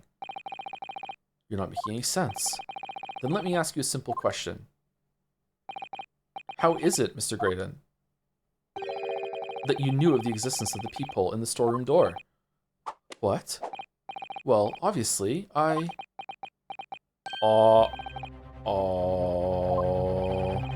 Has the cat got your tongue, witness? Ryu, what are you doing? Go high-five the judge. What the fuck are you doing? What? Get out of my way. I want to high-five him first. But the peephole in the door was made after the incident occurred. But once I returned to the shop, having failed to catch the two burglars, Scotland Yard's investigators arrived immediately. Since that time, the police have been at Windibanks constantly, carrying out their investigation. Isn't that right, Inspector Gregson? Well, yes, of course. Was he in disguise? Was he the one that was like over the counter when we were looking at it? The place is chock full of pawned articles and my lads have to thoroughly examine them all. So I gave the order to have officers working around the clock in shifts so we get through it all. And consequently, there's no way that you, Mr. Graydon, could have gained access to the shop. Therefore, you should have known nothing about the peephole in the storeroom door, Bars. So the fact that its existence forms the basis of your testimony is completely inexplicable. Yeah, how are you going to explain this, bro? And yet, the fact remains that Mr. Graydon did maintain that he witnessed the crime take place through the peephole in the door. Fuck. You know what? You're onto something here, my learned Nipponese friend. Mr. Graydon, fucking answer. How on earth is that possible? Could I have a word, please, Lord Van Zeeks? Oh, Greggy, what the... Speak, Inspector. It's just that I really ought to be getting back to the station now to put in my report. There's really nothing more I can add to this testimony, so if it's all the same to you, I can head upon the full dusty trail. Time for old Greggy to leave the room. Permission denied. Oh, it's not all the same to me, Inspector. Not at all. You will remain exactly where you are until this trial concludes. Of course, sir. Mr. Graydon. You shouldn't have known about the existence of that peephole. Which can only mean that you must have been informed about it by somebody else. Objection! Stop there, my learned friend. Ooh, just friend now. You realize, I trust, that the words you just uttered have extremely serious implications. Yes, but the defense believes that the details about the case that Mr. Graydon claims to have seen must have been revealed to him by a certain person before his testimony. And in fact, considering a particular clue we have, there's really only one person that could be. Who is this person in question, counsel? Who gave this witness details of the crime scene to facilitate his false testimony? I mean, it has to be Greg, because he wants to leave, right? The truth is, it can only have been you, Inspector Gregson. Me? Objection! You would better have some proof to substantiate such a rash claim, my learned friends. I don't. Consider the fact that we have only been aware of Mr. Ashley Graydon's identity for the last few hours. We learned of it only during the course of the trial today. Indeed, preparations for his testimony were made with great urgency during our hour-long recess, while the police executed the subpoena and brought the man here from the communication station. And until that time, Mr. Graydon would have had no idea, no inkling that he would suddenly be required to appear in court. Are you suggesting that until such time as he was summoned? Yes, my lord. Until then, it's reasonable to assume he knew nothing of the peephole. It was only once Mr. Graydon was in the stand that he realized his position, that he would have to defend himself against the accusation that he was the third intruder. You're suggesting to the court that it was while this trial was in progress that he received the information, so that he could commit perjury in order to save his skin. Exactly. It's when they were talking while I was, cross-witnessing... Gina? Oh shit, who was it? And the only person with knowledge of the investigation that he had any contact with is you, Inspector Gregson. This is a bloomin' outrage. Why would I be giving away details of our investigations to this fella, eh? You want someone else to write stories about you? I was summoned to his lordship's chambers during the recess in any case. Had you forgotten that? Quite true. Quite true. I had a number of questions regarding the events that transpired at the pawnbrokery. Which means... the first time these two laid eyes on one another was after proceedings resumed following the recess. Since then, they've been in full view at the stand, where such illicit discussions couldn't possibly have occurred. Ugh. Oh, I've just remembered something, Runa. What is it, Iris? There was one time before, wasn't there? I think it was when Ginny was testifying. Oh yes, now you mention it. When the bailiff was dispatched to retrieve McGilda's music box from the scene of the crime. That's it. It was during that testimony. But Greggy, why? I remember finding it strange at the time. Mr. Graydon and the inspector seemed to be having some kind of secret discussion. It would have been possible for you to give Mr. Graydon the information he needed then. You little toe rag, you're making all this up. I'm a respectable Scotland Yard inspector, for crying out loud. Why would I do something like that? Why would I be giving away confidential details to the likes of this bloke? Admittedly, you wouldn't have had any reason to do something like that for no gain. But perhaps it was part of a deal of some kind. Then it starts to make more sense. What deal, counsel? I wonder if perhaps, in exchange for details about the people at the crime scene, Mr. Graydon agreed to give a certain something to the inspector. Oh, do you have the music disc on you right now? I'm sure I need not remind the inspector that, if found to be true, striking a deal of any kind with a witness would be considered a gross case of malfeasance. Well, it's becoming clear that jumping in with accusations is this Nipponese student's speciality. It usually works. I don't do that. But with the stakes so high, the prosecution is not prepared to listen to baseless charges. It is incumbent on the defense now to present evidence in support of this diabolical claim. All right, are we just glossing over the fact that he psychically knows about the peephole? Evidence. Just what are you proposing that the inspector demanded of the witness in return? The court must see proof of this alleged deal. Quick, get the metal detector out and put it over his coat. If Inspector Gregson really did strike a deal with Mr. Grayson, then logically, there's only one thing he could have asked for. And that must be it. More fish and chip, Bruno, do you think it could be? Yes. It's the missing link that would join all the dots together in this puzzle. I must press you for an answer now, counsel. What evidence explains the nature of the alleged deal that the Inspector Gregson made with the witness? Okay, how do I say that? Do I say, like, the music box disc? Do I say the newspaper for the communications thing? Do I say the music box itself? I'm gonna go with saving it.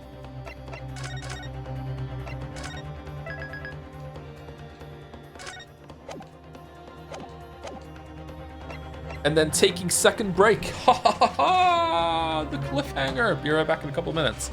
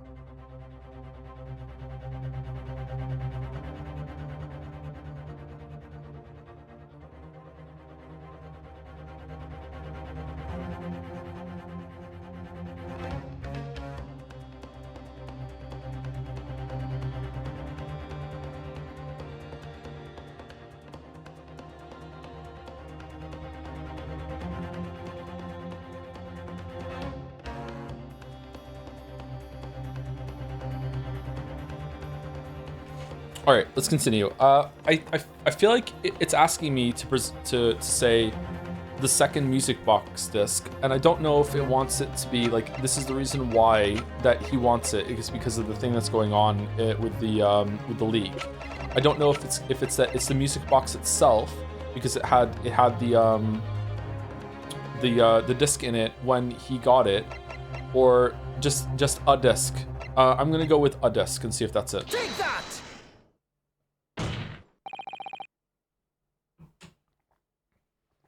Inspector Gregson. I'm unmuted, right? Yeah, and the chandelier is gone. Okay, cool. Besides this murder, is it not true that you've been working on another very important case? What? God, the blood on his coat kind of looks like dirt on a lens when it first comes over. It gets me every time. What are you saying? What are you getting at now, Sunshine? Is it possible that this other top secret case is what's alluded to in this newspaper article here? Oh, maybe it would have accepted the news, all three of them. That's good. The classified secrets being leaked overseas from the Ministry of Justice. How the bleeding Nora could you? We discovered during the course of this trial the music box deposited at Windibanks by Magnus McGilded. A special music box designed to play 2 discs at once. It would seem very likely now that encoded on the pair of discs that were in McGilded's possession are the leaked classified secrets.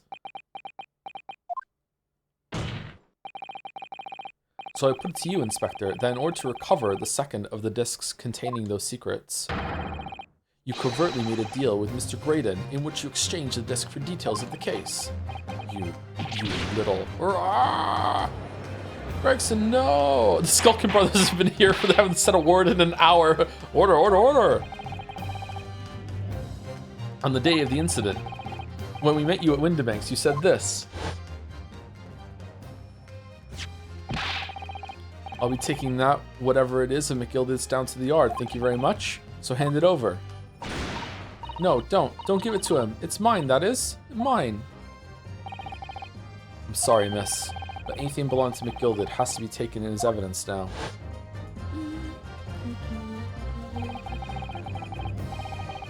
What the Umineko is this music? Scotland Yard already knew at the time, isn't that right? That Magnus McGilded was involved in the stealing of government secrets. Oh, maybe Greggy killed McGilded. My orders were, recover the medium used to convey the secrets leaked from the ministry, and do it on the QT, strictly hush-hush. What has this got to do with me? And that explains why, when I presented this disc as evidence to the court, you objected so heavily, I presume. Because you knew that it contained highly confidential information. Blimey, not likely. I mean, I wasn't sure of it myself. I realized there was a possibility, that's all. Inspector, surely you're not saying that in order to acquire the second of these music box discs, you did indeed reveal confidential details of the crime scene to the witness. To aid and abet this man in giving false testimony. This is crazy, Greg. You were gonna let Ginny go down for it just so you could get the disc? There's no other way that Mr. Graydon could have known of the existence of the people. Fucking Greg, man. It's the only explanation. A deal was struck between these two men. No. Objection! If, and I stress if, this sobering assertion turns out to be founded in truth, I will kill you myself if it would mean that the second disc is, as we speak, here in this very courtroom. Wait, what? In this room? How could he possibly make a claim like that? Because Inspector Gregson is a Scotland Yard detective. What? He is? What's that supposed to mean, eh? As a seasoned policeman, the inspector will have approached this alleged deal with caution. Certainly, he would not have accepted a gentleman's agreement in this matter. No, he would have insisted on having the article agreed upon in the palm of his hand. Good gracious, then you mean to say? Inspector Gregson already has the item in question in his possession. He has the second disc actually on his person. Yes, now let's play it on the music box. The defense demands that the inspectors is searched at once. Definitely. They could have struck a deal with each other when Ginny was testifying before, and Gregsy hasn't moved from the witness stand since. My lord, please, order examination of his personal effects immediately. And also, let's see, Eggert's thumb, too. Still curious about that. Well, Inspector.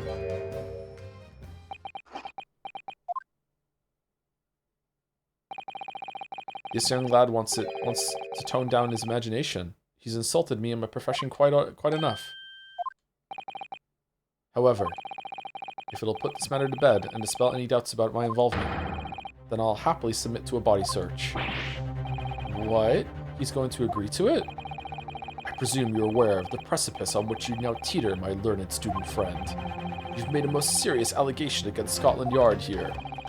If following the search of the inspector's personal effects, no disc is found, you will be deemed unfit for court service.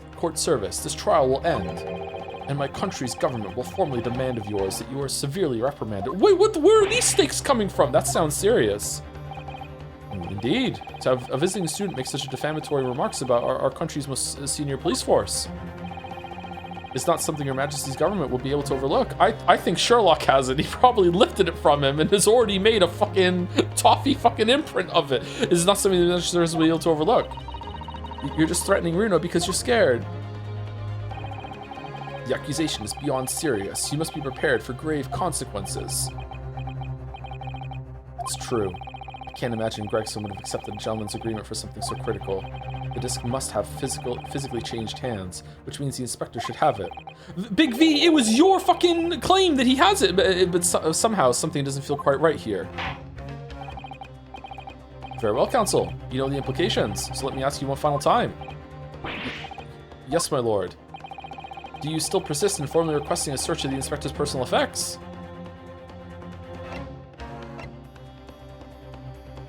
I think Sherlock has it. I think Sherlock has it. I'm going for it. I don't care. I will lose a life. I don't give a shit. I think Sherlock has it. Yes, the defense formally demands the search be conducted. Well, don't say you weren't warned. But your typical Nipponese stubbornness may well land you in hot water this time. Perhaps the lesson will do you some good. Fair enough. I've got nothing to hide. Very well then. Bailiff, conduct a search of the inspector's personal effects, please. The defense demands a search, but not of Inspector Gregson. What?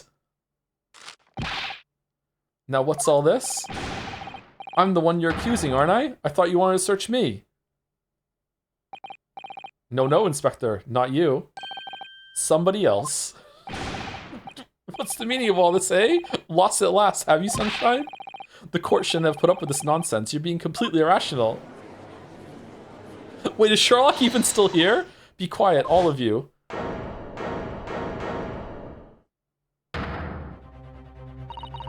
Runo's doing what you all told him to do and having the courage of his convictions. So you should respect that and listen to what he has to say in good faith. Because that's the British way. What? We're British? Well said, young lady.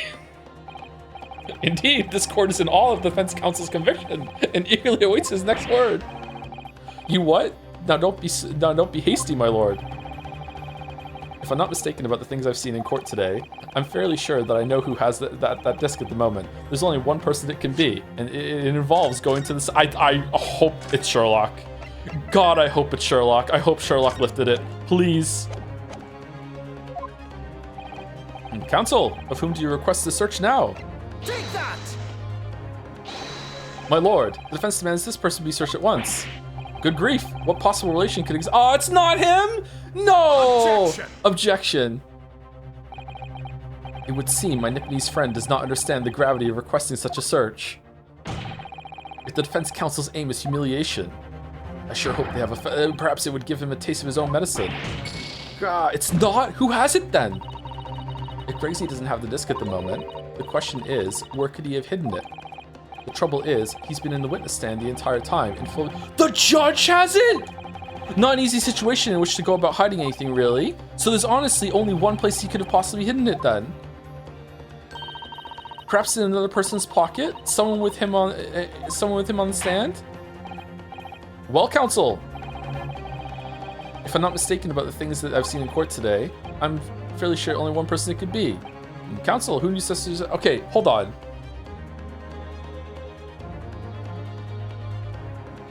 Did he go and talk to the judge? Is the judge even on here? The judge isn't here. It's not the judge. Okay. He wouldn't have given it back to Ashley.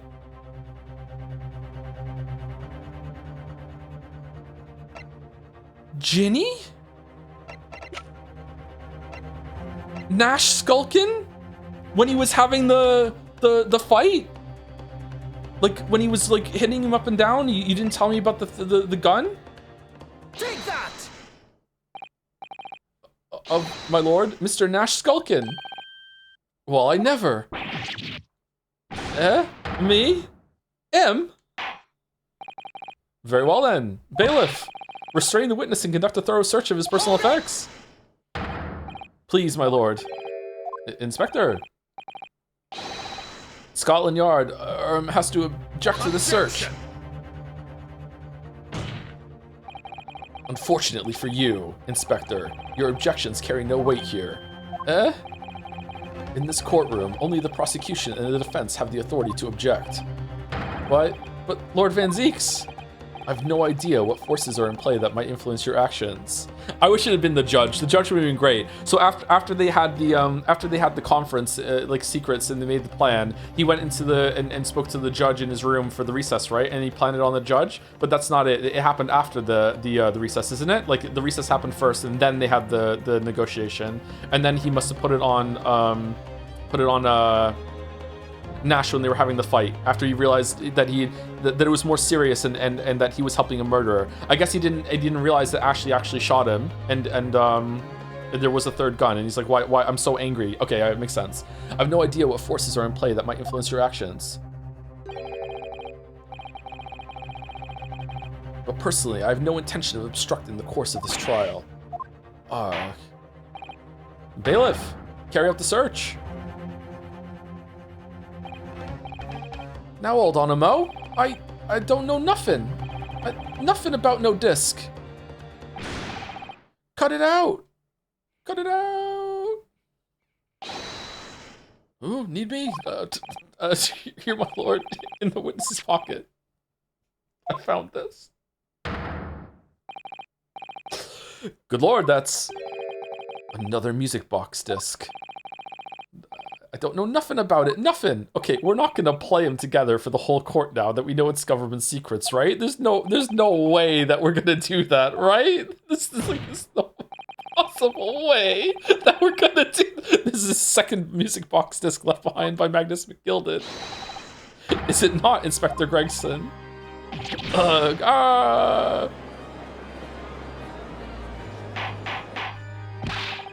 Order, order, order! Mr. Culkin, what do you have to say for yourself? Gordon Bennett, I mean just Gordon Fleeman Bennett! I swear I didn't know nothing about that disc, honest to God! Counsel, would you please explain what exactly is going on here? The alleged deal that was struck was between this witness and this detective, no? Without question, my lord, no doubt. Then for pity sake. Why on earth was this man in possession of the disc that the inspector traded for information? Inspector Gregson is a shrewd, calculating man who rarely loses his composure, but at one particular point in this trial, he exhibited some unusual behavior for a brief moment. I don't recall. What unusual behavior? It was, yes, during my cross-examination of Mr. Graydon. Which one? There have been 75 of those. Tell me, Mr. Graydon, when you left the pawnbrokery that night, was it by any chance with the second disc in your jacket pocket? I admit to nothing of the sort. This is right after Herlock came in through the doors, right? While Mr. Graydon answered my questions, the inspector appeared to have grabbed Nash Skulkin by his coat and was shaking him violently. Yeah, he didn't know. Thought me noggin was gonna fall clean off, I did. I was wishing I'd been born as me brother I was. Brother! And what exactly happened to make the detective attack you like that? I ain't got a clue. Not a Scooby-Doo. He was just suddenly turned and grabbed me and whistled like that and started shaking me. Didn't say that one right. Why the blazes didn't you mention the third gun when we got you down the station? That's what he said. Yelled it right down my ear, all he did. My head's still throbbing now. Police brutality it is. The way the detective behaved then was extremely out of character. Brother, if only the Liquid and Solid Snake were British. Brother! Even looking back now, it must have been then that he did it.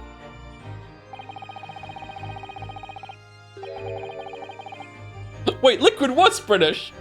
Hold on. I'm you. I'm your shadow. He won. That was the opportunity Inspector Gregson created for himself in order to hide this. Well, bless my wig. He hit it. You. But I'm afraid I failed to comprehend the motive here. If the detective had acquired the disc he was after, why on earth would he then proceed to hide it in another man's pocket? This is a court of law. He could have submitted the item as evidence. It would appear, my lord, that the inspector was not at liberty to do that. Why ever not? As the man himself revealed earlier, his current assignment has some special conditions. I wonder if he's going to be acquitted of this then, because he had orders. Doesn't matter what you do, bring these discs. My orders were recover the medium used to convey the secrets leaked from the ministry.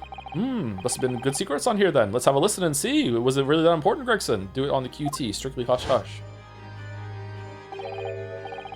Hush hush? A top secret assignment, is it? As far as we're aware, the information stolen comes from confidential government communications. It would seem that if the information were to be revealed in court as evidence, it would be problematic. Does that sum up the situation, Inspector?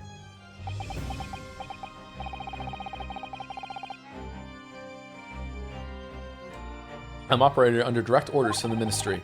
I'm afraid I'm not at liberty to answer that question. So, realizing there was a chance that you may be searched here in court, you took steps to hide the disc you had acquired from the witness. Ah, does this mean? He only pretended to attack Mr. Skulky in order to get close enough to him, to slip the second disc into his pocket. So it was all a pretense. I'm surprised you didn't just, like, fucking leave when you got the disc, man. Maybe you were after the first one, too? Well now, Inspector Gregson, and you, Mr. Graydon. Are you prepared to admit to the accusation made against you of this alleged deal?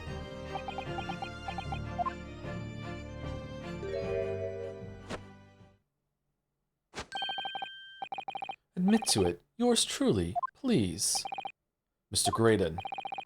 Clearly, our Eastern visitor has an uncommonly active imagination. Really? That's what we're going with? Really? However, there's no proof that I passed that disc to the inspector. But then, how do you explain the reason why you knew about the peephole? Oh yeah, that. I'm under no obligation to explain. Oh, God. Okay, battler. What the fuck? What? Fucking blonde battler fucking on the fucking stand here. Yeah, yes, I lied in my testimony. That I admit. So sentence me accordingly. But that is all I admit. Murder, leaking government secrets, striking a deal with the detective. All of it is this young Eastern man's fancy. I have no idea what any of that is about. You. What?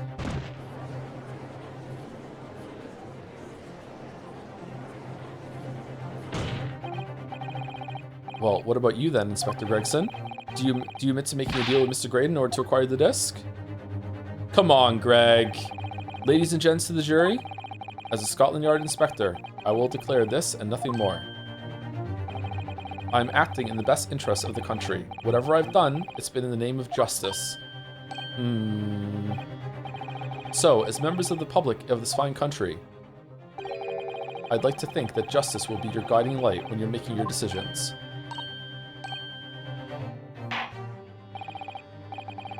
This is quite a quandary indeed.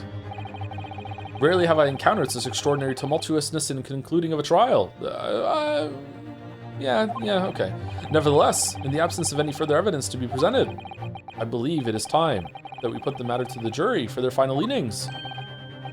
Oh, well now, as a fellow servant of Queen and Country, I must say I sympathize with the old inspector. Yes, he's a dependable man, I'm quite sure. In service, one becomes a good judge of character. Even crossing your eyes doesn't help when it comes to looking at this case. It's all blurred to me. Well, as a fellow professional, I'd like to put my faith in a detective, really. Graydon and his highly skilled operator stop. Currently in presence of idol stop. Completely compromised. Detective has very much trust in eyes. More than this, I cannot say. I don't believe it. These 6 jurors are... They're going to believe Gregson if they declare the decision now. What is even this decision? What does this decision even mean at this point? Is Ginny going to be found guilty? if I don't manage to produce some definitive evidence right now, then we're going to lose, or I have to do another fucking examination submission, and no one wants that. That's right, I don't. Either some proof that Grayson killed Mr. Windebank or stole those government secrets, or some evidence to force Gregson into admitting that he struck a deal with the witness. Well then, counsel, I think it's time I impose on the jurors to declare their final decisions. No. That is, unless you have some compelling evidence you have thus far not presented to the court. If I let the judge call on the jurors to announce their leanings, Gina will be found guilty. So there's no choice then, Runo. You have to throw some more evidence at them. This is it now. It all comes down to this. Who do I present evidence against, Gregson or Graydon? I don't even know what we're doing right now.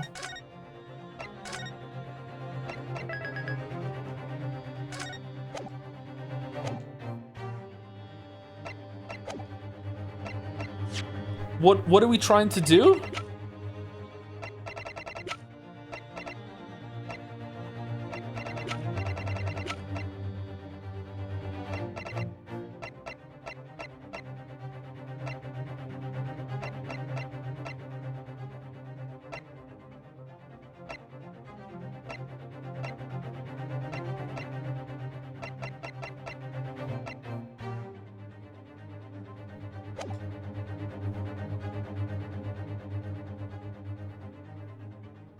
If we do jury, are we just gonna go to examination summation? Like that wouldn't end it, would it? Like,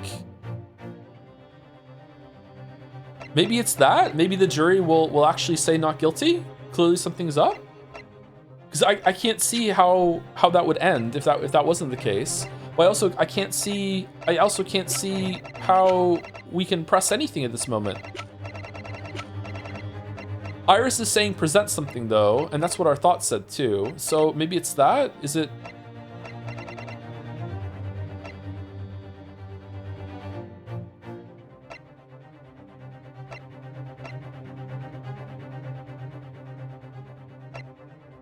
I don't even know what we're meant to be doing. Hold on, like what would we even do? Either some proof that Graydon killed Mr. Windebank or stole those government secrets, or some evidence to force Gregson into admitting that he struck a deal with the witness. Okay, well, we can press that Graydon, the gun that Graydon brought, right? Can we do that? Can we say, like, I want to press Graydon, and the evidence is that like, there was a third gun that was fired at the scene, right? So where's that?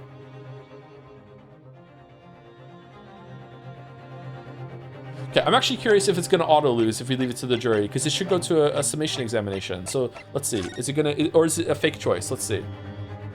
I can't possibly decide this. I think all I can do is leave it in the jury's capable hands at this... No, Runo. Oh, okay, never mind. Look how far we've come. This is the final stretch. You need to pick the most explosive piece of evidence and throw it at the weakest witness. Hard. Just before you do... You deserve an explosive punishment for that weakest of decisions. Oh, whose side are you on, bro? This will be the final blow. I need to decide where to place it myself. Your answer then, please, counsel.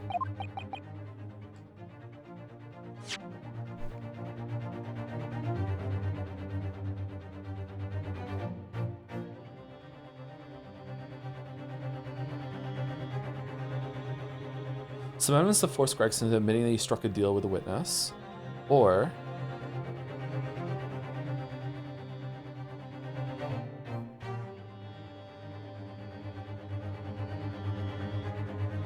can we like force Gregson to play the music discs maybe, and he'll say no, and then he'll admit to something or whatever? Or is it about? I think it's Graydon. I think it's the gun. Let's go with that. Mr. Graydon, there's one final piece of evidence I would like you to see. Humph, you misguided fool. Whatever you intend to show me now, you'll be wasting your time. I have nothing left to lose. I assure you, I will admit to nothing. This is my last chance. It looks like I'm going to have to force his hand here. One final piece of evidence to get him to admit to the deal he clearly struck on the stand. Oh! This isn't about that he killed someone then. Shit, I thought it said in the history that he killed someone, not that he did a deal on the stand. What the fuck?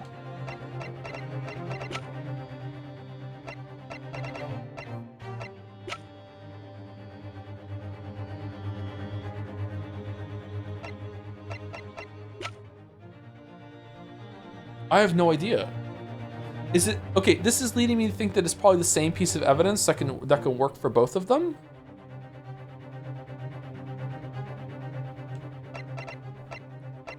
It's Iris's story manuscript somehow. Somehow they knew about it.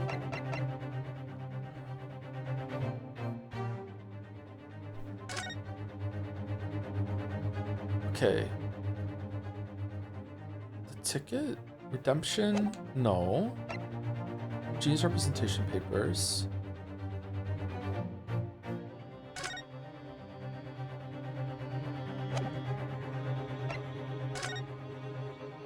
Samples of blood.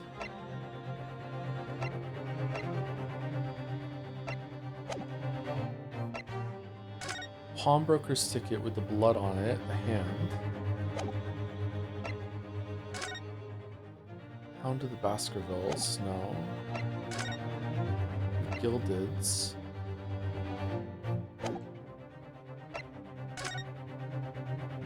This, maybe? No, I don't think so. Autopsy report.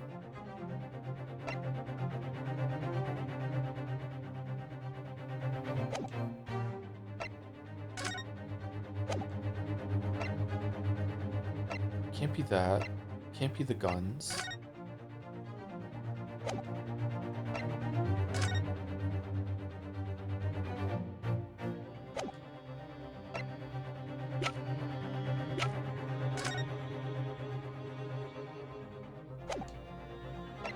Have we used the fact that this broke yet?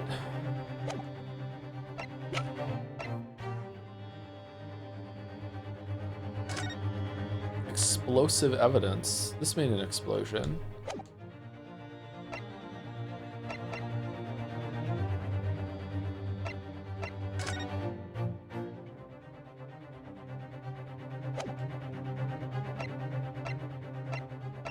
I don't know. I have no idea.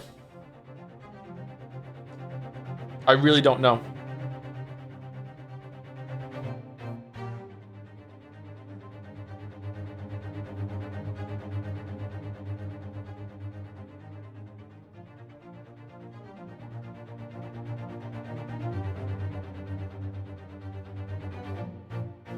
Let me put chat down before I get mad. Also, thank you to Sky Thickion for the 14 months. This isn't a kangaroo court. This is an entire circuit. It has had that vibe. Yeah, this is the best kangaroo court trial for sure. Thank you, Sky Thickion. And thank you, Dolomitos, for the 16 months. Does Vampire Edgeworth even drink a full glass of wine, or does he just throw 90% of the bottle at the wall? I don't know if he's drank anything, actually. He might have just, he might just be smelling it. I'm not sure.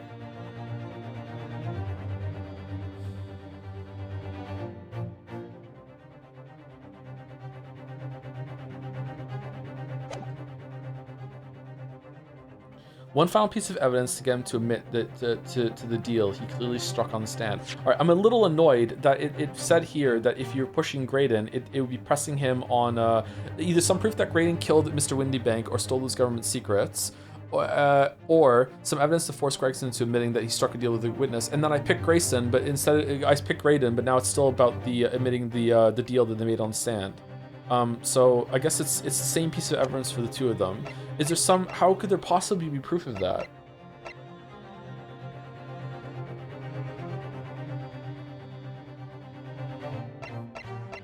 Like, how could the music disc have possibly been passed over if that was the case? I don't know. That seems like going in circles. Maybe that's what it is? Maybe it's just asserting my dominance as being a lawyer and summon the ghost of Kazuma to come help? I mean, this is the only line of thought I have at all, and even then, it's a really big stretch. I don't see how the cat flap is it.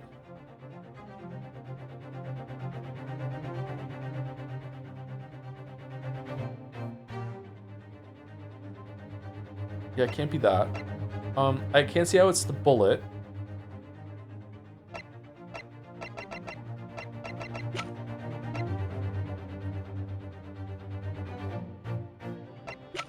Okay, let's just try that. Let's just try the music, I guess. I have no idea what to do. Take that!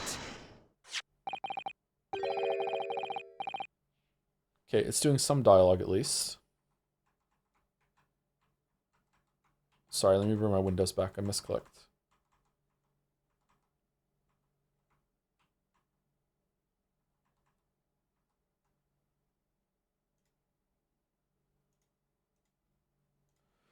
Is that Mr. McGillicuddy's peculiar music box council? Yes, with the disc already in place, ready to play. I think perhaps now would be a good time to listen to the sound produced by the music box again. Only this time, with the second disc we just discovered, set in place as well. Goodness, this disc, council! No, wait, I can't let you do that. Why not? Because, well, because it's got nothing to do with this case. That's why. Objection. Not true, Inspector. Eh? The defense has already proposed that the sounds heard by the court earlier from this music box were part of a Morse code message. We know that Morse code comprises of 2 distinct tones. The defense believes that the second disc contains the second tone needed to complete the message. Alright, so far this doesn't feel like it follows to me at all, but okay. But now we have a chance to confirm that theory. For crying out loud, Sunshine, we're talking about state secrets here. If you go letting the whole courtroom hear confidential information like that, it's treason. Then do you admit the charge? That in order to protect those state secrets, you engaged in unlawful dealings with a witness. You're mad. If you let the secret information out to the public domain, you'll be making an enemy of the entire British government, you idiot. Let's not forget, Inspector, that you, a Scotland Yard officer, leaked confidential case details to a witness. That you continue to lie to the court, and all because, by fair means or foul, you're determined to do your duty. Well, by fair means or foul, I'm prepared to do mine. Don't you dare. I will stop at nothing to protect my client. I don't care who I make an enemy of.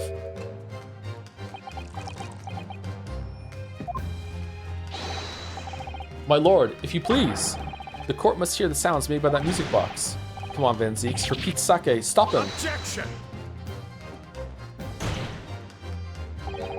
Inspector, you should know my methods by now. I'm a prosecutor, I'm no Scotland Yard puppet. Erg. In this courtroom, my duty is to the law, so let me propose a toast to uncovering the truth by fair means or foul. Ooh. Very well. Let's all go down for treason together. The defense's stance here, and that of the prosecution has been made very clear, I feel. Therefore, in accordance with the defense request, the court will now listen as this music box is set in operation once more. Ooh, look at it. This time with the second disc in place and both discs playing simultaneously. How do you line them up? Does it have like a starting groove?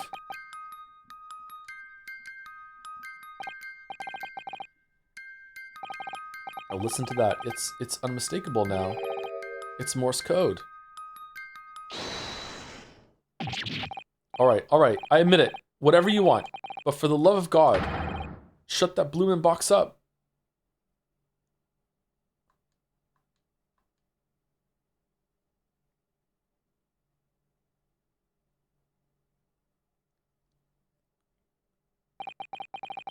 Let me ask you again then, Inspector Gregson.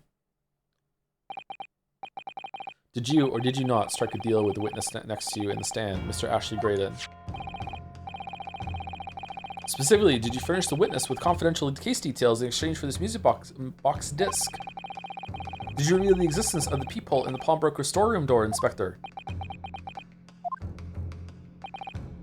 I did. Stop, what are you doing, man? It's all exactly like the young Eastern lawyer said, when the trial resumed after the recess and we were stood here in the stand together. That's when he approached me with the deal. Shut up, you imbecile. Shut up! Psst, you there. You're the detective who turned up at the pawnbroker the other day, aren't you? You may have something you're looking for, Inspector. With me at this very moment. So how about a trade? I suggest you accept. Or information that may make certain individuals uncomfortable will soon become very public indeed. Okay, Greg, why didn't you just like deck him and take it? Like what this is really bad, Greg. I couldn't let that information become public knowledge, not under any circumstances. So I accepted the man's proposal and told him details about the case that should have put him in the clear. The people in the storeroom door and the bloodstains on the overcoat. By giving false testimony, this witness intended to have the defendant wrongly accused of murder. Inspector, you knew that. Yet you still revealed those details to facilitate the witness's perjury. I did. But then it turned out the peephole had only been made that night after the incident took place. Scotland Yard wasn't aware of that, if I'm perfectly honest. Well, Mr. Graydon, what do you have to say for yourself? There's nothing, and no one left for you to hide behind. You struck a deal with the inspector in order to escape conviction of a very serious crime, namely this. You are the third intruder who broke into the pawnbrokery on the night in question.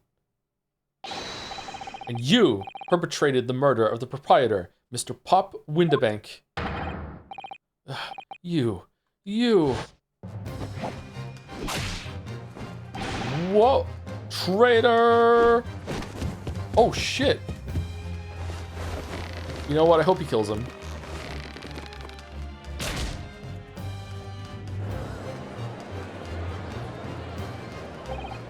Bailiff! Restrain that man! At once! Why doesn't his cane have a thing at the bottom? That's it then. It's all over.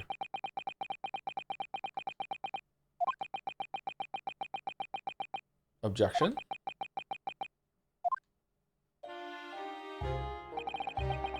I despised my life growing up. Those slums are vile places. I was cursed from birth, born into poverty, the son of a penniless artisan. My parents did nothing but quarrel all day long. What little money they had was never spent on me.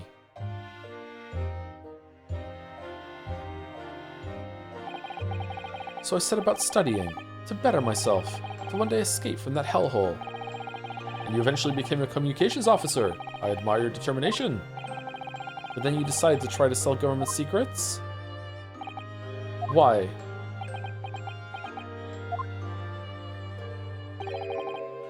Isn't it obvious? Because I wanted money.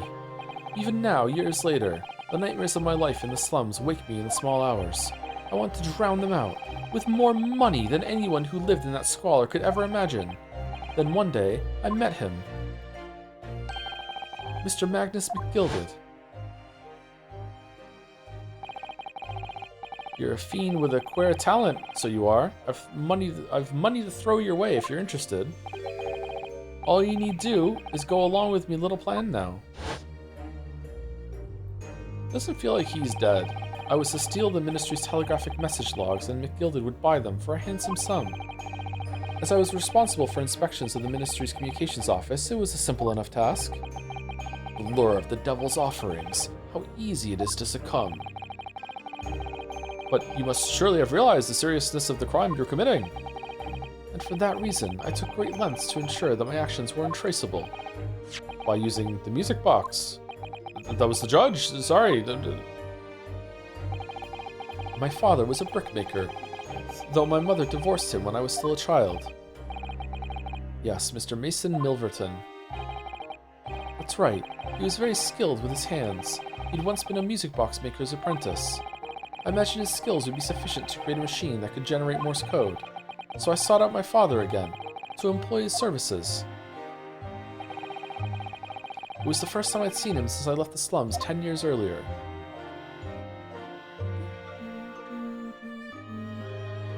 What is this? Look at you, Ashley. What a fine gent you've become, eh? He was a different man to the one in my memory. A thin, frail, old man. But poverty had never broken him, never corrupted him like it had me. I was sure he wouldn't help me if I told him the real reason. So I made up a story. I've got some work for you, Father. I need some music box discs made. Music box discs, eh? A musician friend of mine has written some music he wants to sell to the public. I've brought the score with me. There are two, actually.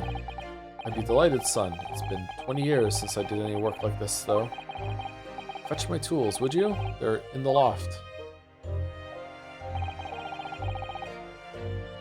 That's how I had to make the two discs. Oh, this was the first time that you were selling government secrets? The first time it went this bad. Wow, okay. Thereby splitting the information in two, you were taking considerable precautions indeed. It was to protect myself as much as anything. It meant that I could deal with McGilded in 2 separate transactions. The first involved the first of the 2 discs and the music box for playing them. I exchanged them with McGilded for 10 guineas. Then, on receipt of the second disc, he would pay 1,000 guineas.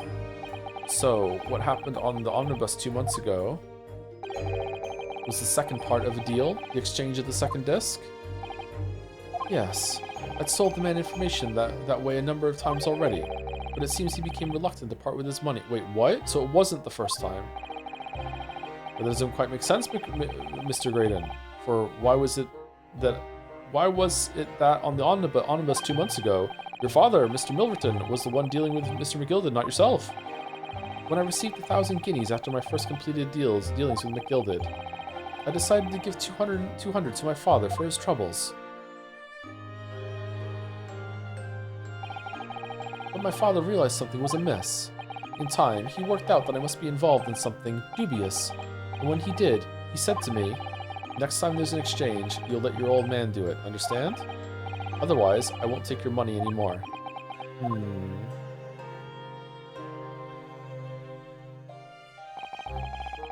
That was my father's way of dealing with it, I suppose.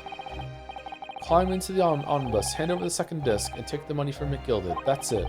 He had no idea what was actually on the discs I'd asked him to make. He never knew. Just like I'll never know why everything went so horribly wrong that night.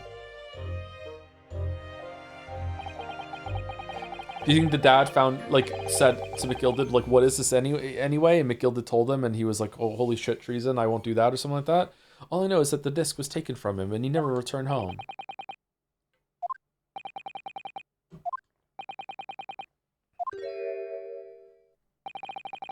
It was only then that I found out what sort of a monster McGilded really was. So after 10 years of not once uttering it, I swore on my father's name.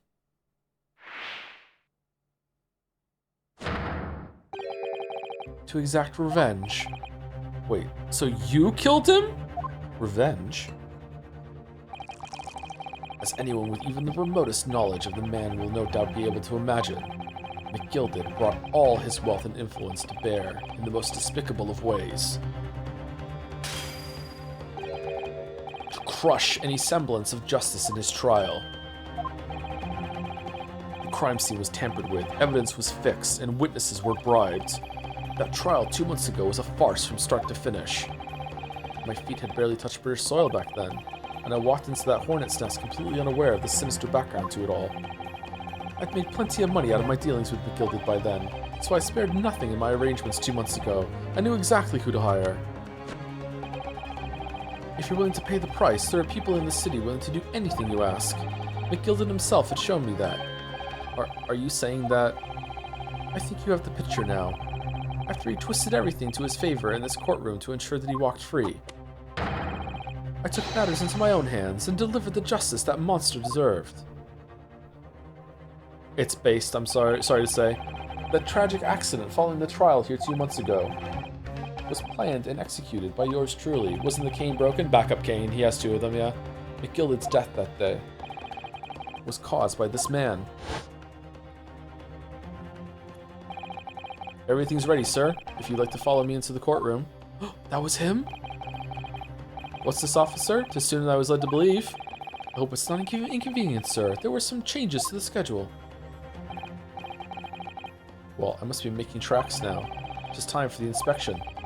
They're going to examine the omnibus again, so I'm told. I asked if I could be present for it myself.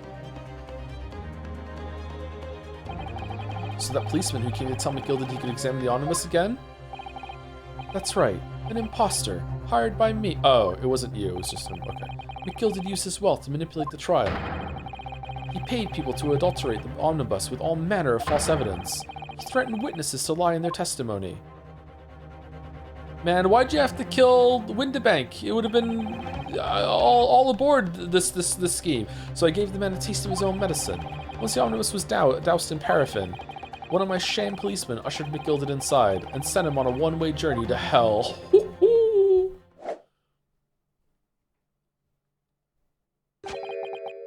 An eye for an eye. That's how I avenged my father's death. A spine-chilling account indeed. But that wasn't the end of it for me. There was a loose end, you see. A loose end. Yes, I should think it's obvious. The second disc, which my father had taken to exchange with McGilded. Ah, yes. There was indeed no mention of it in the man's trial 2 months ago. Clearly because it had been removed from the scene of the crime. When I realized it was missing, I remembered something. Something from the first time I dealt with McGilded. Graydon, you can always trust the pawnbroker. Windibanks is my favorite. This is the first of the 2 discs in the music box. You need to play them. Always be pawn. Always be pawned. Well, look at that now. What an ingenious little invention. So then, as promised, 10 guineas for a young... Crawling Ollie going into the fucking pawnbrokery with a bunch of shit strapped to her back like a turtle shell. Always be pawning. Everyone's pawning. All the time. What's this? Windibank's pawnbrokery. Yes, it's a pawnbroker ticket, so it is. You can use it to redeem an article. I've deposited there for you. There's no need to give a name. Just hand over the ticket and tell the fiend the watchword. I put a jewel in pawn for you. It'll fetch a good 10 guineas if you sell it, so it will. I've never heard of a pawnbrokery being used in quite that way before. Oh, really? It's really common. What do you say? Have you not, Mr. Graydon? London's pawnbrokers are very useful places, you know. Each one is like an extremely secure vault.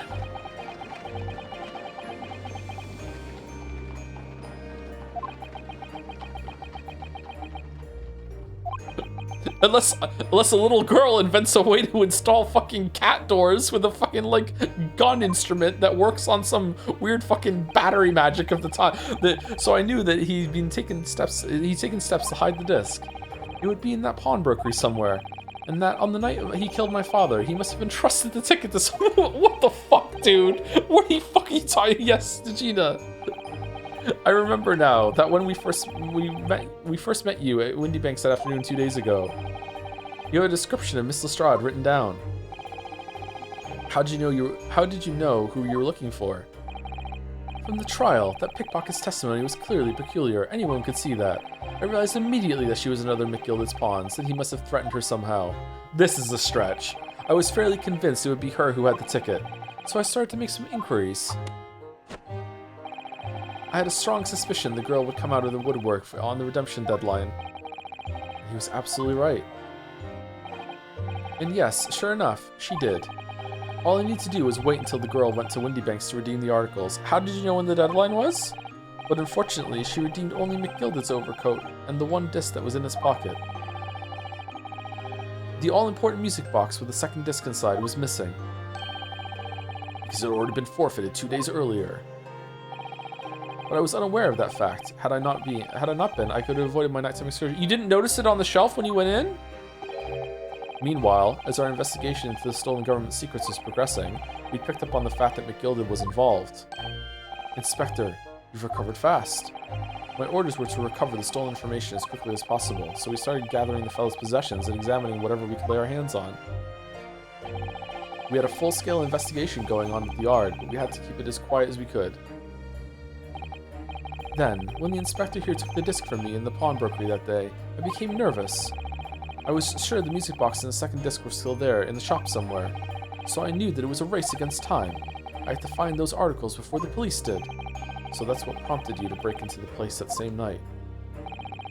With the help of your old friends, the Skulkin brothers.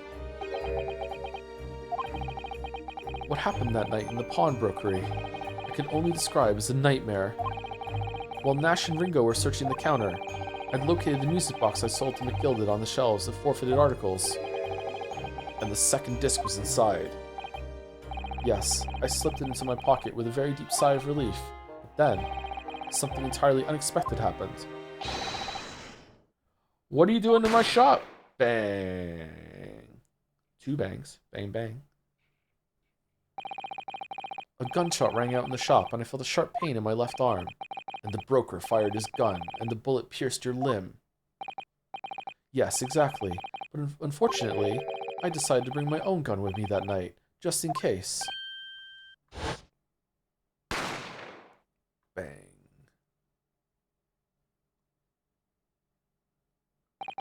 Sounds like self-defense to me, not guilty. Before I knew what was happening, I fired back.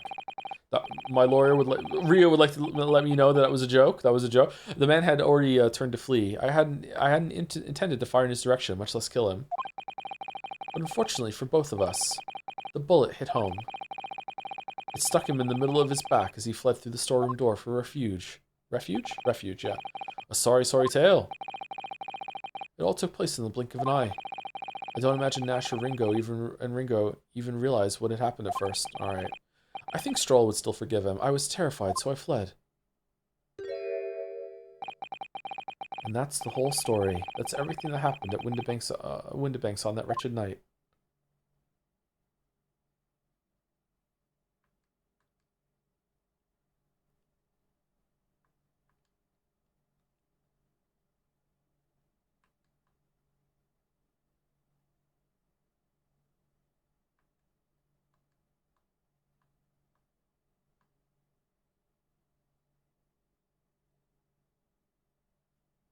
Sun's up, another day.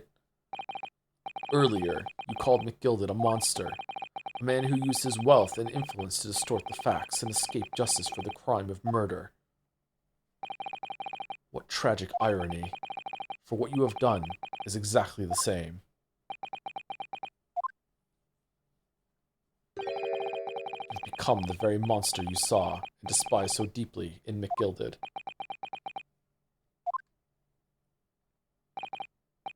Yes, I think I have.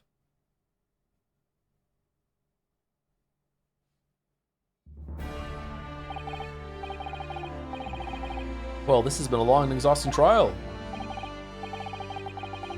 However, it would seem that at last we have arrived at the truth. Quite a sympathetic villain there, who still definitely did a crime that deserves punishment. That's cool. That's a cool. Usually when you're in that kind of thing, you're like, I sympathize with what you did, and it's like I can see where it came from, and it's just tragic. Whereas here, it's like I sympathize, but like, man, you did wrong here. Like this was bad. What you did. This was bad shit. Yeah. Okay. I think maybe right now I can't remember the first games, but this might be my favorite trial of all of them, including the first three. I think I like the end of Justice for All more with how everything tied together. But individually, just this trial had some really good callbacks, but also it was just really funny. It was really, really funny. Went on a touch too long though, but yeah. This is definitely the best of this game. I don't know if it's the best period though, but like, yeah. Definitely the most entertaining. Yeah, someone's saying it was so entertaining. Definitely the most entertaining of all of the, how many have we seen? 5, 10, 15, extra ones, 16, here's 21 trials, so 21 episodes. I think this is the most entertaining of the 21 that I've seen. Inspector Gregson, what of Mr. Ashley Graydon? He's been restrained, my lord, and is being escorted to the yard. Okay, are you going to get restrained now too? He'll be charged with the murder of Mr. Windibank and the stealing of government secrets. Very good. And you, Inspector, regrettably, you will have to face charges yourself. I don't know, actually. Will he? Does he have immunity because of the secret thing? He might, actually. I don't know. Yes, my lord, of course. Which inspires that you were complicit in helping a criminal escape justice. The fact remains whether or not you were doing so in line of duty. The crime is a serious one, Inspector, and inexcusable.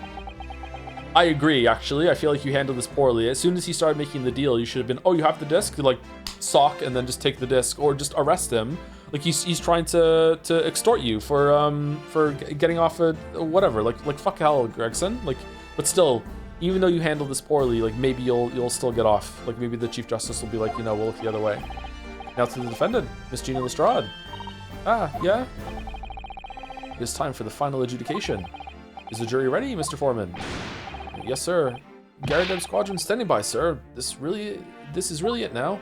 For the last time. The last push, the final call, the finishing whistle. My men are ready to deliver their verdicts. Thank you, Mr. Foreman. Very well, ladies and gentlemen of the jury. You will now declare your final decisions to the court. Not guilty. Who are we even judging at this point? Not guilty. Not guilty. Not guilty. Not guilty. Not guilty.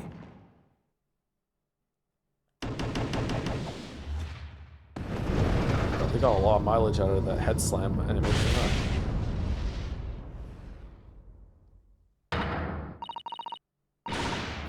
Ha, that's the stuff. I'm off the hook. Finally, Reno, you finally managed to do it. Finally is the word. I really wasn't sure if we'd come out on top for a while there. Susie was right. You're the best lawyer in the world. Mr. Strahd, I'm not finished with you yet.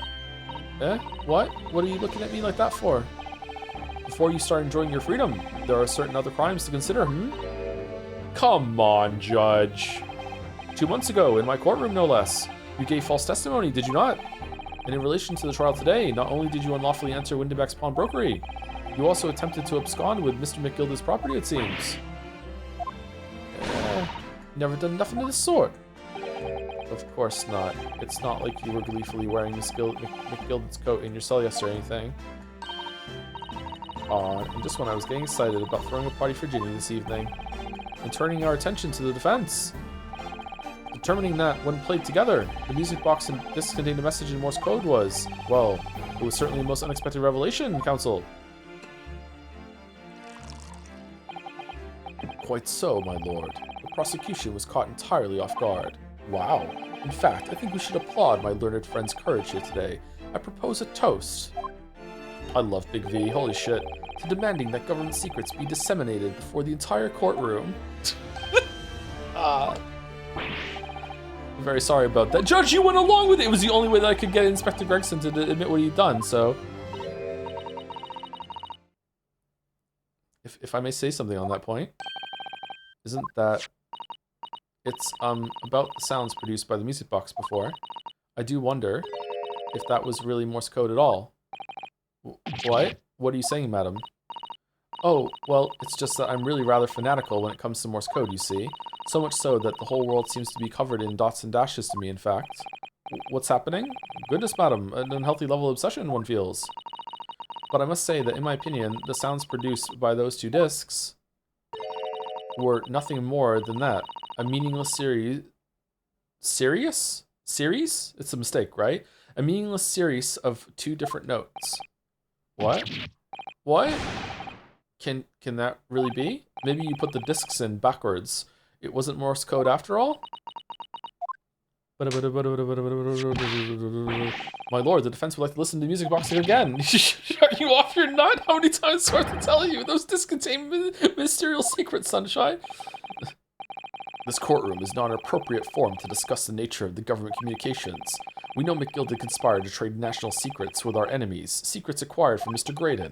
Now that the man has admitted to his crimes, we have no need to pursue the matter further. But I am curious, so let's just do it. Fuck it. I'm a little drunk after going through so many hallowed chalices. You know what? Let's do it, my learned friend. Is it really gonna bother me? Oh, Sherlock. Sherlock did lift the disc and did make an imprint of it. He did. He did. I was right. We could have searched Sherlock and got one. 100%. 100% he has another one and we're gonna listen to it for sure. Mr. Strahd. Yeah, my lord?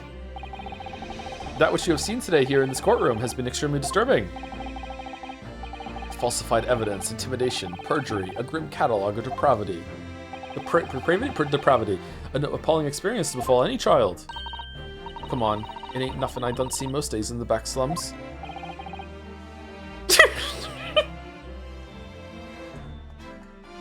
I peg your pardon. If you're weak, you pay for it. That's just how life goes. Gina. But look, I reckon I worked something out today. The world ain't fair, but if you want it to change,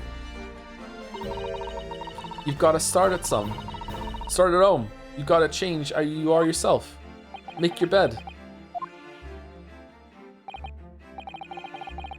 Well, it's a very laudable lesson, I would say. I eagerly look forward to the born again Mrs. Strahd never gracing my courtroom with her presence again. Then she became an inspector and was here every single day. Now, with regard to the murder of Mr. Pop Windebank, proprietor of a pawnbrokery business on Baker Street, I hereby declare the defendant, Miss Gina Lestrade, not guilty. Confetti court! Woo! Confetti court! Confetti court! Woohoo! It has never been more of a kangaroo confetti court.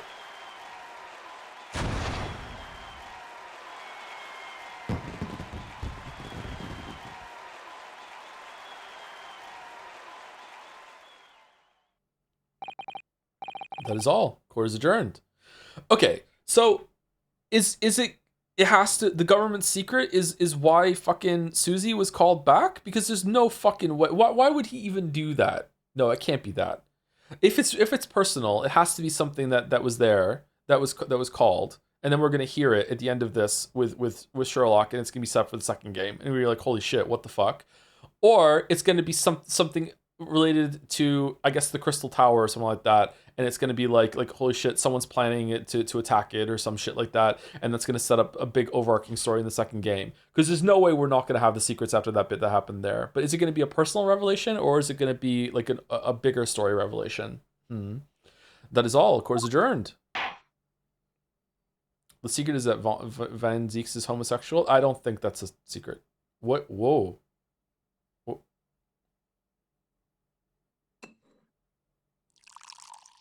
Want to listen to the music box? Oh, do I ever. On a personal note, I must say you've surprised me, my Far Eastern friend. Thank you for trying gift subs name for Pez. Thank you very much. Oh. Celebratory confetti subs. Thank you. Despite being a Nipponese, you saw through the pretense to the malice that festered within that Englishman. At the same time, saw through the grime to the surprising heart of your English client. You have a curious talent for judging character, especially considering our very different cultures. Do you want to be my apprentice and learn how to kill people that escape justice? I don't think there's anything curious about it. Whether we're from the Empire of Great Britain or the Empire of Japan, we're all human beings. We're not so very different on the inside. You know, I took this case for one very simple reason. To lock swords with you once again, here in the courtroom. You did? When I encountered you for the first time 2 months ago, it reminded me of toasting friendship and trust with another Nipponese, only to find my trust betrayed. Through you, I hope to look into the eyes of the man I once knew, and try to understand. You're just hung up on your ex? Really? This is all this is... You mentioned something similar earlier today about total betrayal at the hands of the Japanese. Is your ex Kazuma? Because that would be spicy. Oh, spill the tea. What happened exactly? Well, you may ask. And one day, when the time comes, you will learn the answer, whether you like it or not. Alright, then I'll wait for that day if I must. Susie's dad. Gotta be Susie's dad. Susie's dad. This totally dying, by the way. It's Susie's dad. Coming to be known as the Reaper of the Bailey, and my retirement from service 5 years ago, it gives me cause to wonder if our meeting has some deeper purpose.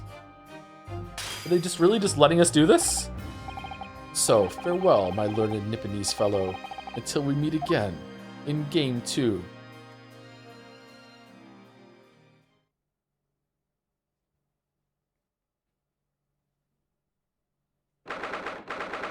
th of April, 5:24 p.m.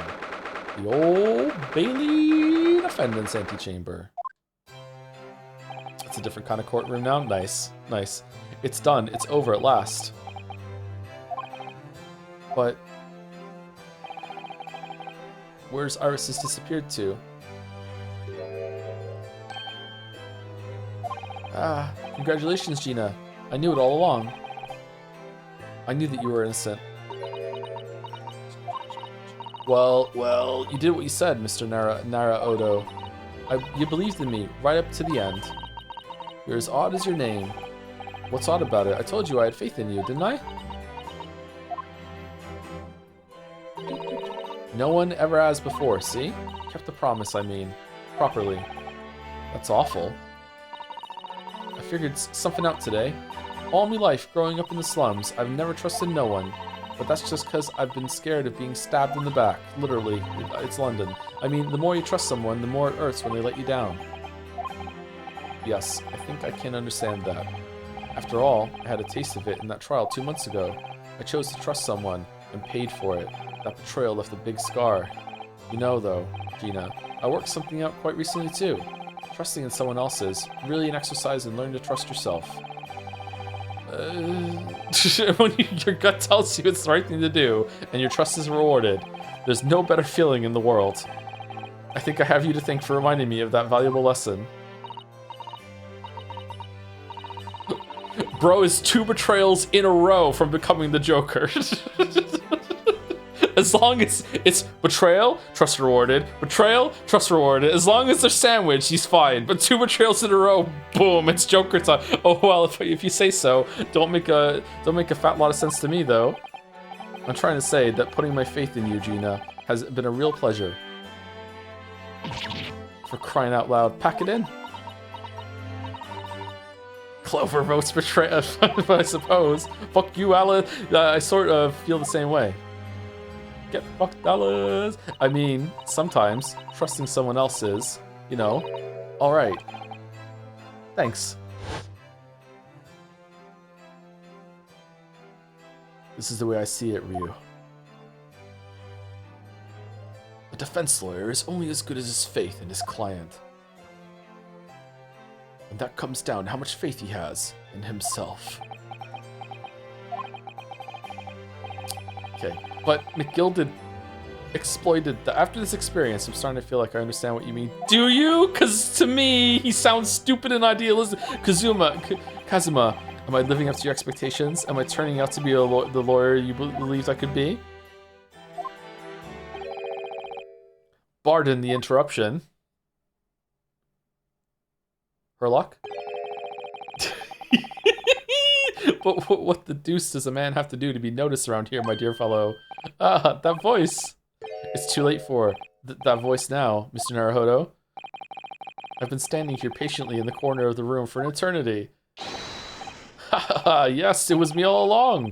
I would have said when you finally noticed me. But you people with your incessant babbling. Ah, Mr. Sholmes. Looks like Raiden. Aha! Yes, it was me all along, you see?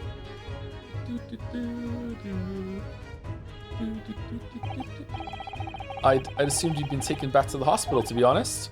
Indeed I was, but I managed to escape again. Escape? Oh. I happened to be aware of 1 or 2 foibles of the doctor who was tending to me.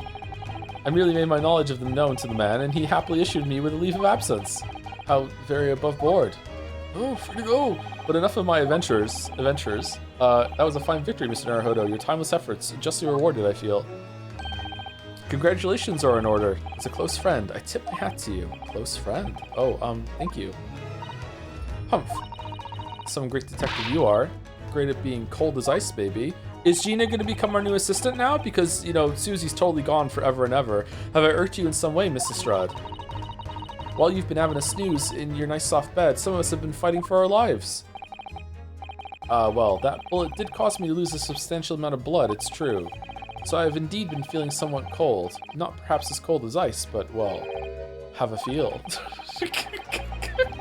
Could you take your hands off my neck, please, Mr. Holmes?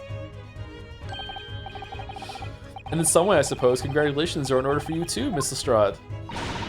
What's that supposed to mean? Why so half-hearted? Well, naturally, it isn't my intention to alarm you, but... an acquittal in a trial with that particular prosecutor is perhaps a little precarious. Well done, Mr. Sholmes. Not alarming in the slightest. Oh, the Reaper, you mean? Does anyone who's found not guilty in a trial he was working on winds up dead anyway? Is that it? The very point I was trying to make. As exemplified by the fate of Mr. McGilded, in fact. You're gonna have to stay at Baker Street now in order to be safe. But of course, I pay no attention to such a rational drivel myself. Yeah, well, it don't bother me. The fact that the door was in plain sight. I'm sure some people noticed it, like, when they first saw it. Don't get me wrong. I didn't notice it. The fact that it was fair and it was there the whole time is I don't want to say like favorite because, like, you know, recency bias and all that, because I'm just like really in awe right now. but definitely one of my favorite things in a mystery game, whatever. Like, it's the fact that it plays fair and you could notice it if it was there is just really, really good. Like holy shit, well done. The confidence to just put this in there and just be like, yep, it's there if you can see it. If you're paying attention and you're thinking you can see it, but if not, it'll come later. Like, yeah, absolutely well done. The fact that it even links to looking at 2 photographs too, and it's there, and you and just like fuck. Like, if you cross your eyes properly and you're looking so they had you look at these 2, and they had you like see that the thing on the desk had moved, and they're making so look at it there. They had it side by side, and still I didn't see it. They prompted me to study these 2 fucking pictures, and I didn't fucking see it. Fucking hell, man. Well done. Well done. Seriously, well done. Very impressive. Holy shit. Yeah, well, it don't bother me. Oh yeah, oh really? Of course not. The way I see it, the Reaper's a bit like him upstairs. Him upstairs, you mean like God? No, you who stays at the attic. Yeah, him upstairs knows what's what, right? He knows what people are like on the inside. You won't have got the wrong end of the stick. There's some coves like that bog trotter, what are rotten to the core. At the end of the day, him upstairs makes sure they get what they deserve. Oh, honey. I suppose that's one way of looking at it. Divine justice is one thing, though. The Reaper taking matters into his own hands and claiming lives is another. Well, I ain't like the McGildids of this world, so I ain't scared. I got principles, see?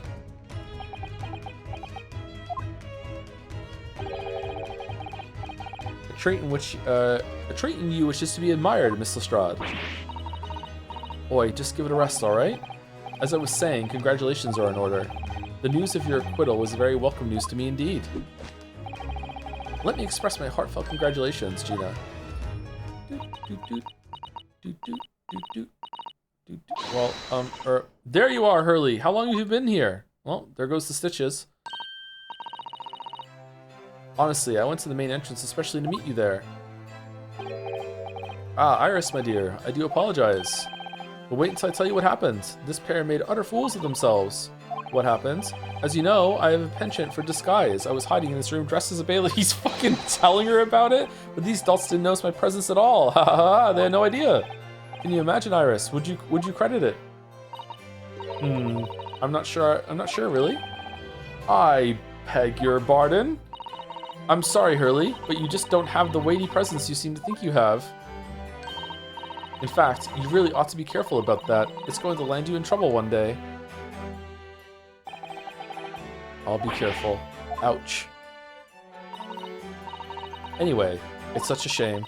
I was so hoping to throw a party for Ginny tonight, but you won't be able to come, will you? Don't look like I'm going to be going nowhere for a while. You were the judge's patter. I got stuff to make amends for, apparently. All them offenses. This is bullshit. What was it again? Breaking and entering, taking the bog trotter stuff, what was in lug, blah, blah, blah.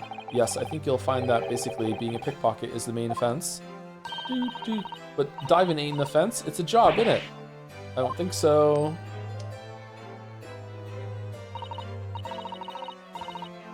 Still, it has got me thinking all this. Maybe I should start looking for another line of work. I mean, you didn't start off as a lawyer, did you, Odo?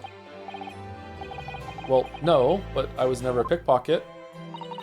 Well, lucky you then, huh? Fucking privilege talking. Well, anyway, I reckon I could make a change.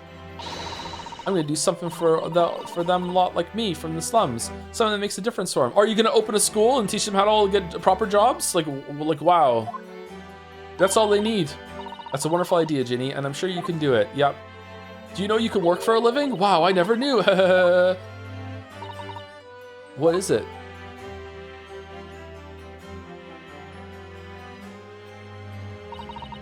Nothing. Miss Gina Lestrade. The prison carriage has arrived, Mom. Come with me to the rear gate at once. Bullshit. Right. Well, looks like I'm off then. Yes, goodbye, Gina, and good luck. Odo? Yes?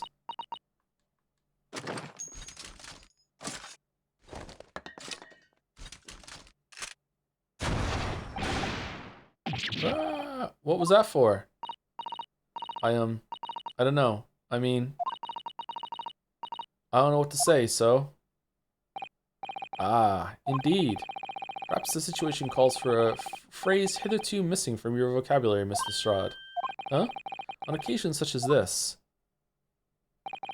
I would recommend a simple thank you. Oh, say thank you. Oh yes, it's good advice, Ginny. Right, I see. Well?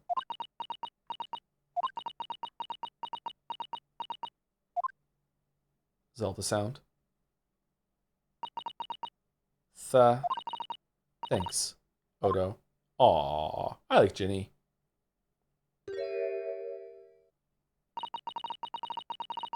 Thank you for everything what you've done, for believing in me. Not at all. In fact, that should be my line. Thank you, Gina, for being someone that I represented that didn't turn out to be guilty. Thank you. And then she died. Well, there she goes. I wonder if I'll ever see her again. Well, well, quite the indomitable pick purse. Oh, I nearly forgot. I bought a paper outside. It's a special edition, and this trial is all over the front page. Is it really? Pickpocket's innocence proven. Isn't it wonderful? You should have shown it to Gina, Iris. She would have been thrilled. Oh no, how silly of me. But anyway, would you like the good news or the bad news? Not again. Well, what do you say, Runo? Hurley? As usual, I think I'd rather get the bad news out of the way first. Absolutely not. I have no intention of listening to anything but good news. And there you have it. How people answer that question says a lot about them, doesn't it? Let's not go there. It's optimists that want the bad news first, right? Because then the good news stays there and is overpowering the bad news, right? It's pessimists that want the good news first, and then the bad news is like what stays with them afterward. Who knows? All right then. So maybe let's just start with the good news this time. 10 minutes left. Okay, 10 minutes left. Yep. The rain has finally stopped. It was a record level of rainfall, apparently. Well, that is good news indeed. We can journey back in greater comfort. Alright then, what's the bad news? The huge storm has left the seas very choppy. The channel in particular is awful, so sailings out of Dover have been delayed by a day or more. Wait, Dover? Where the White Cliffs are, that's right. If we head to the station immediately, we may still make it in time to wave Susie off. But there won't be a train, surely. We couldn't be that lucky. We have our own train! Who do you think I am, Mr. Naruhodo? Mr. Sholmes? I rushed to Victorian Station earlier and made arrangements for a special express. If we hurry now, we shall be there in time for dinner. You did what? And I know of a fine restaurant that serves the most delicious baked sole. How much money are you making from your pawning? I don't. The great detective does it again. Indeed he does. Always be pawning. I happen to be aware of a number of the rail transport the director's foibles. What? Okay, it's just blackmail all over the shop. Okay. I merely made my knowledge of them known to the man, and he happily laid on the locomotive. Elementary. Just an idea, but it might be wise to stop manipulating people that way. What are we waiting for then? To London, Victoria.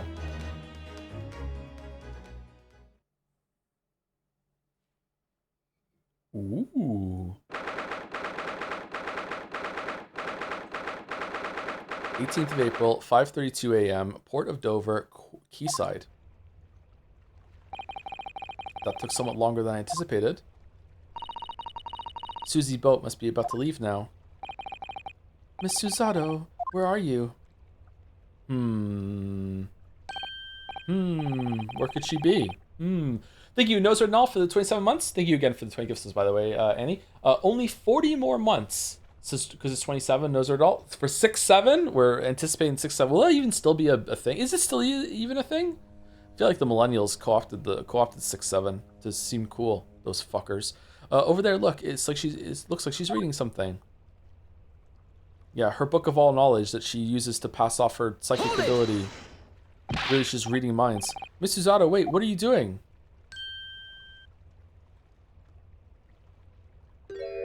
Had the strongest sense of deja vu there. Mr. Naruhodo, what are you doing here? We came as soon as we could after the trial. I mean, we heard that sailings were being delayed due to the bad weather, you see? Oh, I see. Then tell me, how did Gina's trial go? It went well. She was acquitted. Could have mentioned the cat thing earlier. That's wonderful. Really wonderful news. Your vibes are rancid right now, Susie. Rancid vibes. Thinking August for 77 months. 77. Just checked with Errol. There are 10 more minutes left. Oh, okay, 10 more minutes to go. Okay, that's good. That's good. All right, 10 more minutes. All right. Okay.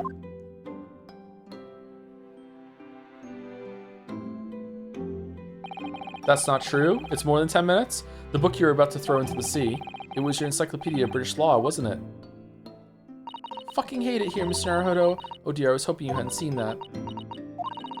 I'm not worthy of practicing law in any way now. So, I was saying my final farewell. You were saying goodbye to law? You? Suzato-san? Would I be correct in assuming? You have about 10 minutes left, including credits. Okay. It's because of the people. Is it because of the people, Miss Suzato? You were checking to see if she was okay. You didn't even know someone was shot in there. I deliberately altered the scene of the crime, and then I tried to hide the fact. Did you? What I did is utterly unforgivable. That reminds me. How did you even come to have this, Susie? On the evening of the incident, Mr. Sholmes had invited Gina to dinner, if you remember. Oh yes, we had a wonderful time. Well, Gina gave us a little introductory lesson, didn't she? Why is the Hound of the Baskervilles in the court record? To the art of pickpocketing, I mean. Oh, that was so much fun. I stole Runo's armband. You pickpocketed the whole entire fucking gun thing? No. Yes, please don't do that again, Iris. That band's very important to me. Well, if it's so important, you should pay more attention to it. You didn't notice for ages. It's gone right now, actually. On a whim, I thought it'd be fun to see if I could take the cat Flapomat, so I put it up my sleeve. Really? That's why I've had a kimono this whole entire game, for this moment, and then I rather forgot about it until I found myself in Mr. Winterbank's shop with it later that night. Susie, you went to bed, I see, and then...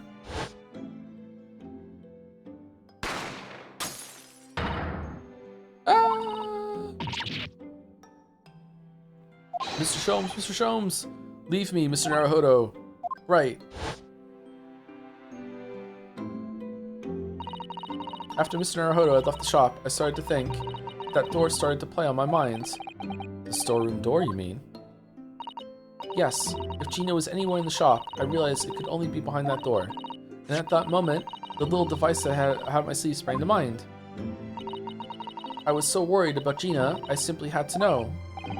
So you used the cat Flapomat to make the people in the door. Yeah, this is all fair. Like, if the door was locked, it's fine. It's captured in a photographic print in the shop. By one of Hurley's red-handed recorders. Indeed, it was of the first importance at that point. Precisely when the peephole was made, that information would prove to be Mr. Naruhodo's greatest weapon. Though, naturally, without proof, it would have amounted to nothing. I just read that whole last, 2 minutes on autopilot. But when I looked through the hole in the door, he was dead on the floor. The sight of him in my eyes made my blood run cold. Thoughts started to run through my mind. I remembered that trial 2 months earlier, the trial of Magnus McGilded. I thought about how he had manipulated the evidence and arranged false testimony to secure his freedom. It made the British justice system feel very dark and sinister to me. And then, a terrible thought occurred to me. What if some wicked criminal was planning to do the same thing now? Meanwhile, in the background, the boat's leaving. Oh no! But because from the appearance of the crime scene, it looked exactly as though Gina had shot Mr. Winterbank. Even though I was sure she would never have done such a thing. You were worried that the true culprit would try to frame her for the crime? That's right, but then I realized it would be very difficult for anyone to give false testimony in this case. What do you mean? Well, the crime appeared to have happened behind the door of a locked room. For someone to claim falsely to have witnessed it, there would have to be a way to see beyond the door. Ah. For which, a peephole would be the very thing. Only the peephole I had made wasn't actually there until after the crime had been committed, of course. And the criminal would know that, so it wouldn't make any difference. The possibility of a rather ingenious trap was there, was it not? A trap? Is that why she did it? Cat trap. So is that why you kept it a secret, Susie? You never mentioned that, so you made the people to anyone, not even the police? Could have told, I know, and I knew at the time that what I was doing was wrong. A criminal offense even. No, that's why I decided to confide in Mr. Sholmes. And not us? If Mr. Naruhodo was completely backed into a corner with no other possible means of escape, the truth about the people could save him. That was my plan. And the god of this world, who was the person who wrote it, thought it would make a really great moment in the story for the audience that's playing it. And you know what? He was right. He actually was right. She really does think of everything. But then, why didn't you just tell me everything before the trial began? My dear fellow, you're not thinking straight. If she had done that, it would have rendered you complicit in the whole escapade. You could have been disbarred if you had been seen to have knowingly tampered with a crime scene. It's not tampering! Someone might be hurt in there! What is this tampering bullshit? So Miss Susato decided to shoulder the burden of responsibility alone. For your sake and Miss Lestrade's. Miss Susato.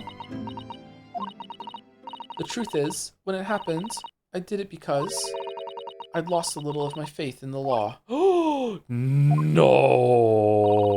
I was worried that the right person wouldn't be convicted of the crime, but the moment I allowed myself to think that is the moment I lost my right to call myself a judicial assistant. What you did isn't comparable to what he did. Graydon is the one who lied in the witness stand, using that peephole as a way to implicate Gina. And besides, if the peephole inconsistency hadn't existed, I'm not at all sure that she would have been acquitted in the end. Which means we should use trickery like this in all cases going forward. Why not? Miss Susato, what you did saved Gina's life. Well, with your kind words, Mr. Naruhodo, you saved me too from my regrets, and this book from getting what?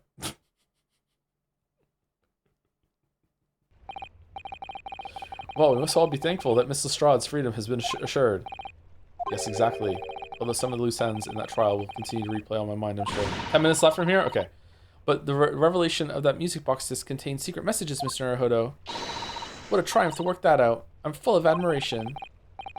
Well, actually, that argument wasn't quite as compelling as I thought it was. Oh, it wasn't?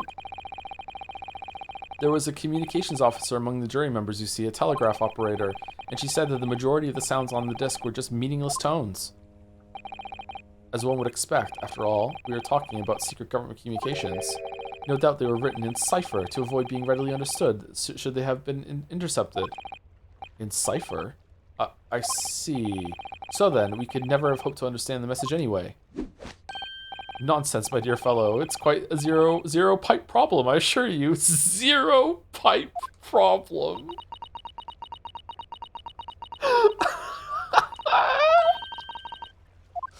A Soji?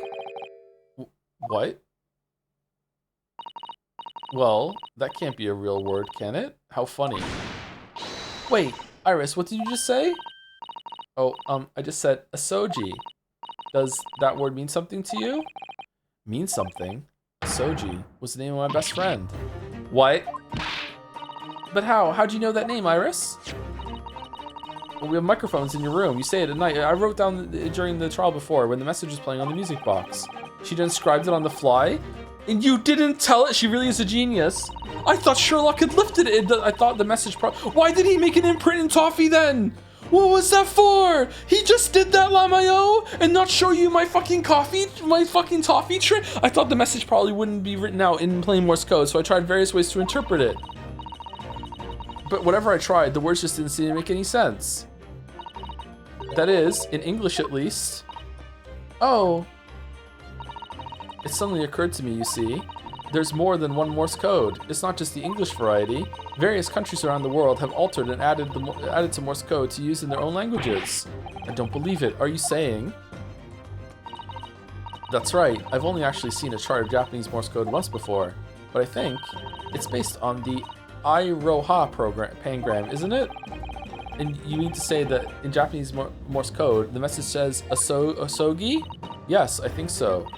Sorry, but I don't remember all of the Japanese Morse code. Iris, would you let me see that? Miss Susato, do you know it? Do you know Japanese Morse code? Of course I fucking do. Yes, I spent some time studying it. Because I'm quite sure Morse code will become ever more important for international communications. Then might I recommend, my dear madam, that you focus your efforts on the English version. Ooh. Be that as it may, Iris, show me the message, please. Brr, brr. Last call, board, of course.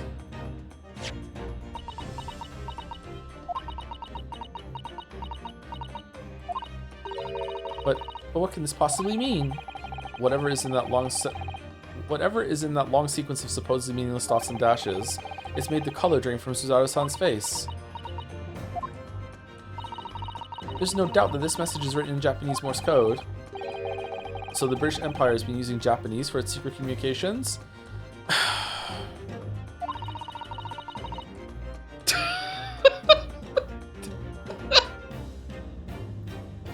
Sure. I don't understand the reason why, but the message appears to be a list of 4 people's names. 4 names. The first is Kei Asogi. Kazuma Asogi. Why? Why was his name on that disc? The second is A Shin. Shin? I don't recognize that name. The third is T Gurguson. Gurguson? Gregson? Tobias Gregson? Ah, it would seem Tobias Gregson is the third man. What the fuck is going on? And what's his name doing in a secret government communication as well? A Shin? And the last name is us. What's the matter, Miss Suzato? It's just so strange, so unexpected. Oh, what is it, Susie? Don't keep us in suspense. The last name is J. Wilson. What? Wilson? John H. Wilson? You mean Daddy? It says only J. Wilson, so I'm afraid I can't be sure. And J and I are really close together in the Morse code, though, so it could be Iris Wilson. Then after 4 names, it reads, if I translate from Japanese, that is all 4. And that's the end of the message, or rather, the end of what you noted down, Iris. Wait, is there more? Oh yeah, she didn't hear the whole thing, right? I just can't believe it. Who would ever have thought that those discs contain Japanese Morse code? Not to mention a strange list of some disturbingly familiar names. It would appear that this particular message is a communication of some kind between Great Britain and the Empire of Japan. So, Daddy could be in Japan then, where Susie and Runo come from. Oh, well... no, it's not very likely, really, is it? I mean, there are thousands of people with the surname Wilson, and there must be lots of J's among them. Thank God. Okay. Professor John H. Wilson, visiting professor of medicine at the Imperial Yumi University. But we can't tell Iris about that now, we just can't. Yeah, we should tell her soon, but we should talk about it amongst ourselves and also talk to Herlock about it first, yeah. But we should tell her. This is so strange. Somehow, in solving the case of Mr. Windenbeck's murder today, I feel like I've rolled back a boulder at the mouth of a very dark cave. I do wonder if perhaps it's a dark cave that we shouldn't go wandering inside.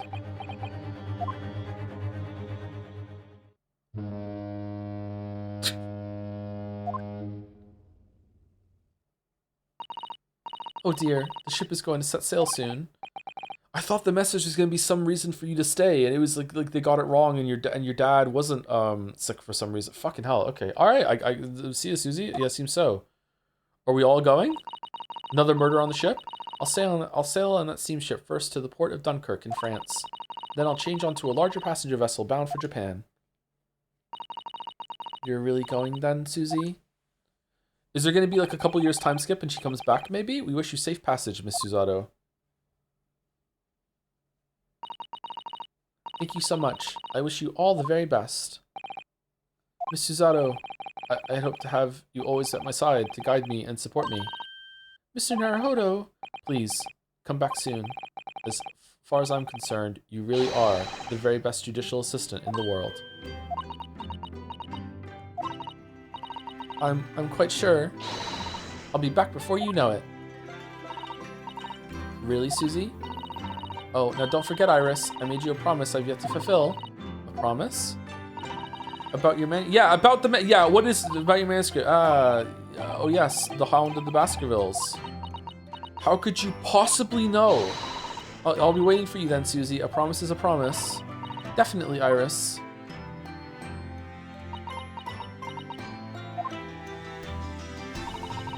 Mr. Naruhodo. Yes? Do you remember the first time we met? 10 minutes left? Okay. Yes, of course. On the SS Buria, when I was dragged out from that wardrobe, still half asleep. If I remember rightly, you threw me halfway across the cabin with a Susie takedown. You know very well what I'm talking about, and I'm talking about after that.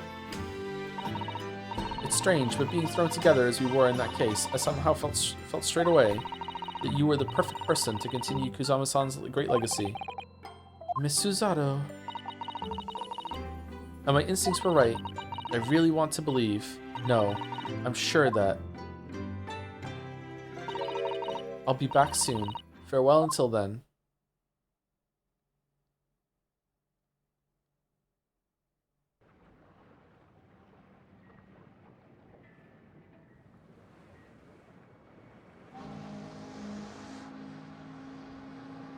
Somehow we seem to have come to the end of the adventures of Ryunosuke Naruhodo.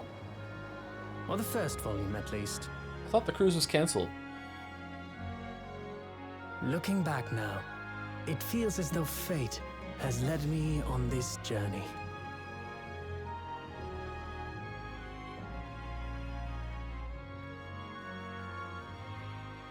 Fate led me to becoming a lawyer, to traveling halfway around the world, to meeting the great detective. I'm sure there'll be trials and tribulations ahead. Yeah. Of course there will. But whatever happens, There'll be justice for all. I know I'll be able to turn my fortunes around.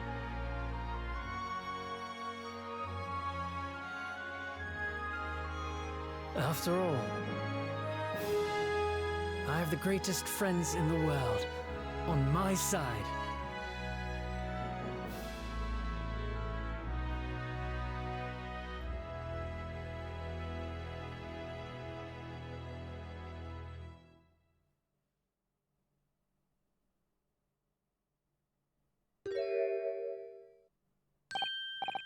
Ah, yes, Mr. Naruhodo. Yes, Mr. Sholmes? I have some rather awkward news. The railway company has decided to sue over the Special Express train, apparently. Huh? What? That was fast. It caused such a commotion on the line, all the other trains had to wait at stations. But really, we would never have made it to Dover in time otherwise. Anyway, I explained everything and how it was all your fault. Huh? I believe a formal complaint should be delivered to your office tomorrow. But not to worry, my dear fellow. According to Miss Susato, you love defending yourself in court. Huh? It's alright, I'm perfectly happy to testify. He really didn't look like the sort of man who'd do something so outrageous. See? Mr. Sholmes. Are you fucking with me? Yes. A word, if you don't mind. Why, certainly. Any word you like. Bellow it out, my dear fellow. Oh yes, I love Renault's words, and I know just the one he'll use here. Then, I really must say... Objection! Oh, I thought it was gonna be about her dad. Fuck.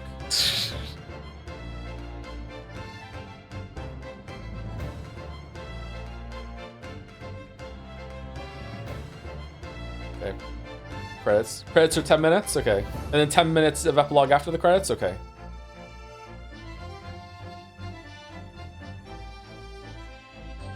The following week's 100 million box arrived at Baker's. Fucking hell! No need to flip. No transpire, I ordered them all myself. So I advertised them for sale with, used by Mr. Sholmes to solve an important case. And the money I've earned. Consulting detective work pays a pittance by comparison. Sellout.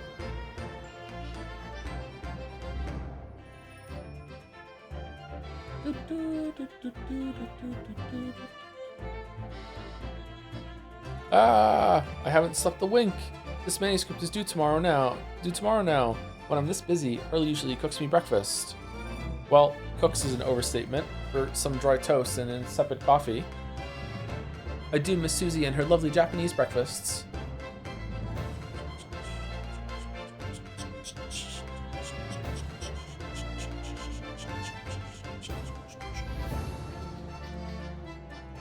Witness, your testimony is riddled with contradictions. Huh?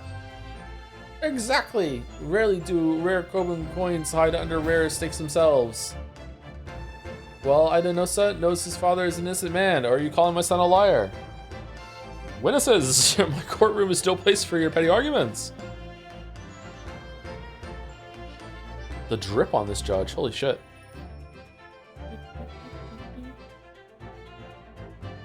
Oh, he really didn't come back. Having delivered the Russian dancer to shore in Shanghai, I laid low on the steamship for a while. But last night, I apprehended an extremely suspicious Japanese national on board.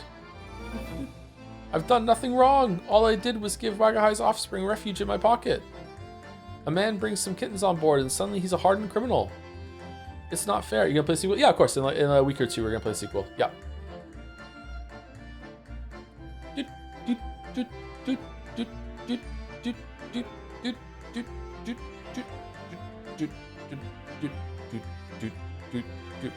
Scientific investigation will be the gold standard for policing in the new age. He didn't come back either. What the fuck? I dream of a world governed by the tenets of order and discipline. Yeah, me too, bud. Like a great clock, in fact, whose hundreds of parts mesh together in perfect unison. Now, if you'll excuse me, I have but 2 minutes and 37 seconds until my next appointment.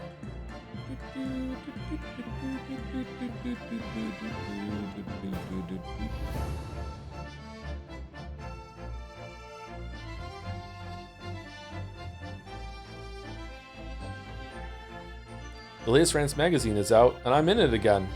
Whenever I say that one line she wrote now, I get a standing ovation. Want to hear it? Humph. Not bad, I suppose. For an amateur. Oh, I thought it was going to be that I committed treason. Glug, glug, glug. I committed jury fraud. Whatever the fuck it would be. Ah, her ladyship puts me to shame.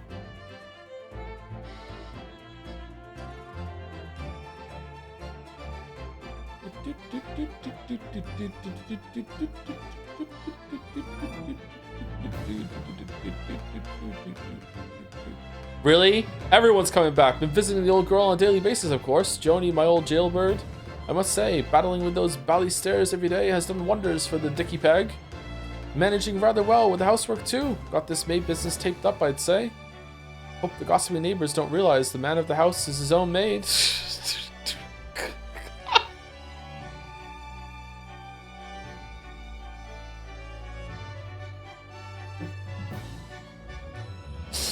The cut to the dress on the cannon after that was really funny. My Raleigh is back on the beat again, all thanks to the Reaper. There's nothing I enjoy more these days than hunting out small change in the gutter. I'm a better Bobby now, looking out for Londoners, their dropped halfpennies, and my lovely wife. Oh, Pat. Oh, Rolly. You know what? I hope these two kids make it.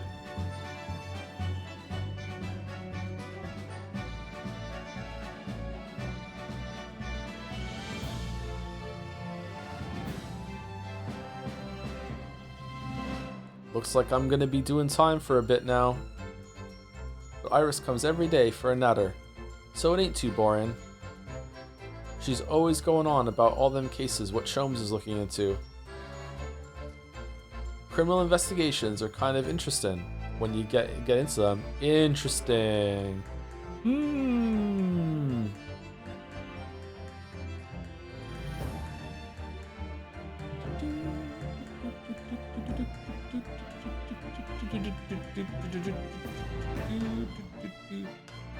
Yes, I renounced my upbringing and chose a life of sophisticated crime. But regrets? Please. Give over, bruv. That ain't the Ash we used to know. We got time in here to plan the comeback of Milverton and Skulkin's milk run, right? The three Musker Whatsits. Milk in the neighborhood for all it's worth.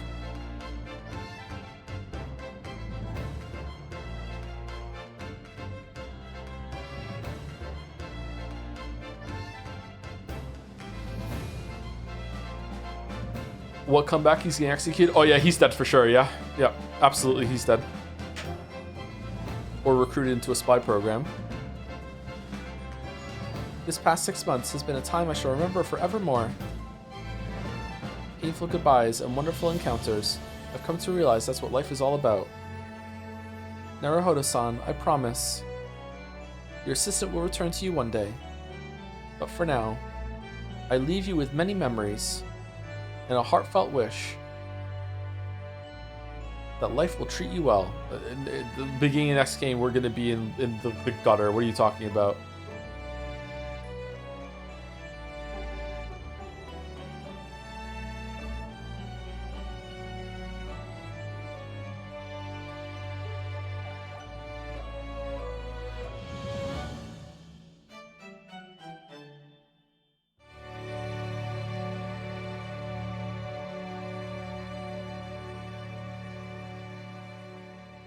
Yes, of course. Of course I sentenced that way. That's what you wanted me to do. They don't know that you're the other prosecutor, Mr. President.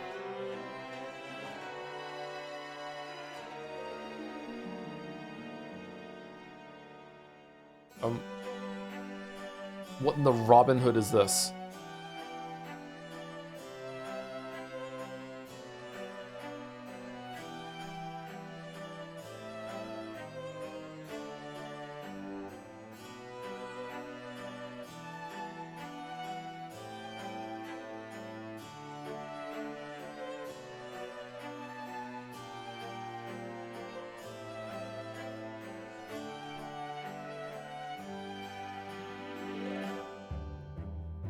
My wife?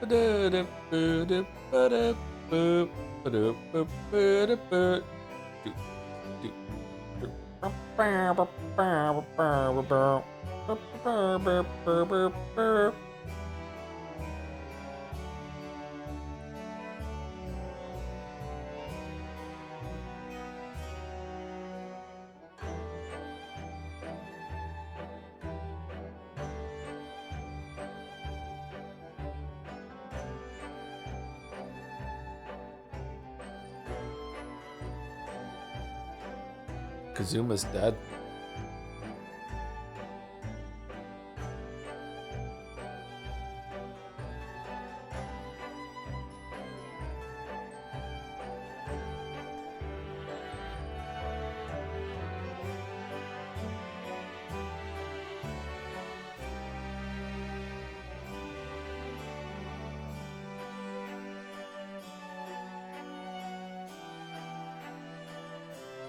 Sounds familiar.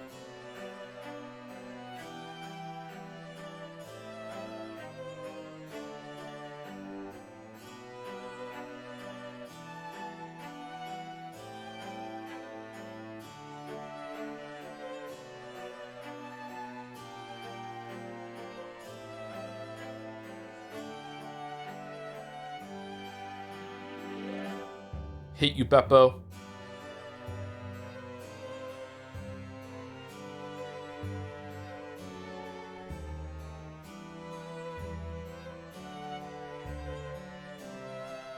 We hate Beppo on this stream.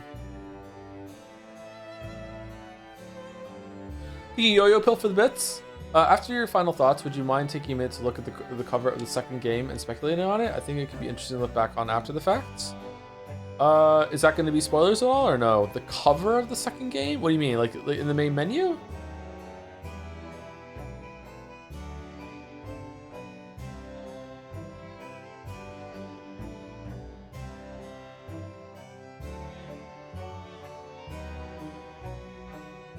The 3DS cover?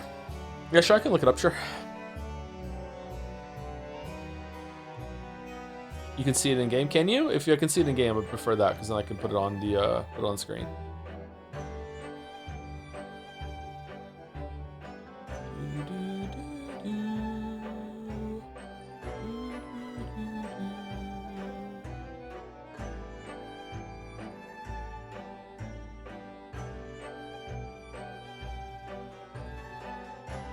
My wife?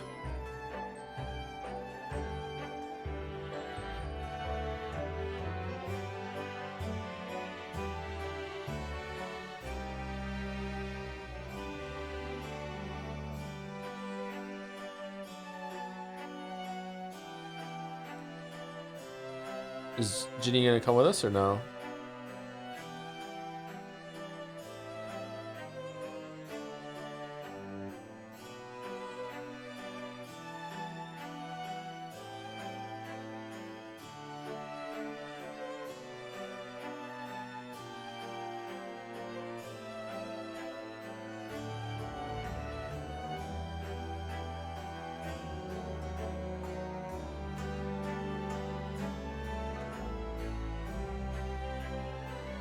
What do you think about localization in this game? I think it might unironically be one of the best translations of a game. I like appreciate like having nods toward like it's done well, but like how I can't judge it without knowing the original language, right? Like it's kind of like an impossible thing. The Great Ace Attorney Adventures, Finny, like in a very limited way, being like it seemed like they did a good job, but it's really difficult to understand, right? But the result was good. Was it? Like in order to judge, wow, this is what we're ending on. In order to judge it, you would have to go back and see how if it's authentic, right? Because if not, it could be just a completely different story with the characters saying completely different things with the art in the background, right? Really, no post-credit teaser or something like that. Okay, so how do I? Is it special contents or what? Gallery? No.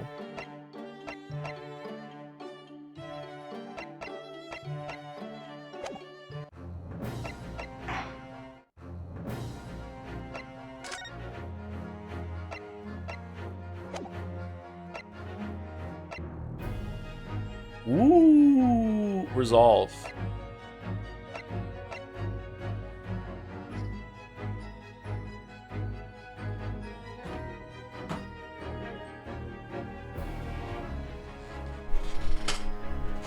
Oh man, now I know we use this courtroom again. That's crazy. Thank you for the 5 gift subs. Pat cake. Patty cake. Baker's man. Thank you, Rich. Okay. Ace, Attorney, Resolve, 3DS, cover.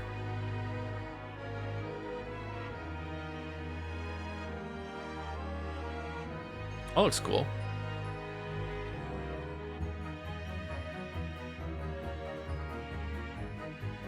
No, I don't really see anything here. Just returning characters, I guess, yeah.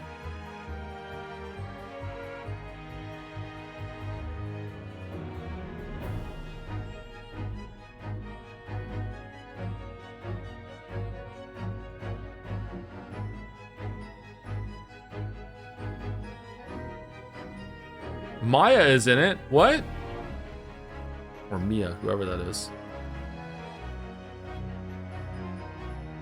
Cool, I like it. I really like the colors here. Looks good.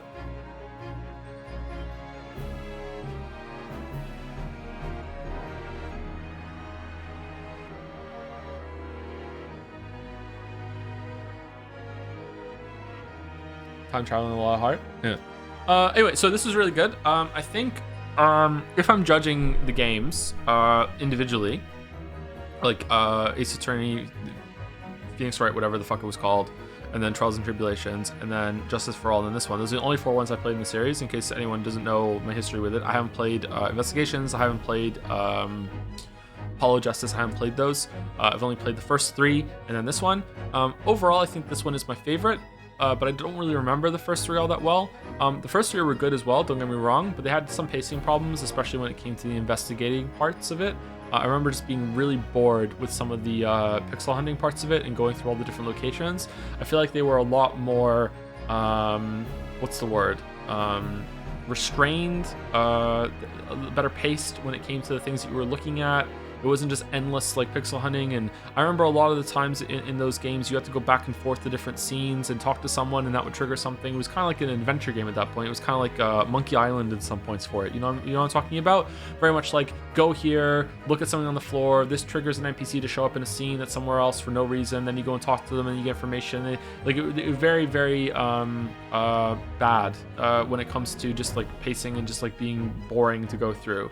Like too much stuff. Like very formulaic as well. I would say that maybe my favorite thing that this game does compared to the other ones is that every single case in that game started the same way with, you know, you are starting off in Phoenix Wright's office, you get some slice of life updates with him and Maya, then you get like some kind of feeler about what's going to happen, then you have to go to the jail and you meet the client. I'm a lawyer, the client tells you some stuff, then you have to go and do the investigating thing, then you go and do the investigating thing, then you go back and talk to the client, and then you go into the trial, and then did the trials even have like an intermission sometimes where you went back into the investigation after the trial, that sort of thing. Like it was just so formulaic and just really dull as it wore you down, even though the mysteries and the stuff in the trials were really good for the most part. Like it definitely, I'm trying not to like condemn it too badly. I'm just trying to hone in on the negatives here. Whereas in this one, I feel like it was a really good idea to have like a case where you didn't even have a trial. That was really cool.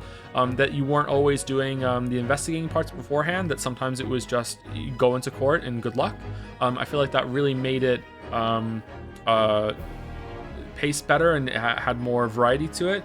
In some ways, though, I could definitely see this being someone's least favorite Ace Attorney game because of that same reason, that they like having like 5 cases where you talk to people, you gather evidence, you gather clues, you talk to people, you look through different scenes, you build the mystery in your head, you actually do some investigating, and then you go to trial. But for me, that's like the least favorite part. So I appreciated that. I think that the last trial here was probably my favorite overall in terms of entertainment value. It was incredibly entertaining, had a lot of cool moments, a lot of back and forth.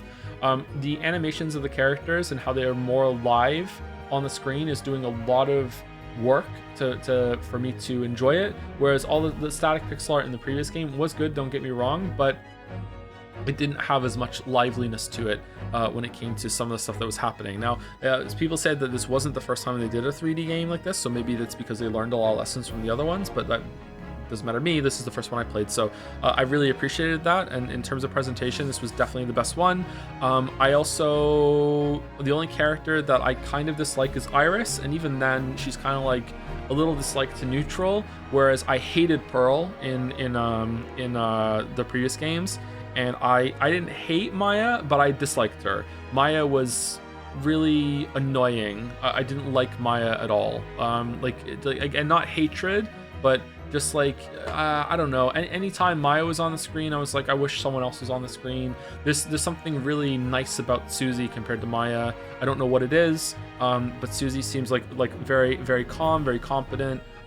Isn't kind of like this weird kind of like has to talk about hamburgers all the time, whatever. I don't know what it is, but I really like Susie. I really like Sholmes. Iris was okay. I like the supporting cast. I think that I preferred Gumshoe to any of the investigators to help you. Like Gregson was just kind of there, whatever. The supporting characters had a lot of life to them. I liked that there was multiple people on trial at the same time in the stand, so you had like more interplay between them was more interesting. I also think that I just completely lost my train of thought. The prosecutor, I think that Edgeworth is still probably, like, I like Edgeworth a lot. I also like the undercourt thing that happened. Edgeworth is probably still my favorite over Van Zieks. I really liked Edgeworth over that. But Van Zieks was really good. I would say that a flaw maybe of the game is that it only has one prosecutor really that you're up against, so it's always Van Zieks. Maybe that's because they needed another case to have someone else in the middle, but then the game's kind of bloated or something like that. I don't know. It would have been nice to have like episode 4.5 or whatever, and have like an actual case where you're not just always up against Van Zieks. That would be good. Ouchie revisionism. He was the tutorial like guy. Like, come on, like whatever. And he's also from the first game. He's like a cameo kind of whatchamacallit to that reference. Yeah, so that would have been nice. Whereas I feel like, you know, having Edgeworth and Von Karma, and then the other Von Karma, and then the cyborg guy, stuff like that. I feel like there was more variety in the previous games when it came to the prosecutors, and I really like the prosecutors. I like that. The judge was pretty good. The course proceedings were pretty good. I feel like the mysteries in this were probably not that strong. I think setting up the cat flap moment in the last episode was probably the strongest part, but it was a lot less of, can you figure out how this was done in like a broader mystery sense, which is how I usually like whodunits. And it was more of a, can you follow the logic we're putting down, and like meshing with the vibing with like the reveals that happened as they come one at a time, less than like having a really, really rock solid mystery with a lot of moving pieces that you can piece together ahead of time. I don't know. I feel like there was some really good stuff in the previous games, in some of the trials, not all of them, where you could actually go, before the trial even happened, you could actually sit there and be like, I think this happened, this happened, this happened, this happened, this happened, it happened in this order, and this happened, and it's a really fun mystery that you can dig your teeth into. Whereas here it was more of maybe it's because I was less engaged, I'm not sure, but it was more of just like going along with the flow. Maybe I learned to go with the flow more with the previous games, I don't know, but as mysteries, I can say to you right now that the mysteries that were in the first two cases were very disappointing. They were still really entertaining. The one in the restaurant and the ship were really disappointing as mysteries. Like, it's like whatever. But they were still entertaining to go through. The mystery about the on the omnibus was cool, because I feel like it was one of the first times that it's ever been about just like really drilling down on eyewitness testimony in a very contained setting, whereas usually it's a lot of these things are a lot broader, in a much larger area, even if the room is just large, like the circus one in one of the earlier games, whereas this was just a very like bottle kind of mystery where it was just about like, well, you said this, you said that, this is what happened. And I quite liked that, because it stood out to me that the games hadn't done that kind of thing before. The one about the street seems to just be kind of like fun for setting up for these big moments of like putting a parrot on the stand and wacky mystery. I like it when these games lean into the bullshit, but as a mystery it was just kind of like whatever.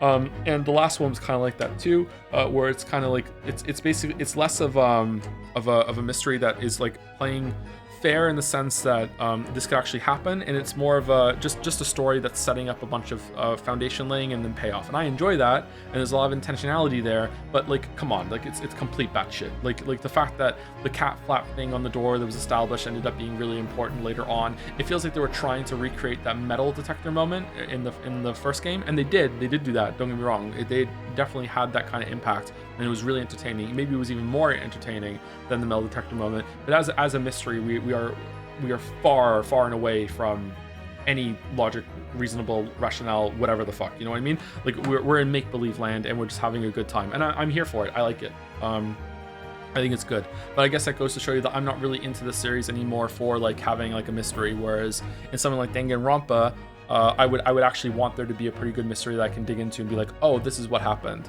But you know, maybe I'm forgetting exactly what happens in Danganronpa. But yeah, very entertaining, really, really good, really well written. Like I always say, people who are here for a lot of streams are probably sick of hearing me say this, but it is my opinion that comedy writing is the hardest thing to write, absolutely the hardest thing to write. So if anyone can ever write comedy, and I'm not talking about stand-up, although stand-up is hard to do too. If anyone can write comedy that has to have okay, so pacing is a really big thing about comedy. So when you're doing a stand-up performance, or if you're live talking to chat, you can actually kind of feel out what the pacing should be. You can undercut yourself to like not finish a sentence and start laughing. You can, a lot of the delivery matters. Having delivery set in stone, because it's a piece that you finish and then you just put out into the world and publish. Having that be all about like, pacing has to be set up ahead of time. You can't change it. You can't react how the audience is landing. You can't react how they're moving through it. That sort of thing is to me the hardest thing that there is. That's the hardest thing to write. So when something is like this, deliberately set out and isn't a live performance, and they can be that funny and the jokes can land more often than they don't, is really, really impressive to me. And it was very, very funny. So yeah, like I don't know like how they do it, but yeah, I feel like this was funnier than the first three games, which also is really funny. I like that they just said, fuck it, we're just gonna, you know, it was really good at setting tone again. Like in the first Ace Attorney, I remember a lot of people were like, he's gonna hate this, it's wacky, he's gonna hate it, and it's like, no, like it's great, because in the very first trial they said like his name is Frank Solid or whatever, right? Like they set the tone right away, and tone is the most important thing. It's like, okay, there's gonna be some mysteries, there's gonna be some deductions, they're gonna ask you to pay attention and have some logical callbacks, but really this is is a farcical, fantastical kind of thing that's here. So just have a good time. They set the tone right away, and that's good. And they set the tone right away here too. Favorite joke, if you can remember. Favorite joke is probably going to be the Skulkin brothers callback when they keep looking at Gregson that's on the stand, and it turns out Gregson is guilty of something too at the same time, and he was kind of in cahoots with them all along, that sort of thing, in a way. Yeah.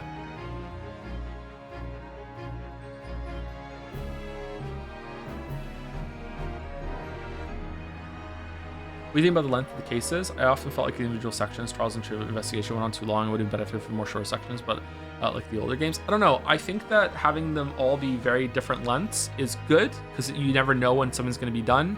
Like, I feel like this is a weird thing to say, but like, when you're getting to the end of the book, something big is about to happen because you're running out of pages, and that can be kind of spoil a surprise sometimes. And I think one of the strengths of the medium when it comes to video games is that you don't have that feeling of getting to the end of the book. You don't know how far you're into it yet. So games having different lengths of different trials, and you don't know if this is the last one or not, and there could be one last twist that's there. I really appreciate that. So having very greatly different lengths of the episodes, to the point that I didn't even know if there was going to be a trial in episode 2, right? I didn't even know. Like, there was this feeling that maybe I'm only halfway through this when I got to the end, right? I really liked that. It kept me on my toes. So I really enjoyed that. I will say that I think some of the court proceedings, especially the examination summations, are kind of a bit clunky and kind of go on for a bit. I do think that the Holmes and Rio deduction things, dance of deductions, could definitely be trimmed down so you only go through it once, or a better way to fast forward it. Going through the witness testimonies and having to hear them say it and then press them on each individual time to get more information. I would say that it's probably a testament to the writing that was done so well that it didn't drag as often as it should have. Most of the time I was engaged and it was fine to go press them on everything, but man, oh man, like it's a lot. There's a lot of fussing with menus and looking through things and pressing and getting more information and stuff like that. So I think it's the strength of the writing that it didn't bother me more than it did. So yeah, I don't really remember the first 3 games all that much though. I do remember the circus one and the one where the guy was a superhero on TV being kind of a drag. I remember the final cases in those being a big highlight. Really, really well done. I like those a lot. The Merry Christmas one was really good too. I like that one as well. Lot of Heart was really annoying, so I'm glad that there wasn't anyone in this game that was similarly overused and was annoying. So maybe that's going to change in part 2. I'm not sure. Maybe someone's going to come back, but yeah. I think that sometimes a flaw, an easy pit to fall into when it comes to comedy is making a character that you put on screen to kind of ridicule. Sometimes they're in on the joke, sometimes they're not. And I think when you make a character that you want to ridicule, sometimes you start to hate that character as a writer because you write them as pathetic, and pathetic characters are usually annoying. And the problem with annoying characters, and like I said before, annoying is the worst thing you can possibly be. A character is the same thing. A character in a story being annoying, and whenever on the screen you're like, oh fucking damn it, I wish someone else was on the screen. And I feel like it's easy to write a character that is annoying in that way, and they come back to be a butt of a joke. However, the problem is that even if they are the butt of a joke, they're still annoying until that punchline, and often it's not worth it. You just want someone else to be on the screen. I would say an exception of that, and why he's one of the best characters in the series, is Gumshoe. Gumshoe is pathetic, but Gumshoe is great. There's something lovable, like golden retriever energy about Gumshoe, that he's pathetic, but you still root for him in the same way that you root for like Shaggy and Scooby-Doo. So I really like Gumshoe for that.